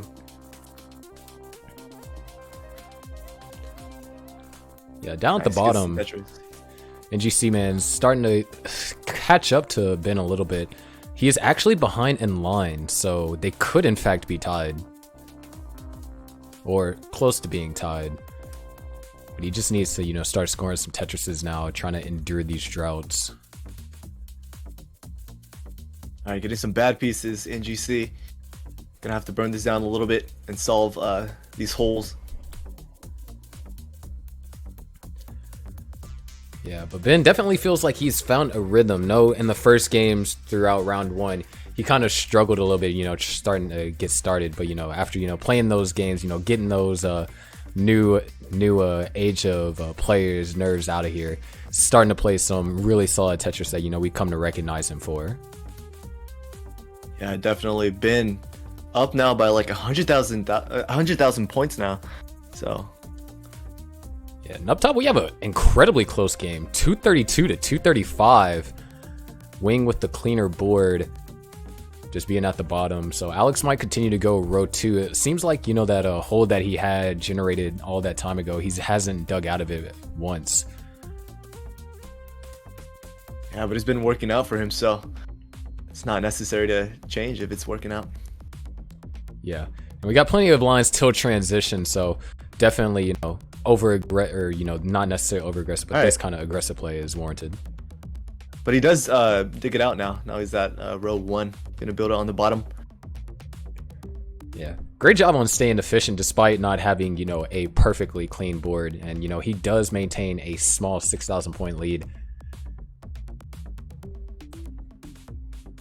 Well, wow, what a fire game by Ben right now. Yeah, definitely widening his lead right now. This is it's over 100,000 points. He is still, two Tetrises worth of lines in the future. However, he does have a true lead. Like, there's no way in 2 Tetrises you're getting 100,000 points unless you're scoring Tetrises from like level 40 or something. That's right. Wing actually was in a little bit of trouble. Got great pieces there, and that allowed Alex to kind of take the lead here. Ben is having to cover up as well a little bit. He's getting droughted. So that's about eye piece dependency. He gets it. Double eye. Nice. Yeah, 419 for Ben, 283 for NGC Man.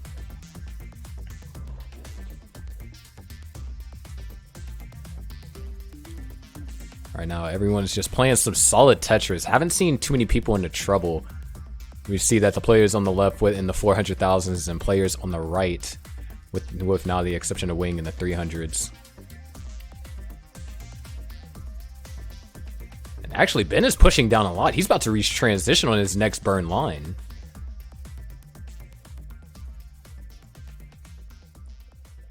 Yeah, Ben is looking. He's not gonna be able to get a Tetris here. He needs a long bar right now, or some other way. 469, 469 into transition. Ben is. Oh, but man, these pieces are looking tough. Nice flat burn. Yeah, he created too many dependencies at transition, so he's gonna top it at 474. NGC Man, you need to get to 475. Up top, it appears we had a 500k transition from Alex, and Wing is on his way. Wing transitions at 468.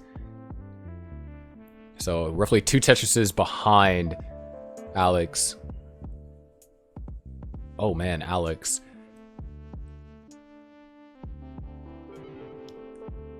He's long bar dependent. He gets a long bar, but now I'm not sure how he's going to be able to try and navigate through this. And yeah, Alex is just going to top out at 525. Wing knocks down a Tetris that puts him at 523. 525, and then just one more line. Triple, and Wing takes the triple. game. That's going to be it. So NGC Man chasing down 100,000 points. He has all the time in the world. No need to build up for Tetrises at this point currently. All right, taking some flat burns. Looking real nice.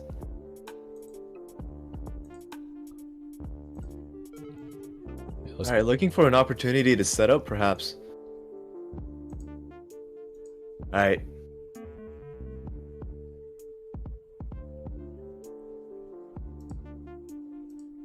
All right, set up for a Tetris here.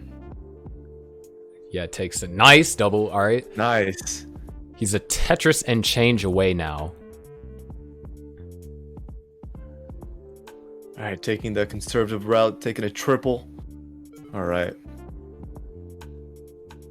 You can definitely take his time here. No rush. Yeah, there's still 5 levels left to score. And within that, you know, we started getting to the point to where one line is worth like 1,000 points. So he definitely can, you know, line this out.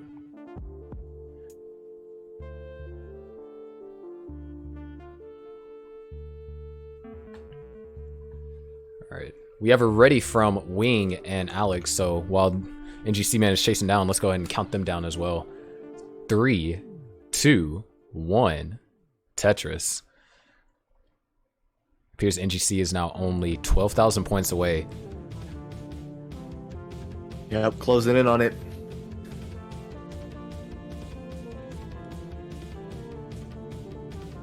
Nearly there.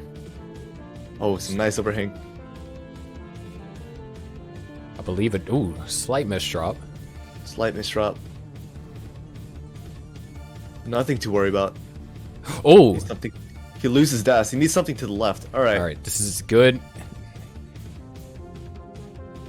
And wait, he needs one more line. There it is. Hey, there it is. Barely. Just barely. Oh, it's looking really close.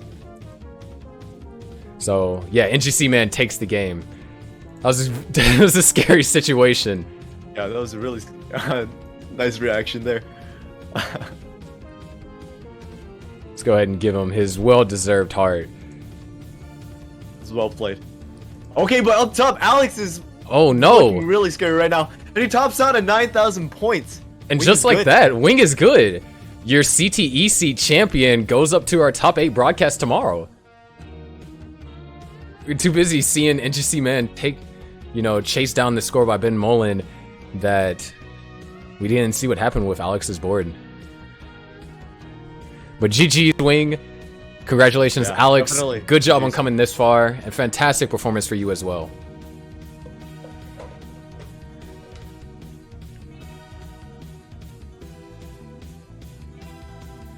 All right, let's go ahead and swap to our 2-player scene. All right, down at the bottom, Ben is ready, and NGC is ready. Okay. They are both ready, so then let's go ahead and count them down. 3, 2, 1, Tetris.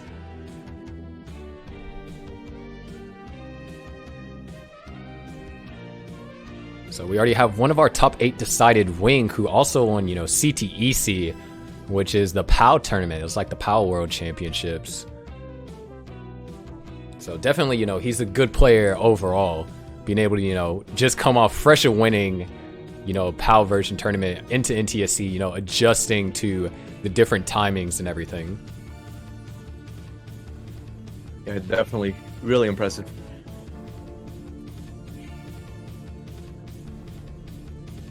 Yeah. All right, NGC has yet to score a Tetris here. Having to cover up as well and create some holes. Yeah, a couple of rough pieces for him. However, I think... Ooh. Yeah, he didn't want to stack those on top of each other. All right, nice swap from the L to J. And then he's clean. And there it is. First Tetris for NGC. Ben also having to do some digging. However, it feels like, you know, Ben, anytime that Ben gets into a dig, they're going to be a little bit more weighted because he is down 1-0. And he needs this game to force the decider to make it into the top 8, where, you know, you unlock the access to best of 5 matches. That's right.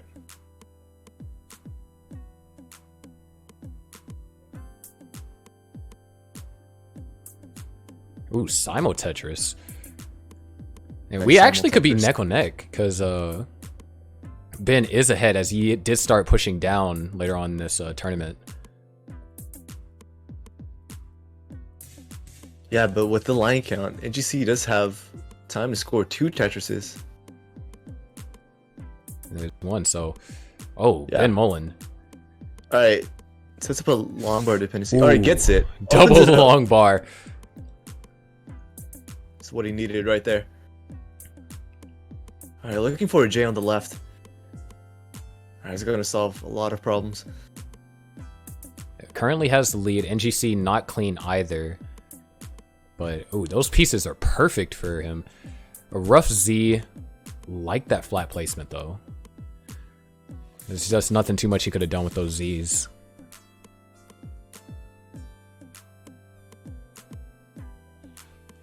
All right, NGC is going to be able to dig out of this, no problem. Roughly Oh, times shit. squared. Yeah, it's definitely rough. It looks like Ben is going to be out of this, and ooh, NGC might. Oh, he could have set up for it. Yeah, he could have set up for it, but it's all right. Better safe than sorry. But he might set it up here. He definitely can. He has the board. It's accommodating for most pieces. All right, LJ. All right, perfect. Yeah, it might just be best to try and find a way to burn this out before it gets too out of hand. Yeah, that's exactly burning what it does. But Ben, you know, back to a clean board. They're only separated by 2 Tetrises, now 3. Both of these players, you know, just it's not that they've been playing conservatively. It's just they haven't found themselves in any position to score Tetrises at a rapid pace. And they're pretty even on long bars as well.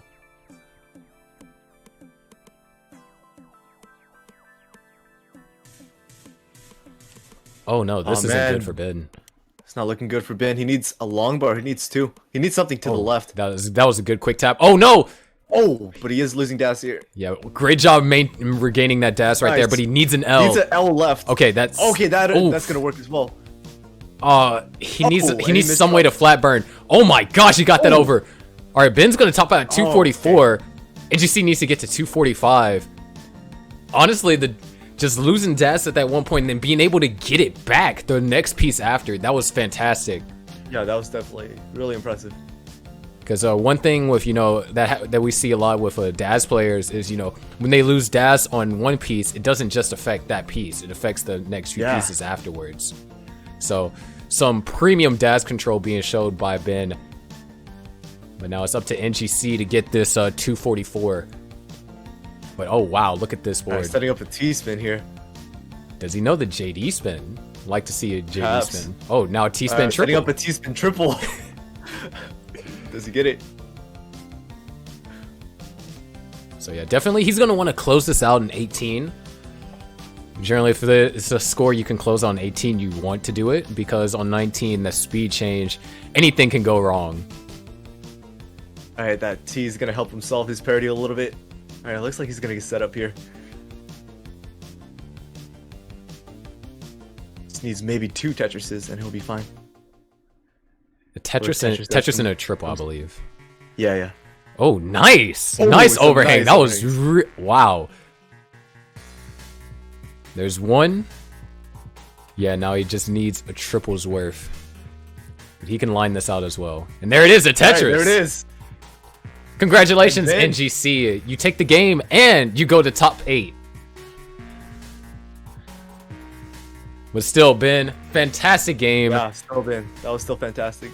That Good games by both survival was players. really insane. So we're gonna go ahead and swap over to our intermission and get our next few players up. All right. Oh, that was not supposed to happen. Okay.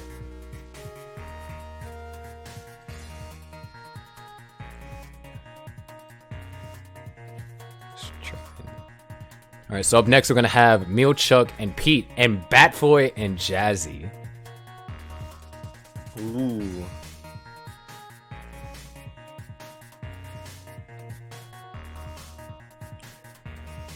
And oh, this is actually NGC's first ever tournament. Well, I can say this, you're doing a First ever fantastic tournament. job, NGC. Yeah, definitely. Great showing for your first ever tournament. That's amazing. I guess it's reminiscent of you, JD. You know, just came here to qualify, right?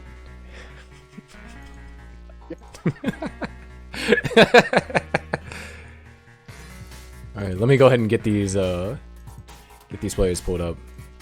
All right, for sure.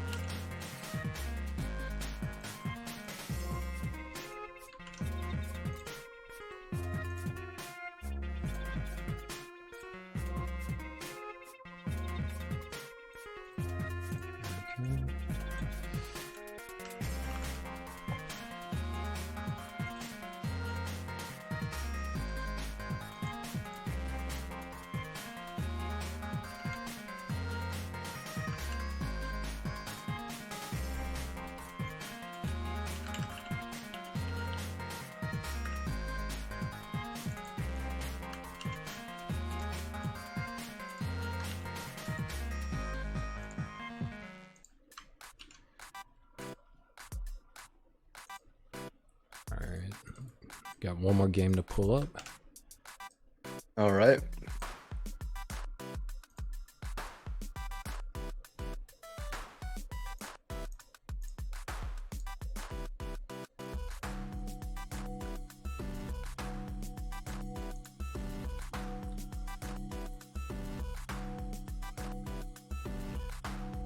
Pete.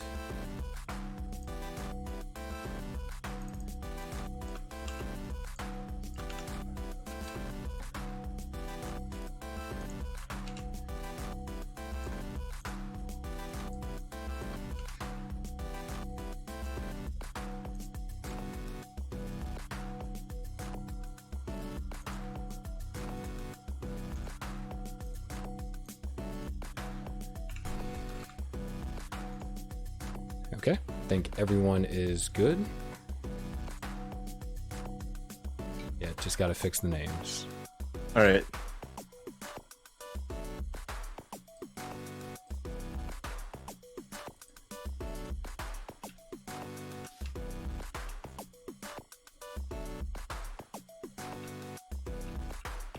Of course, Pat Boy and Jazzy on top. Little Chuck and Pete on the bottom. All right. All four players looking good. We have it ready from all four. We can get started. Oh, I totally forgot Pete cut his hair. I remember seeing the long hair back then. Yeah, but he still has the mustache. Yeah, he still has the mustache. That's all that matters. Yeah, wish I could grow a mustache. I got peach fuzz. And then like I probably could too. probably 10 individual chin hairs. All right, we got our ready from Milchuk. Ready from Pete. Metal Beast. Ready from Batfoy. All right. Waiting on Jazz. Yeah, we're just waiting on Jazz. And we got it ready from all All right, four. here, Jazz Steve. Perfect. Let's go ahead and count them down. 3, 2, 1. Tetris. All right, here we go. Of course, you know, this set we have a bunch of strong players on here. CTWC 2019 attendees, Batfoy, Jazzy, and Pete. And then we have a new player on the scene, Milchuk. Which, what is going on with his game there? It looks like his capture card is not working. It looks like he's playing. All right. By his hands. Let's see what we can do here. Yeah, Milchuk, Milchuk, yeah. Judge. Check your capture card. It looks like Milchuk's capture died. Or it's not working. Okay. Yeah, since this is early on, we can we'll do a redo. Just Milchuk, just take your time and fix the capture card. So it's all good though. Alright, so Pete can top out Metal Beast. Yeah. We're gonna replay the bottom match. Alright, but up top now. Batfoy 95,000 points, Jazzy 72,000 points. Yeah. Both players off to a pretty clean start here at the beginning. Really identical scores. Oh wow, separated by 400. Okay, it looks like Milchuk's capture is back. we get a test game? Maybe. Yeah. All Okay. right, there it is. There it is. Yeah, there it is. All right, cool. All right. All right, when we have another ready from Pete and Milchuk, we can get y'all counted down. All right. All right, we got readies. Countdown is for them going in 3, 2, 1. Tetris. And yep, looks to be working. All right, So we got a game. What another close game. Like, just to reiterate, close game between Batfoy and Jazzy here. 152 to 151. Batfoy might be in a little bit of trouble, though. Nice All double. right, All right, just gonna burn this down. Might set up a Tetris here. He's set up, and he gets He's it. set up. Taking the lead. Nice. Is he gonna stay 3 rows above? 2 rows above? Let's see. All right, it might just Oh, go. he's gonna burn it Nice. down. Opens up the center well. And I don't know. Is he gonna stick with it? He might just burn Nope. out. Looks like he's burning down. Ooh, that was a rough J. Meanwhile, Jazzy hasn't been in any position to score either, so he probably will get open shortly. While we wait for a Batfoy stream to reconnect. All right. Down at the bottom, 98,000 for Milchuk, 66 for Pete.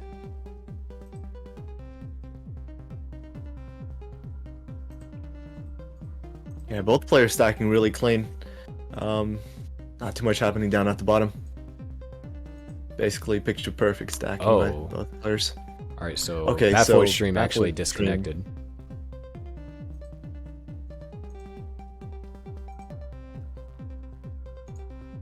So I guess we're gonna try and wait till hopefully it reconnects. All right.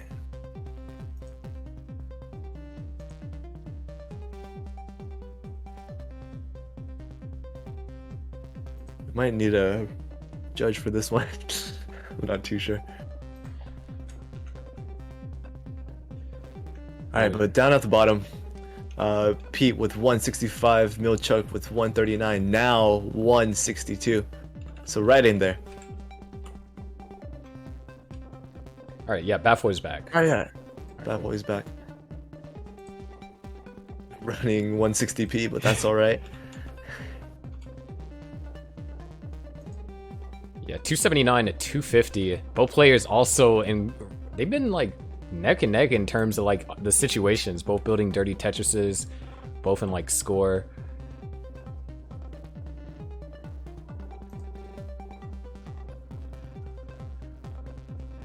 Oh, but Batfoy up top having a burn. He needs some Yeah, pieces. very Nice. He gets nice an eye one piece. He should be Sets up good. for another. Oh, some nice burns by Jazzy on the right. Nice Tetris. Yeah, down at the bottom, Pete taking the lead, 262 to 216. Of those players just halfway through the pre-transition. And he's not gonna, Batfoy's not gonna get out of this just yet. Might take this opportunity to.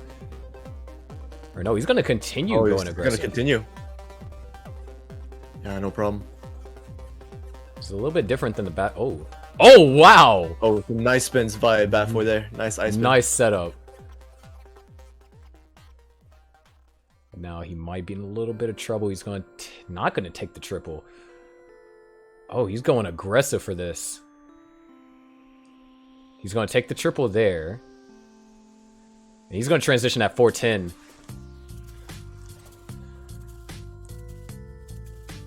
All right, Jazzy right behind, looking for one more Tetris.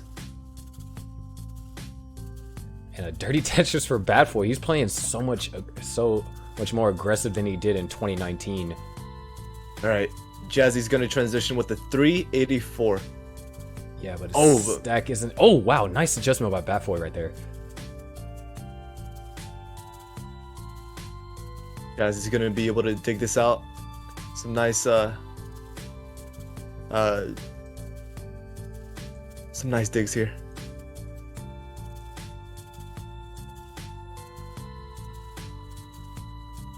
All right, Jazzy's gonna be able to dig out of this, no problem. Yeah, but Bad Boy has accrued a 100,000 point lead. You might just try and burn out of this. This is playing a bit aggressive, and there's still plenty of the post-transition left. Down at the bottom, 387 for Milchuk, 376 for Pete. Really close game. And Jazzy's gonna hang, and that's gonna be it.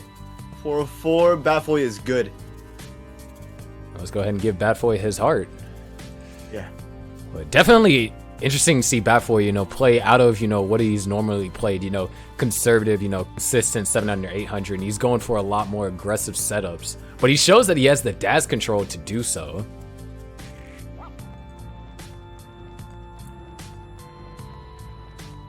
Maybe we can get a stream refresh. I don't know. Yeah, let me see what I can do right here. All right.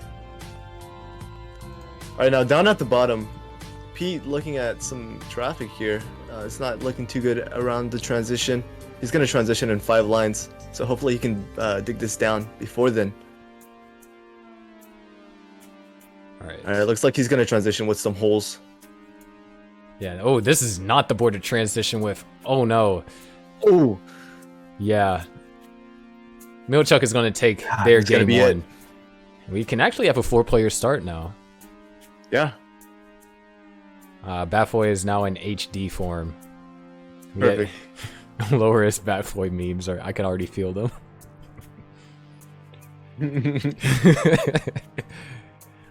We'll just wait and see. All right, when we have it ready from all 4, we got it ready from Jazz Thief. Oh, Bat Boy, you're good.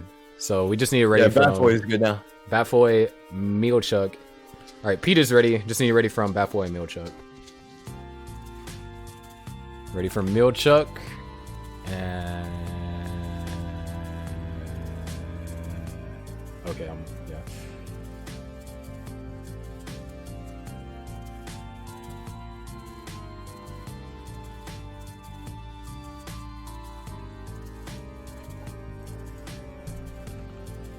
Alright, yeah, we're just waiting on Bat Boy.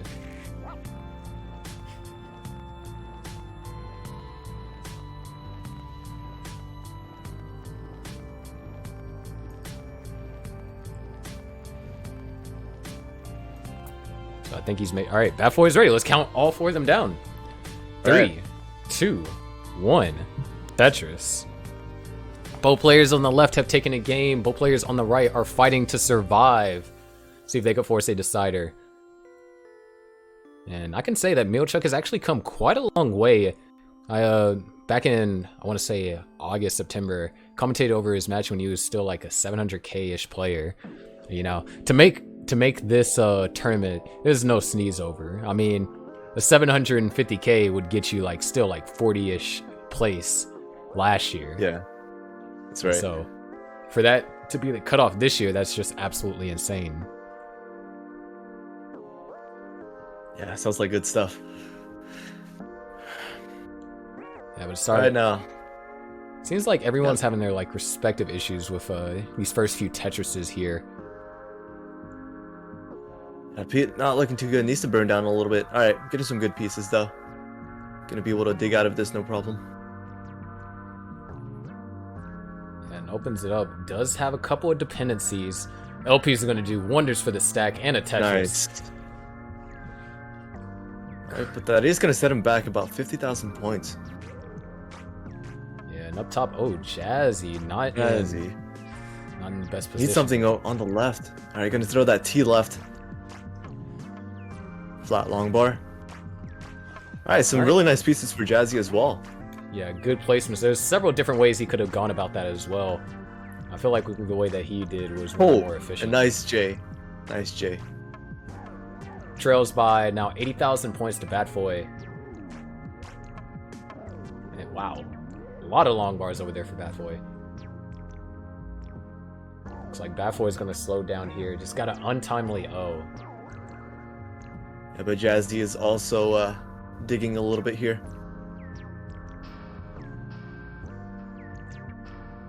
Yeah, down at the bottom, Milchuk really taking this game by the horns and just going full force ahead. 211 at 44. It's what you want in a high 500, maybe even 600 transition. Yeah, definitely.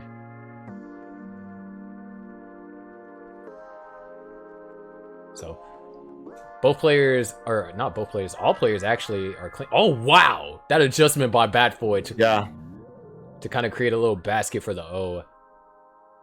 That's one thing about Batboy is, you know, he's a player that is known for doing a lot of smart adjustments. And we haven't seen too many adjustments today by too many players, so just seeing him pull off these adjustments is, you know, a nice little breath of fresh air. I'm pretty sure I said that entirely wrong. Breath of fresh air. There it is.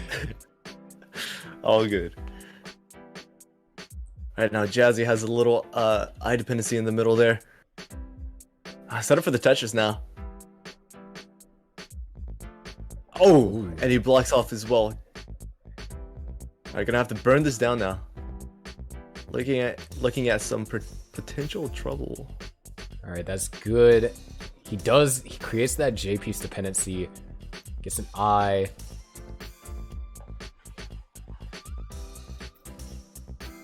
And now he's set up again. Alright, he's gonna burn it down though. Yeah. Not gonna take any chances.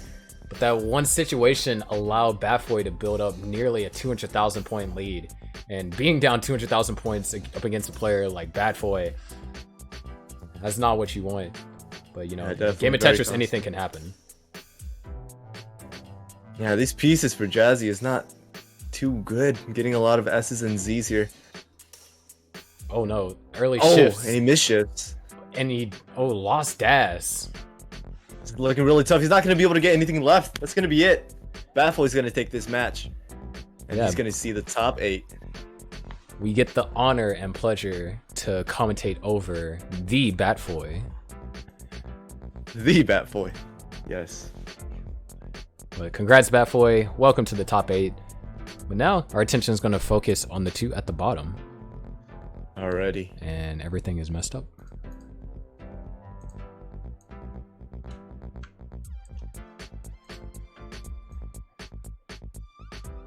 Right now. But, so Milchuk 418. This is a really strong game.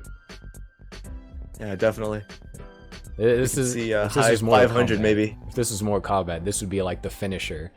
You want that. You want that strong transition. You want to put all the pressure on your opponent.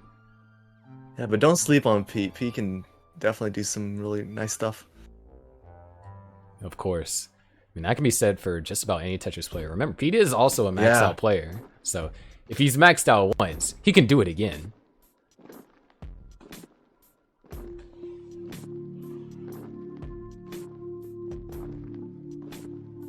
So 491 for Milchuk, 336 for Pete. Milchuk goes up to 516. Almost about to hit that golden ratio for a score you'd like to max out off of. Yeah, definitely. But Pete's having trouble setting up Tetrises here. Not getting favorable pieces. Ooh, he missed an adjustment on that T piece to be accommodating for the O. Could have got him out maybe one line sooner. And at this point, every line counts. Oh, but Milchuk misses a few tucks. Alright, some nice spins to solve this. But he's going to have holes going into 219 here. Alright, so he transitions at 544. And oh no, that misdrop. Ooh. Misdrops a little bit. Gets the square all the way over. And I'm not sure if he can get anything over. Yeah, he's going to top out 550. So Pete needs to get to 551. This is his opportunity. And Pete has a lot of time here. He can definitely line this out if he had to.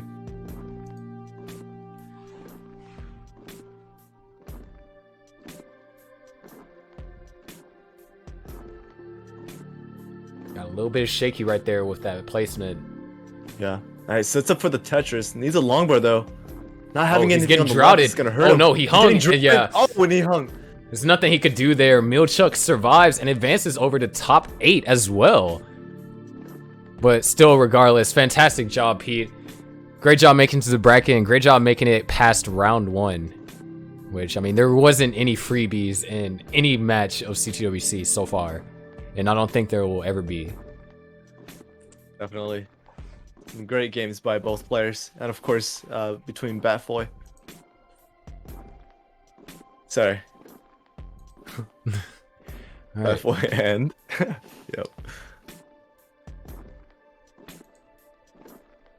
So now we're gonna have Oof and Peter versus Heps and Tom. All right. Heading over to the right now.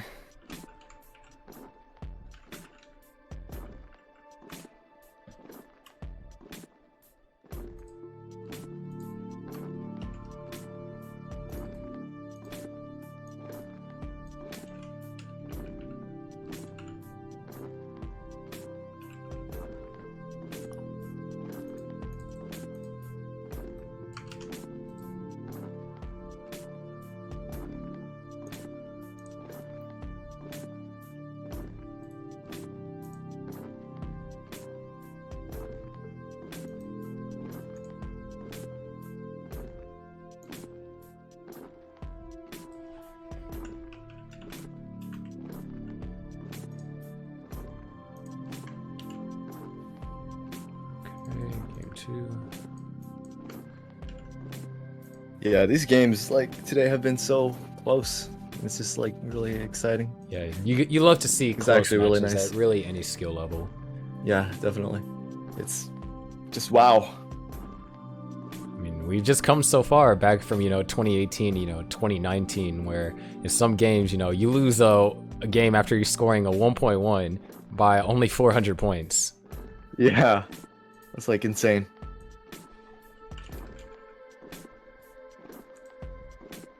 So definitely can't anticipate, the game to continue to evolve and for matches to only get closer.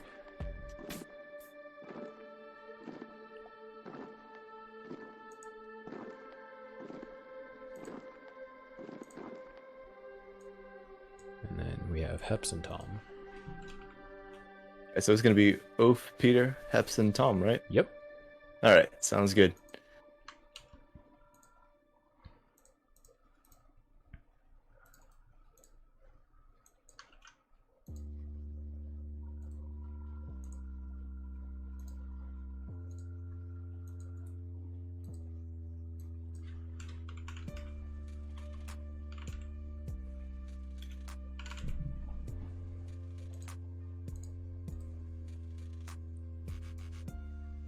And then Tom, what was the account that he was on?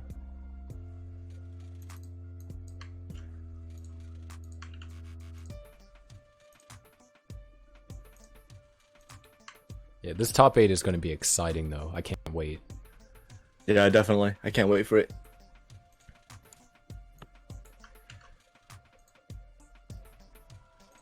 Especially, with it being best of 5, we can see, a lot more Tetris, just overall. Yeah. Yeah,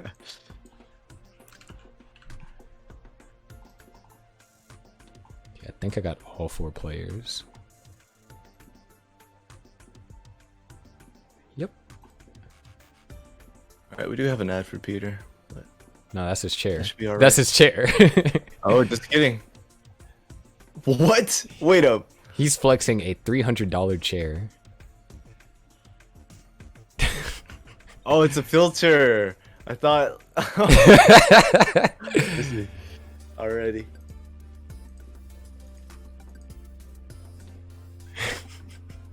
I think you can adjust Hep's name to the right Yeah. a little bit. Maybe. I have to adjust a couple names.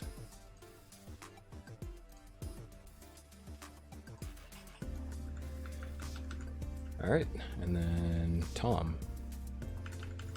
Tom with the shortest name out of everyone. Very simple.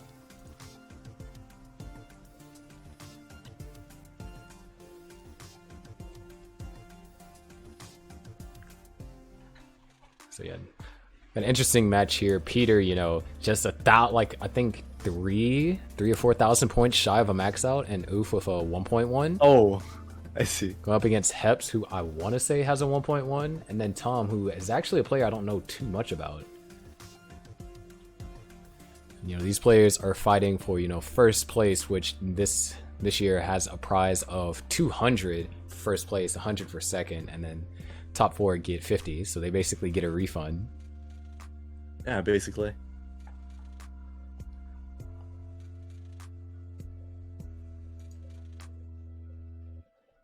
All right, now is Tom a tapper? Looks like.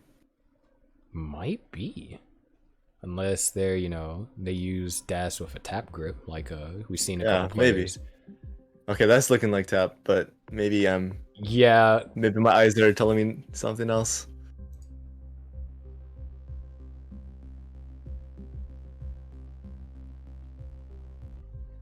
all right, so we have it ready from all these players. We can get started here. All right. Yeah, Joseph has in fact maxed out. The person I'm commentating with, JD, has not. Yeah, unfortunately, I'm almost there. I'm like 890, I think. Yeah.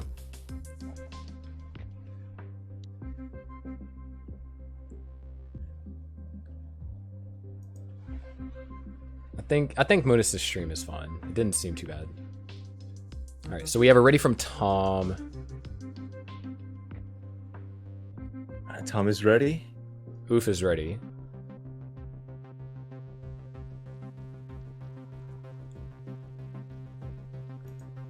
And then just need ready from Munis, and has Heps given us already? Okay, yeah. Munis is ready. Haven't seen Heps give it ready just yet. Oh yeah. We're just waiting on Heps.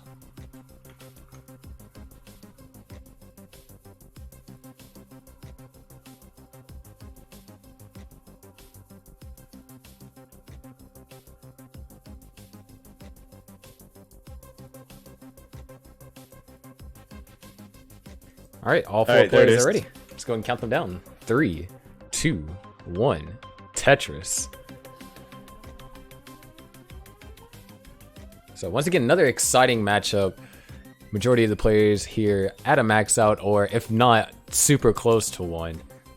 So we can see some exciting stuff. Heps, the one that currently has achieved the highest score in today's tournament at a 962.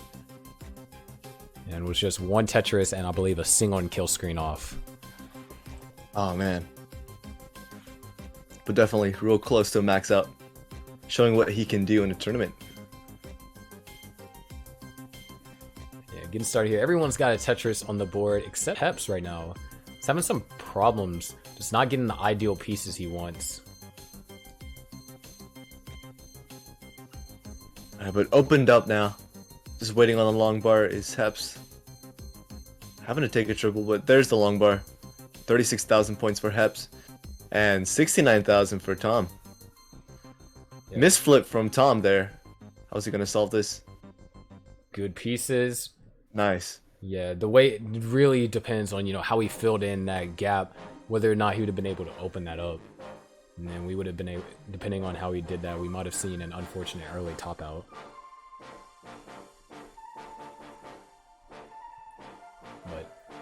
Really close game up top.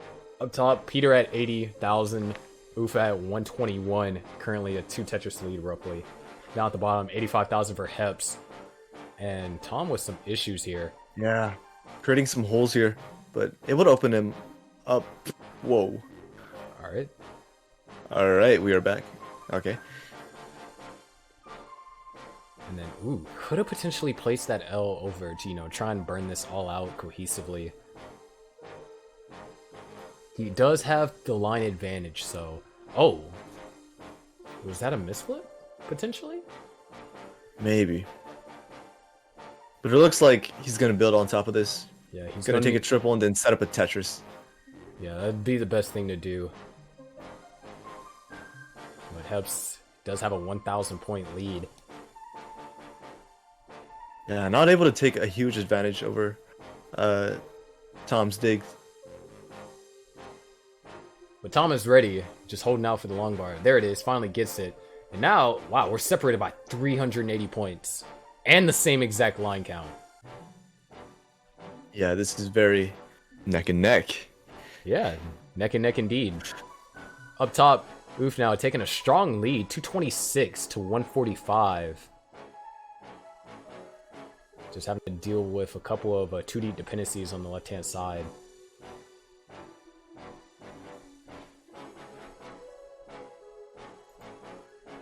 Yeah, but these players are stacking pretty well. Nothing much to Talk about this. It's looking basically picture perfect. Yeah, nice little adjustment over there by Tom.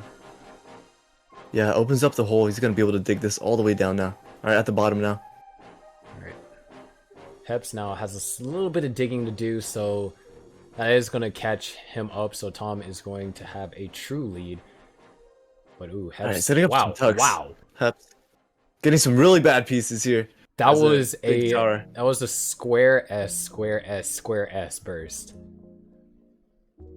It was just Definitely like not too much you can do with that sequence. Yeah. All right, but still looking a little bit clean. Depending on the long bar, gonna get it though. All right, opens up. And, all right, but Tom wow, on the other side. Actually, look at Oof up top. Ooh, Oof as well.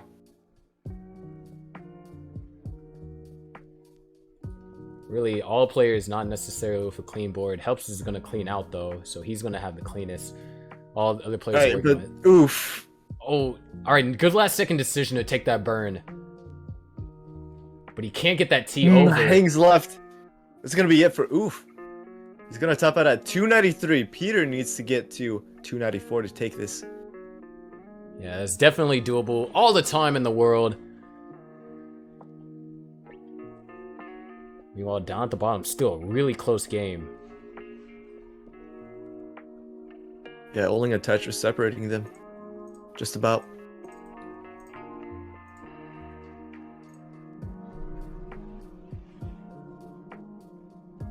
Oh, nice adjustment by Heps.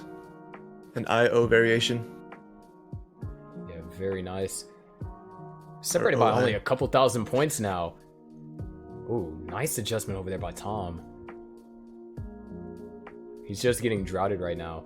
There it is. Alright, now Munis takes it up top. Peter, you are good. You have won your game. Feel free to top out.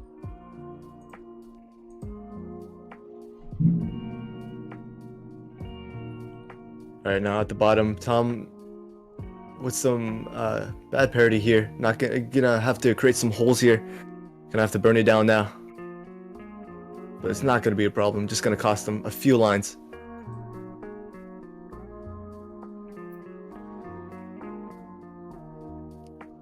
Yeah, we're 4 lines away from transition. He's just gonna burn that all out. Board 13 transition for Tom. Heps looking to get set up. And ooh, he's gonna take a conservative approach as well. 454. So we have a game here. Alright, good smart burns by Tom, but this drought. Nice! Oh, it opens up. Nice, gets it. Really and now close Heps game. is trying to set up as well on the left. Alright, gonna take a triple. Oh, nice nice adjustment. Yeah, very good adjustments. But now Tom has managed to tie them up. Alright, we have a ready from Oof. We just need a ready for Munis. Those nice dirty touches by Heps, setting up a little center well there. Alright, Heps is going aggressive here. Trying to set up as many touches as he can. Tom as well. Gonna have to burn a little bit though. Alright, going count down the ones up top in 3, 2, 1, Tetris. Game 2 between Uff and Peter. Alright, now going into level 22. Heps with the 550, Tom with the 525, so right in there, both players. Yeah, these are some incredibly clean stacks, building incredibly proficient. And now tie game. Basically. But Tom is ahead in lines. Yeah, he trails by 1 Tetris overall.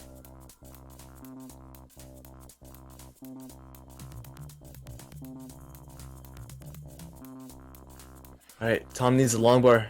Has to figure out his left side.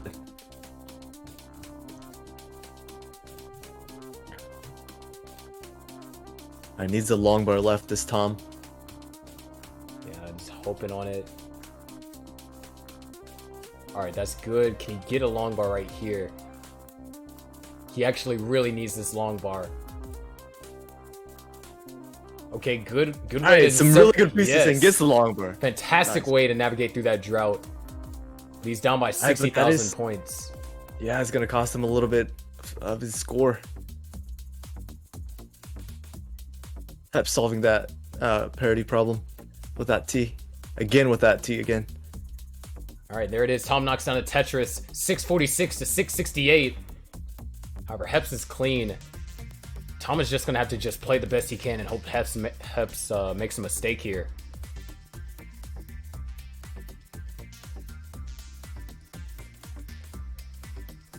Tom is ready, but he set up that long bar dependency. Yeah. He might set it up here. He's going for it, and he gets it. Don't forget it. He gets it. 687, but he still need. Is he gonna continue this? No, he's gonna opt to burn He's just gonna burn it down. Yes. Ooh. This is looking really tough. The potential. He's gonna have to go for a kill potential is screen not Tetris there. and hope Heps tops out right now. But after that triple, Yeah. This is looking very tough. He needs to play kill screen now. Get some Tetrises and line out on kill screen. He has one line. Heps is gonna top out here with the 783. Tom needs. Let's see what he can do. He needs to get 40,000. He was getting pieces over, but then it just looks like after that misdrop, just couldn't recover. But wow, what a game! 783 to 749. That level 27 for Tom is what did him in. So let's go ahead and give that 1 heart to Heps. Well earned. All right, now up top, Peter is in the lead, 249,000 to Oof's 129,000. Yeah, he's been burning quite a lot while we were taking a look at the action down at the bottom. But yeah. And apparently this is Tom's second match ever as well. So we're seeing a lot of newcomers showing, they know how to perform well in this tournament. Yeah, definitely. So looks like Oof is better now. He might be able to start, chasing down the score from Peter. It's down by roughly 4 Tetrises.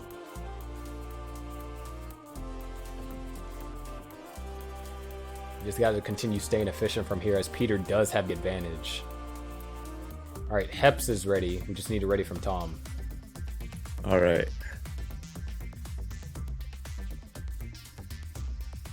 Right now, Peter building 1 row above the ground. All right. He has an opportunity to burn this out. All right.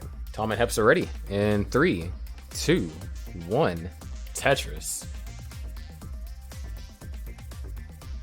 Yeah, that was a really great first game by both players, showing what they can do in a tournament, which is amazing. He could have really gone either way if Heps just made one mistake, and maybe if he would have made it earlier, Tom could have taken that.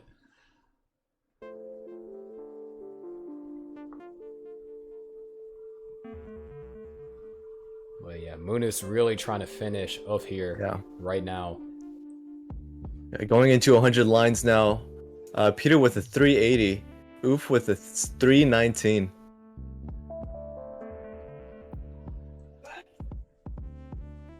And last second adjustment. He wanted to probably get that long bar a couple more pieces over. Saw what was coming up next. And he had an opportunity to burn that out with those pieces. Could have been slightly more efficient.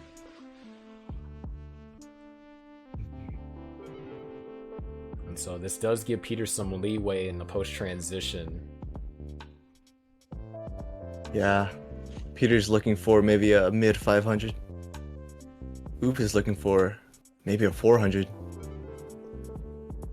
If you can get one more here, maybe a double. Yeah.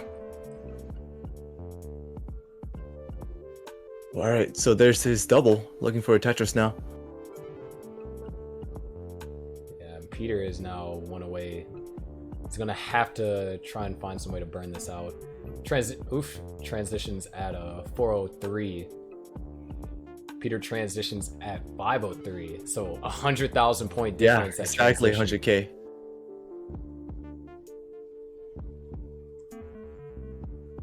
So it's really gonna come down is if can Oof outscore Peter.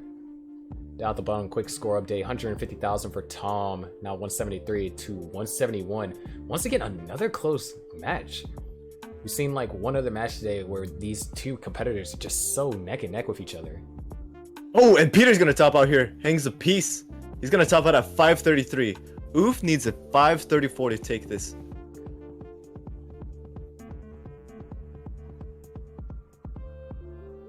Has some holes and has some dependencies. Misdrops a little bit. Hangs 3 pieces on each other. And oh, that's gonna be it. Yeah. So Peter is going to advance to the top 8, coming from CTWC 2019, making the bracket last year, and then making the bracket this year and advancing to the top 8 in the silver bracket. Yeah. So definitely some improvement. But oh, Tom. Yeah. Oh no, he hangs. Hangs a piece. Oh, that's gonna be it. And just like that, we have a kind of like a simul finish. So, Heps and Peter, congrats on making your way into the top 8. Tom, fantastic Tetris. That game 1 was absolutely amazing. And Ulf and Peter, great job, Ulf. Great job on the Tetris as well. But now I believe we go up to our last set. We're gonna have Trey versus Ricardo and Buko versus Noel. It's gonna be amazing. Yeah, definitely great games. Oof, Peter, and of course Heps and Tom. Some really great games between those players. Let's go ahead and pull up these last few players. All right. We're actually making fantastic time. Yeah. Actual speed run, literally. CTWC any percent. I think we're on world record pace. We got a lot of Bukos in chat. Yeah, Buko, you're gonna be up right now, Matt. We're gonna need Trey, Ricardo, Buko, and Noel. Yeah. Chris Forrest has already added them, so let me go ahead and just pull them up. Yeah.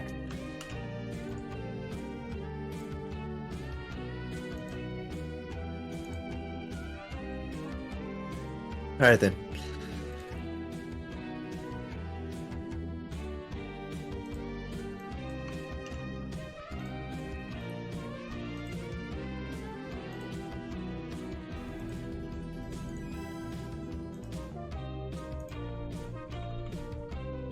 Yeah, of course, we have Trey, the brains behind all of this. Yeah, being behind able to the Max Out Club. Max Out Club. It was ridiculous what he was able to come up with. Of course, being able to redraw everything in HD for past CTWC, so really great technology there and software.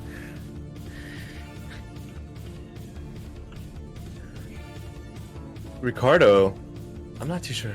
Ricardo is Peak Eric, so. Oh, Peak Eric! Oh my gosh. Yeah, he decided to go by his actual name. Okay, I've always known Peak Eric. I've never heard Ricardo. I've never referred to him as Ricardo. But yeah, that's gonna be amazing. Of course, Buko. No further introduction. Of course, Noel. Noel's been playing for some time. Yeah. Does he have, yeah, he has a max. max And he also has a max on what's it called? On Guitar Hero controller. Yeah, I know he has a max on Guitar Hero. Oh, that's Right, so that's amazing. right now, Buko is playing Fortnite. Cool. So Not the game we're looking for. yeah. And just immediately swapped over to Tetris. Tetris players play Fortnite Tournament World Championship.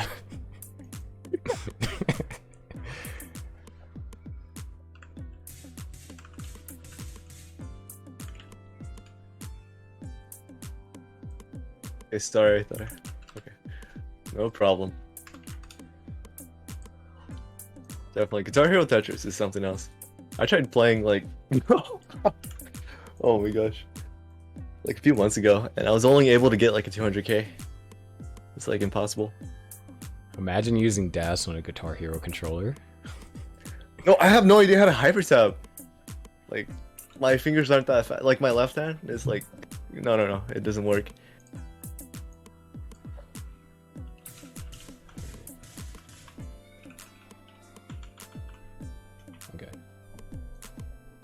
double check to make sure everything is good.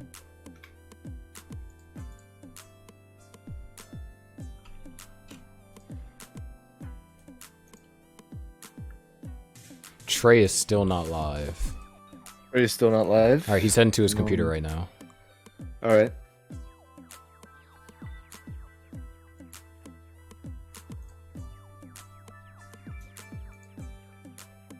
Alright, Ricardo is live. Buko is Alright. live. Okay. So while we wait on Trey, we'll go ahead and bring in Noel and Buko. Alright then.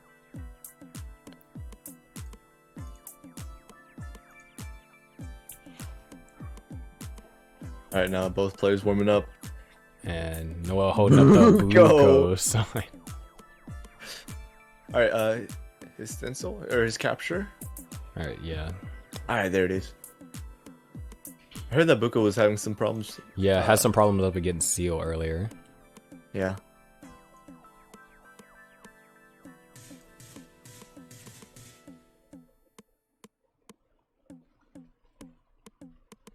So yeah, when Buko and Noel are ready, we can count them down while we wait on Trey. Alright, sounds good.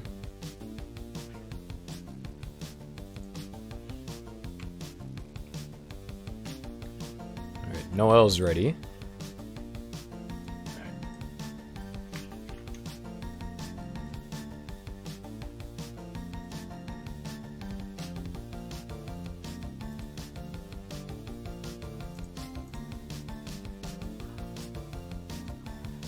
Alright, just looking for a ready from Buko in chat.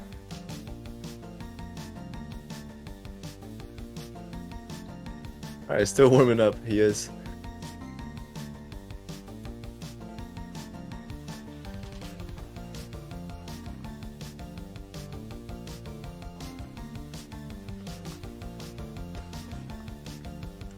Alright.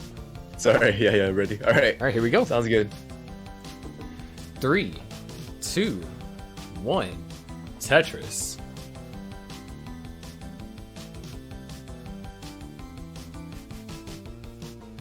Alrighty.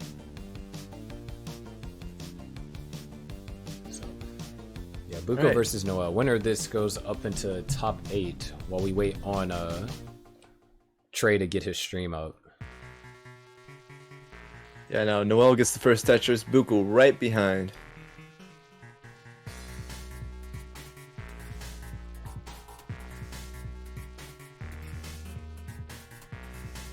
Yeah, really clean stacks so far.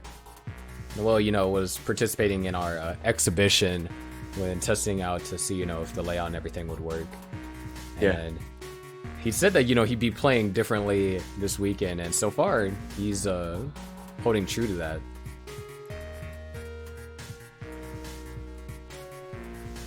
Buko just having to do a little bit of burning here. Decided to go for an just S running. vertical. Oh, he could have placed the O right there in 6 and 7, but it's alright. Still being able to open this up, gets the Tetris, just A-okay. Alright, now Noel gets his Tetris. 99,000 for Noel, 77 for Buko right behind. Yeah, one Tetris lead. Early on, both players, you know, playing really solid. Haven't seen them into too much trouble. Just Buko ran into just a little bit of, you know, just a tedious issue.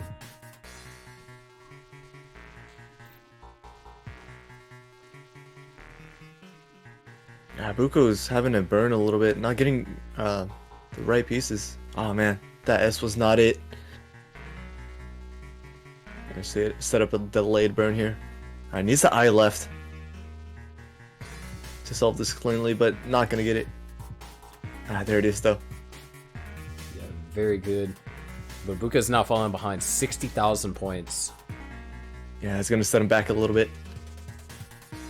But, you know, we saw what he was able to do up against Zeal, you know, chasing down Zeal, who had like 100,000 point lead at transition. And of course, you know, one of the crowd favorites.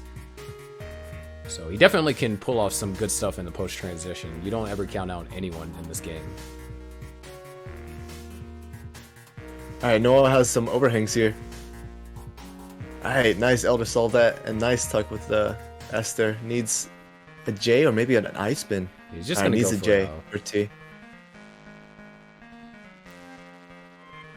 Oh. Ah, he missed it. He could have gone for a tuck with that L. So it's gonna set him back, and this is Buko's opportunity to take advantage.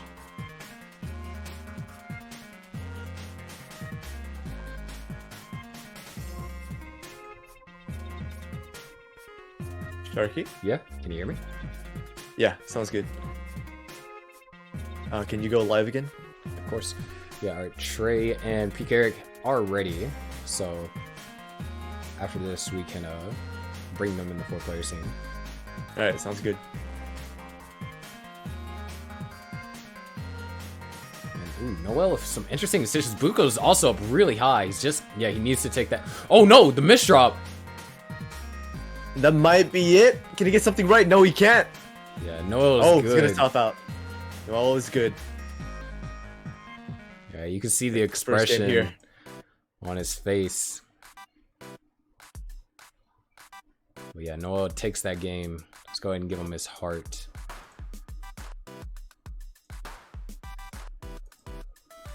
Yeah, there it is. Trey and Ricardo both up there. Right, Except for their name does not say Trey. Yeah. We're gonna have to adjust. There we go. Well, no. Oops. No. You changed the wrong name. Yeah, let's just fix this up real quick. Yeah, no problem.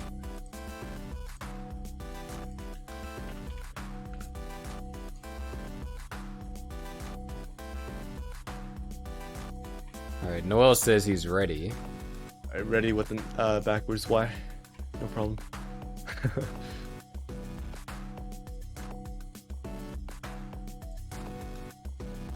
Trey and Ricardo warming up. Alright. When Trey and Ricardo are also ready, we can get started here. And then, let's see. There we go. Alright, Trey's ready. Did we get one from Pick Eric? Or Ricardo? I think we need one from Peak Eric. And Buko is ready. So yeah, we're just waiting on Peak Eric. Alright. Alright, there you go. All four are ready. Let's go ahead and count them down. That is not the countdown command. 3, 2, 1. Tetris. Alright, there we go.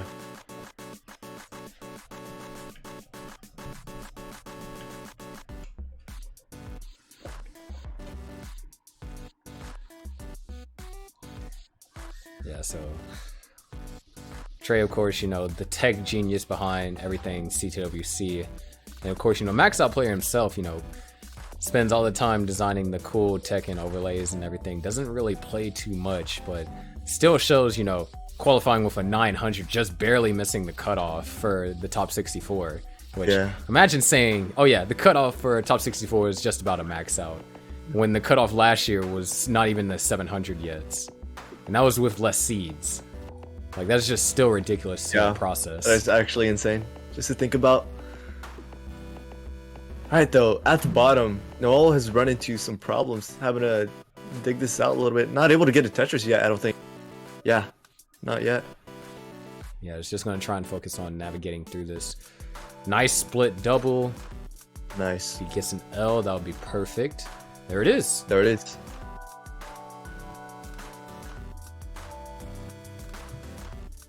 Alright, just having a burn out a little bit, trying to get set up. Noel is, and will he get his first Tetris? Makes a double. He's set up, creates a dependency, and he's good. Alright, there it is. Yeah, but he does trail by 60,000 points, so Buko, you know, coming into this game with the fire he needs to, he does not want to come out here. We want to get but up top. Yeah, go ahead. Yeah, but up top, we have Trey and Ricardo. Very neck and neck. Just 5,000 points separating them, really. Yeah, really solid play at the beginning. Oh no, Buko's in a little bit of trouble. Yeah, had to create a hole there. He needs to get it. He needs to gets it over. All right, nice. He should be able to survive this. Nice delay burn. Keeps the well open. Just waiting on the Tetris, but Noel is caught up. Alright, there we go. Yeah, definitely if you're in Buko's position, you want to, win this game. Give yourself the best chance to, go to top 8, because in top 8, you get the benefit of getting, one more game that your opponent has to win. They have to win 3 games. I mean, so do you. Yeah. But it's Best like, of 5. you have bad 2 games, there's still the potential for you to, get a good 3rd game, 4th game, maybe, even 5th game, perform off the reverse sweep. If needed. Yeah. Alright, though, Buko created some holes, but is able to clean them out, so not a problem. Yeah, separated by 1,000 points at the bottom, and Noel is also behind. So yeah, true lead for Noel. Yeah. But up top, very, picture perfect. A really clean match between Trey and Ricardo up top. Yeah, they probably are neck and neck. As Trey, ooh, a little bit of a rough placement. He does get a J. He needs perfect eyepiece and Alright, there it another is. one. Interesting, he doesn't put it in the dependency. Alright, perfect. He's gonna be able to dig this down though, no problem.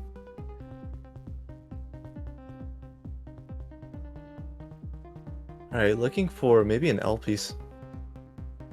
And the J piece is gonna solve that. Oh, he doesn't decide. He doesn't burn it down though. Interesting. Alright. No, he's probably looking for a T piece. Oh. Maybe go row 2. So far, Trey has been perpetuating this burn, and it shows as he's now down by just around 30,000 points, now 50,000 after that touches by Ricardo. Yeah. It's gonna set him back just a little bit. But Trey's still in there. Now, back down at the bottom. Really close game. Yeah, just basically about 10k off of each other. And they've been clean. They seem to get into similar positions stacking wise, but they've been able to dig out of them with clean efficiency, just getting right back to scoring those Tetrises. Well, plentiful long bars right there for Buko. And Noel's gonna need 2 here. There's 1. Now he needs another to go fix up the left hand side. Yeah, slight misdrop, but not too detrimental. Alright, cleans it out.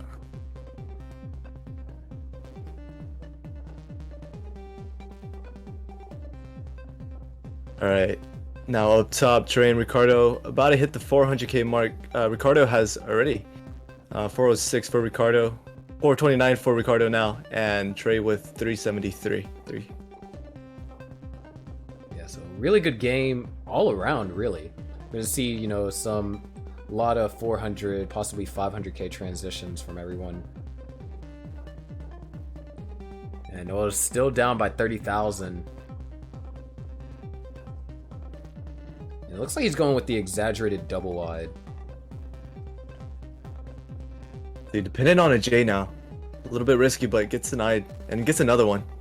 So I'll pay it off. And ooh, he missed the adjustment for that S. Yeah, there was a misadjustment there, but it's not going to be a problem. Just has to take a few burns. Buko transitions at 498.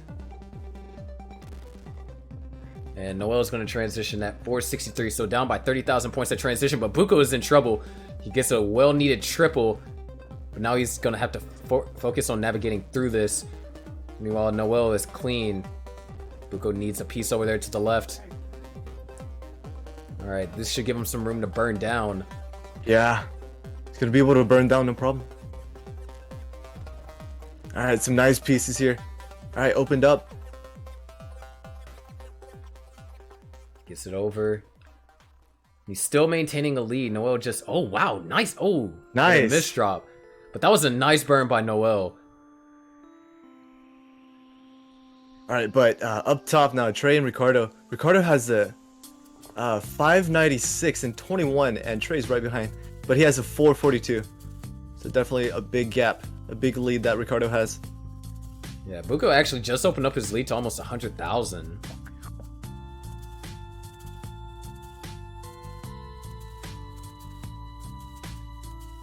So yeah, ooh, really strong game by Ricardo actually.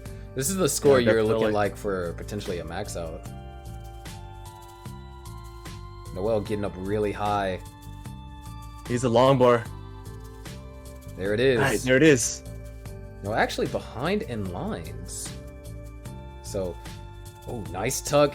Does he hit the S-spin? No, he misses it. Ooh. Not too Not a deadly. problem. Yeah, gonna be able to dig this out a little bit. Oh, creates a long bar dependency. Burns down for a triple.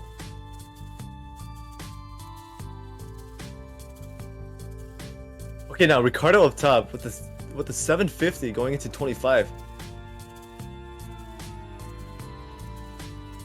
This is Incredibly actually a really strong. great game.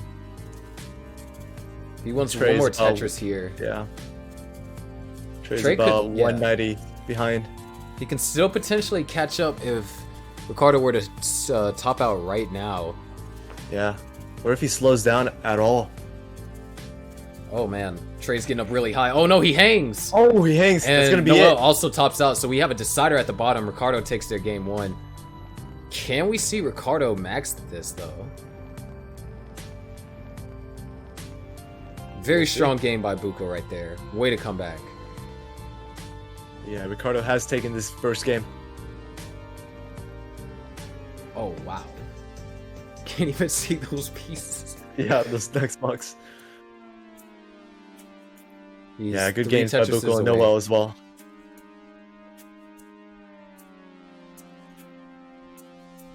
Alright, 2 Tetrises off. These 2 more here. Oh. Oh, but man, these pieces. Oh, we got the T over? Okay. Oh, Oh my gosh, this drought. yeah, he's getting real droughted here. Oh, no! He needed just to get over his 8 high. Oh, so close. But yeah, the max is definitely possible. Yeah. But definitely nice game by Peak Eric there. 937. That was amazing. Ricardo does need a heart. Yeah, let's go ahead and give him his heart real quick. Yeah. Alright, now I wasn't checking. Okay, so Peak Eric is ready. Okay. Check to see who else is ready for me. Noel is ready. I'm looking for Buko, but I'm not able to find it. I might have missed it. Yeah, he is ready. Buko is ready. Alright. Let's go ahead and count them down. 3, 2, 1. Tetris. Man, we could have seen our first max out in the silver bracket. Yeah. Definitely. That's our second best game? Yes, second best. Tournament? First best ended Yeah. up with a 2 off. But what a drought. That is just untimely. Yeah. I was really unlucky. Alright, so this is the last game between Buko and Noel. Noel with the glasses on now. See what he can do with it. Yeah. This is it. Winner of this goes to top 8.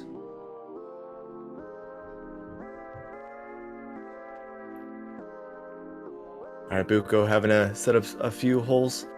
Gonna be able to burn it out though. Needs a long bar in the middle. Alright, gets it. Yeah, perfect timing for that.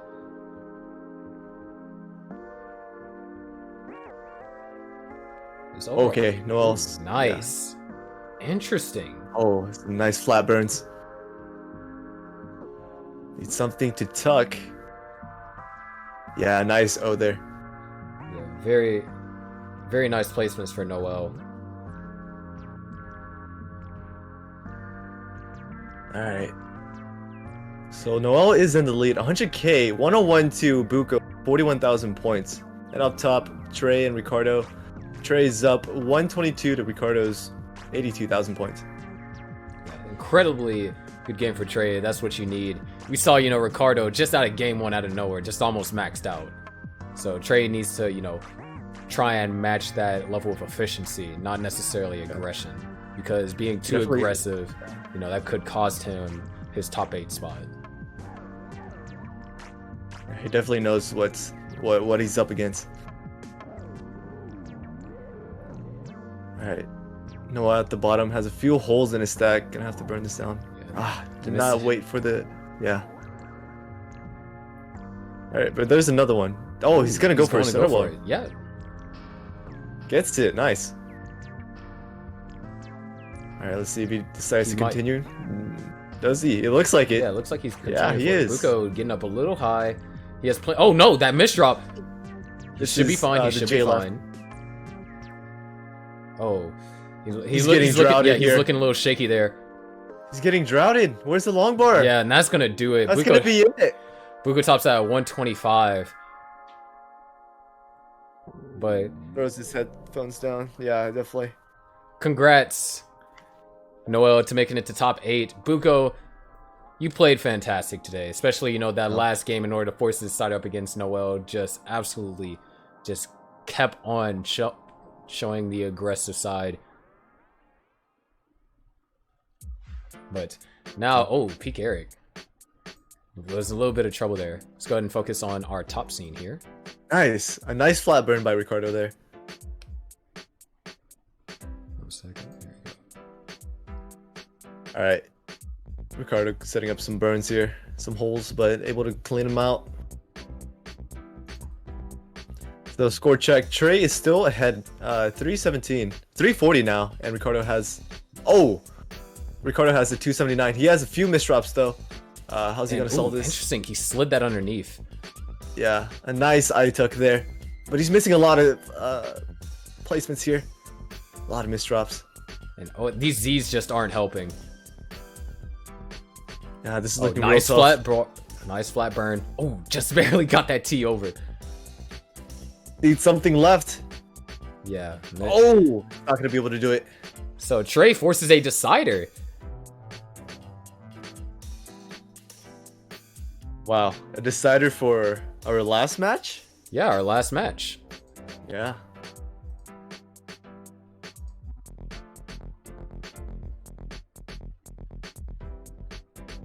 The Trey is good here. Evening it up 1-1 now. So yeah. And then there's Trey. Now we just need a ready from both Trey and Peak Eric. We're good.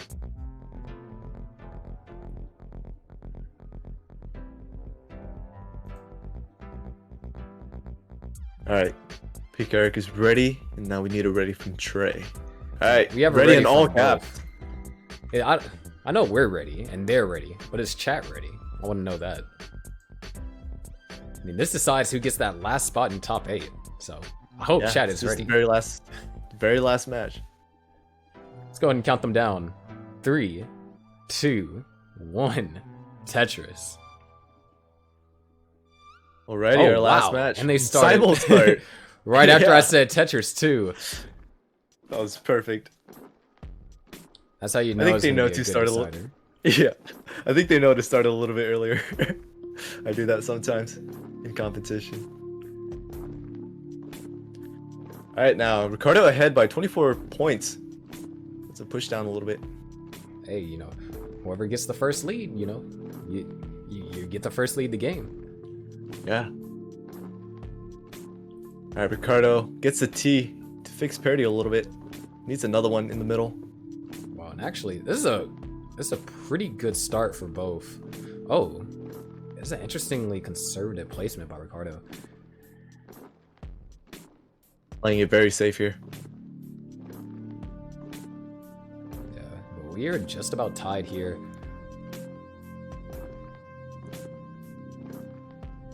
Trey 98,000, Ricardo now at 74. Oops. Fantastic play right now.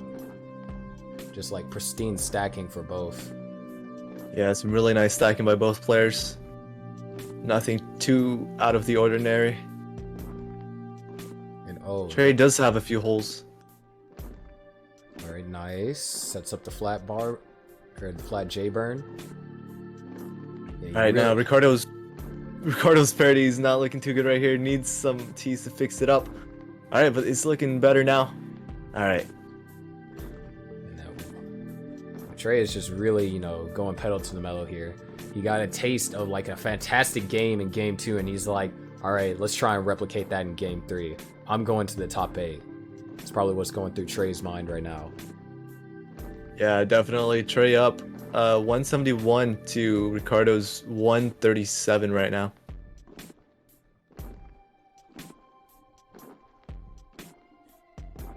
All right. Some picture perfect Tetris being played right now. Just really solid.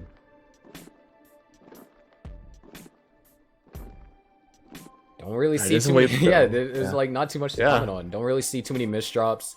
You don't see, you know, too many risque placements. Yeah. However, Trey did have to slow down here. Yeah, but not a problem. Gonna be able to burn out, but it is costing him a few lines. Although he's still behind in lines, surprisingly. Yeah. Ricardo is pushing down as opposed to Trey, who doesn't seem to be. Yeah.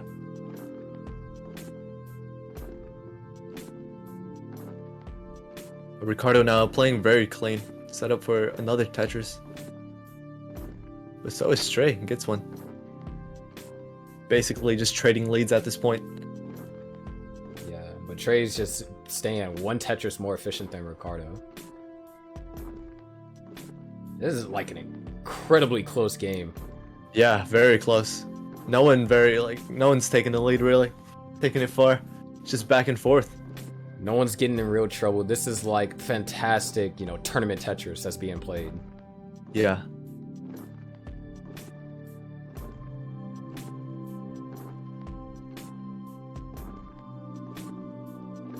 And like even with their RNG, they both receive just about the same amount of long bars as well. I know. Alright.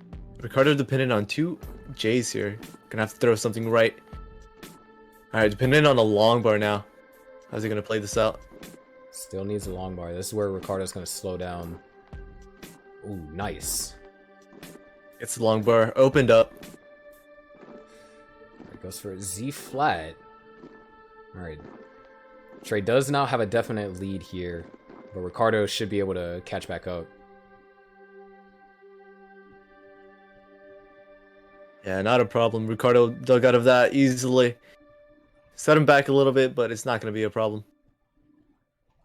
It looks like we might get a double high 400s, maybe even a 500 from Trey. Yeah.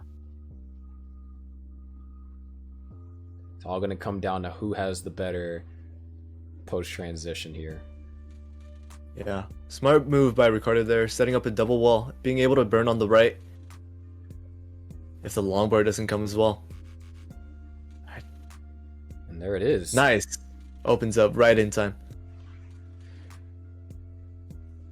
Ricardo Tetris ready after that long bar. Yeah, but Trey's been playing so clean. 476 for Trey right now. Ricardo with 393. Opening up his lead. 499 for Trey. 417 for Ricardo.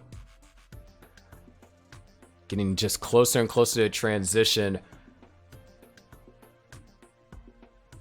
Yeah, definitely picture perfect stuff by Trey here. And of course, Ricardo is right behind. And transition 464 for Ricardo. And 526 for Trey. This is it. There is nothing else after this game. Ricardo with an amazing stack. Knocks down a Tetris, goes up to 489. Nice. Alright, Trey does have a hole in his stack. Gonna have to burn it out a little bit.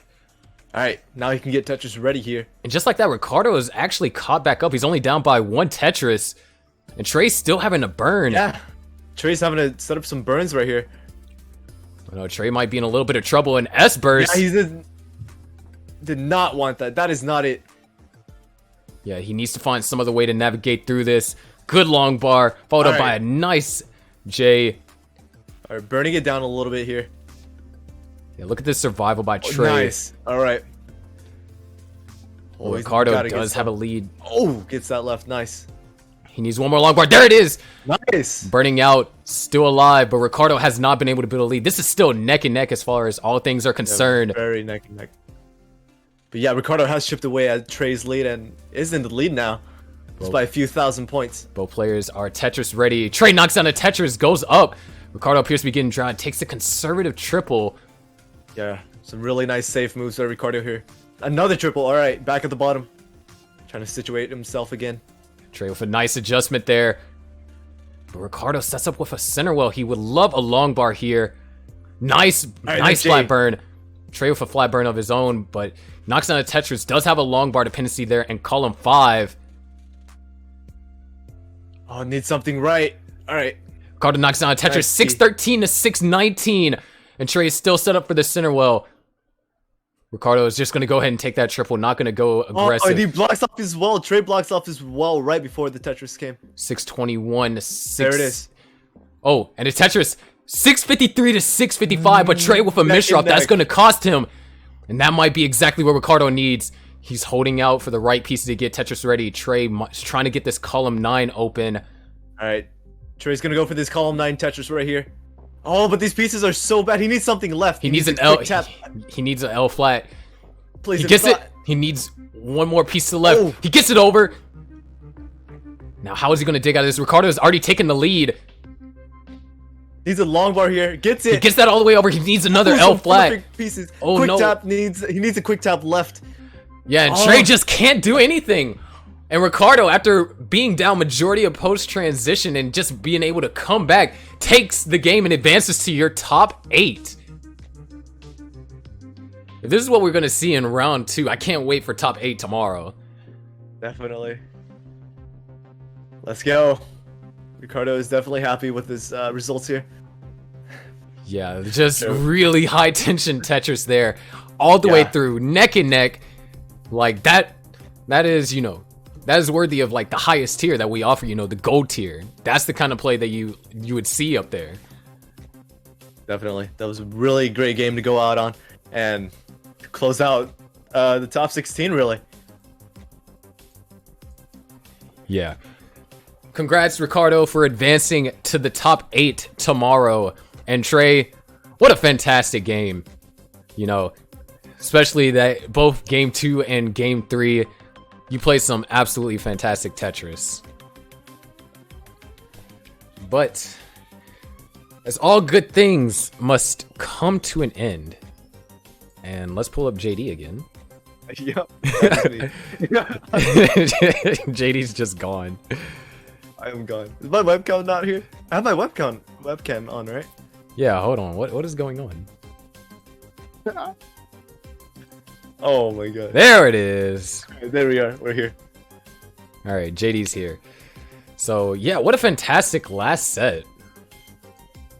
Going all the way to the decider. I know, I'm speechless. I mean, today's been so exciting, and I can't even wait for tomorrow. It's going to be, even crazier tomorrow. Yeah, we had a lot of new players, come in, show, what they are made of. There are 2 players in particular, Tom and NGC, played in their very first tournament today. And not only did, one of them make it to the top 8, but one of them made it to round 2 playing fantastic Tetris. Yeah. I mean, speechless. I have nothing to say. It's just amazing. Some really great tournament plays, and it's just really exciting to see players play their best in a tournament, and it's just amazing. Yeah, can't wait to come back tomorrow and, see even more fantastic play. We almost got 2 max outs today. I know. I don't even know what to say. That's, insane. Too bad we didn't get that max out, but very close. 960s and 930s. We might get one tomorrow. There's plenty of players tomorrow that are capable of a max out, so we might see one tomorrow. Definitely. We just gotta wait and see. Yeah, but that's going to basically do it for today. Remember, show up tomorrow. It's going to be starting at the same time, so 12 p.m. PST. And I believe that is 18 UTC? Yeah. So I don't know my conversions. I don't know my UTC conversions either. So, yeah, me and JD are going to be back again tomorrow giving you guys some more amazing commentary. Obviously, I was carried by this person, Joseph Staley. No, not at all. I'm being carried so hard right now. Nah, dude. Gosh. But, yeah. So, November 22nd, aka tomorrow, 12 p.m. PST. Be there. It's going to be exciting. And, of course, don't forget, December 6th, we're going to be having our top 8 where Joseph, the one, that qualified, not the one that's commentating, is going to be playing up against 7 other players for a chance to possibly get a three-peat. So be sure to, you know, stay tuned for that. But anything else you'd like to say? No, just thank you again. Thank you, Sharky, for hosting this again. Thanks for inviting me for commentary, and it's going to be amazing tomorrow, and I can't wait. So, of course. And thank you guys for watching and supporting us, of course. Yeah. If you aren't for whatever reason already, go ahead and give my boy Joseph Saley a follow at JDMFX_. Can't forget the underscore. And and I mean, if you want, I mean, I'm not as popular as this person to my left, but if you guys want to give me a follow, hey, you can. Of course, give this man a follow. It's Sharky1. The one, because I am the one and only The one. shark. Haha. This way, right? Wait, no, it's this way. Yeah. Yeah, don't worry. My camera orientation is garbage as well. Yeah. It's all good. All right, so who should we raid? All right, who's on right now? Let's see. Oh, Van Weller is on. We could totally send you guys to Van Weller. Oh my god. He was just in chat. He's definitely farming a raid. Van Weller or Eric? Wait, Crafty Kim? Oh, is Crafty Kim actually streaming?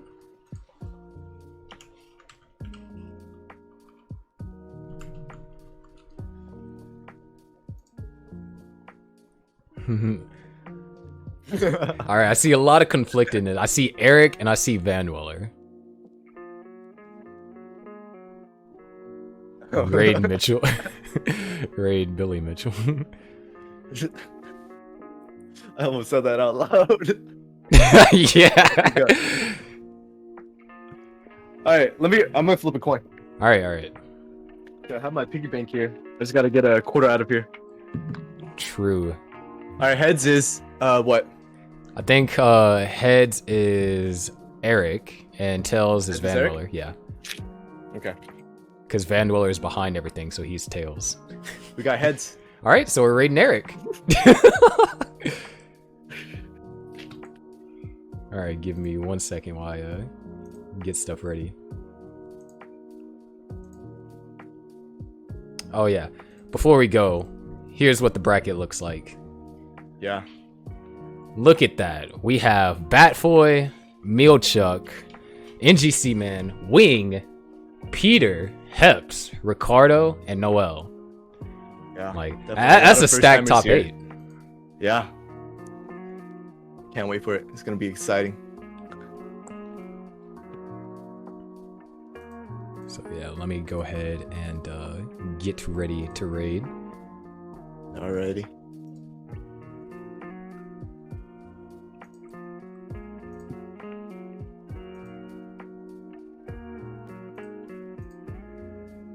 I gotta find an outfit for tomorrow. I might go with the. Actually, no, I can't breathe with it.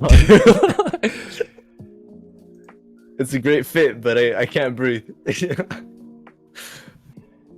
Well, then, you know, just get some oxygen tubes. True. Oh my gosh. Raid Eric ICX. There we go. Alright, there we go.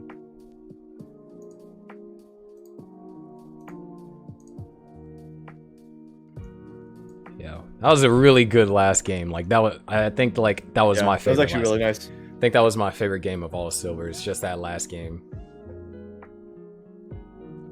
All right. Well, we'll see you guys tomorrow. All right, thank you guys. We'll see you tomorrow.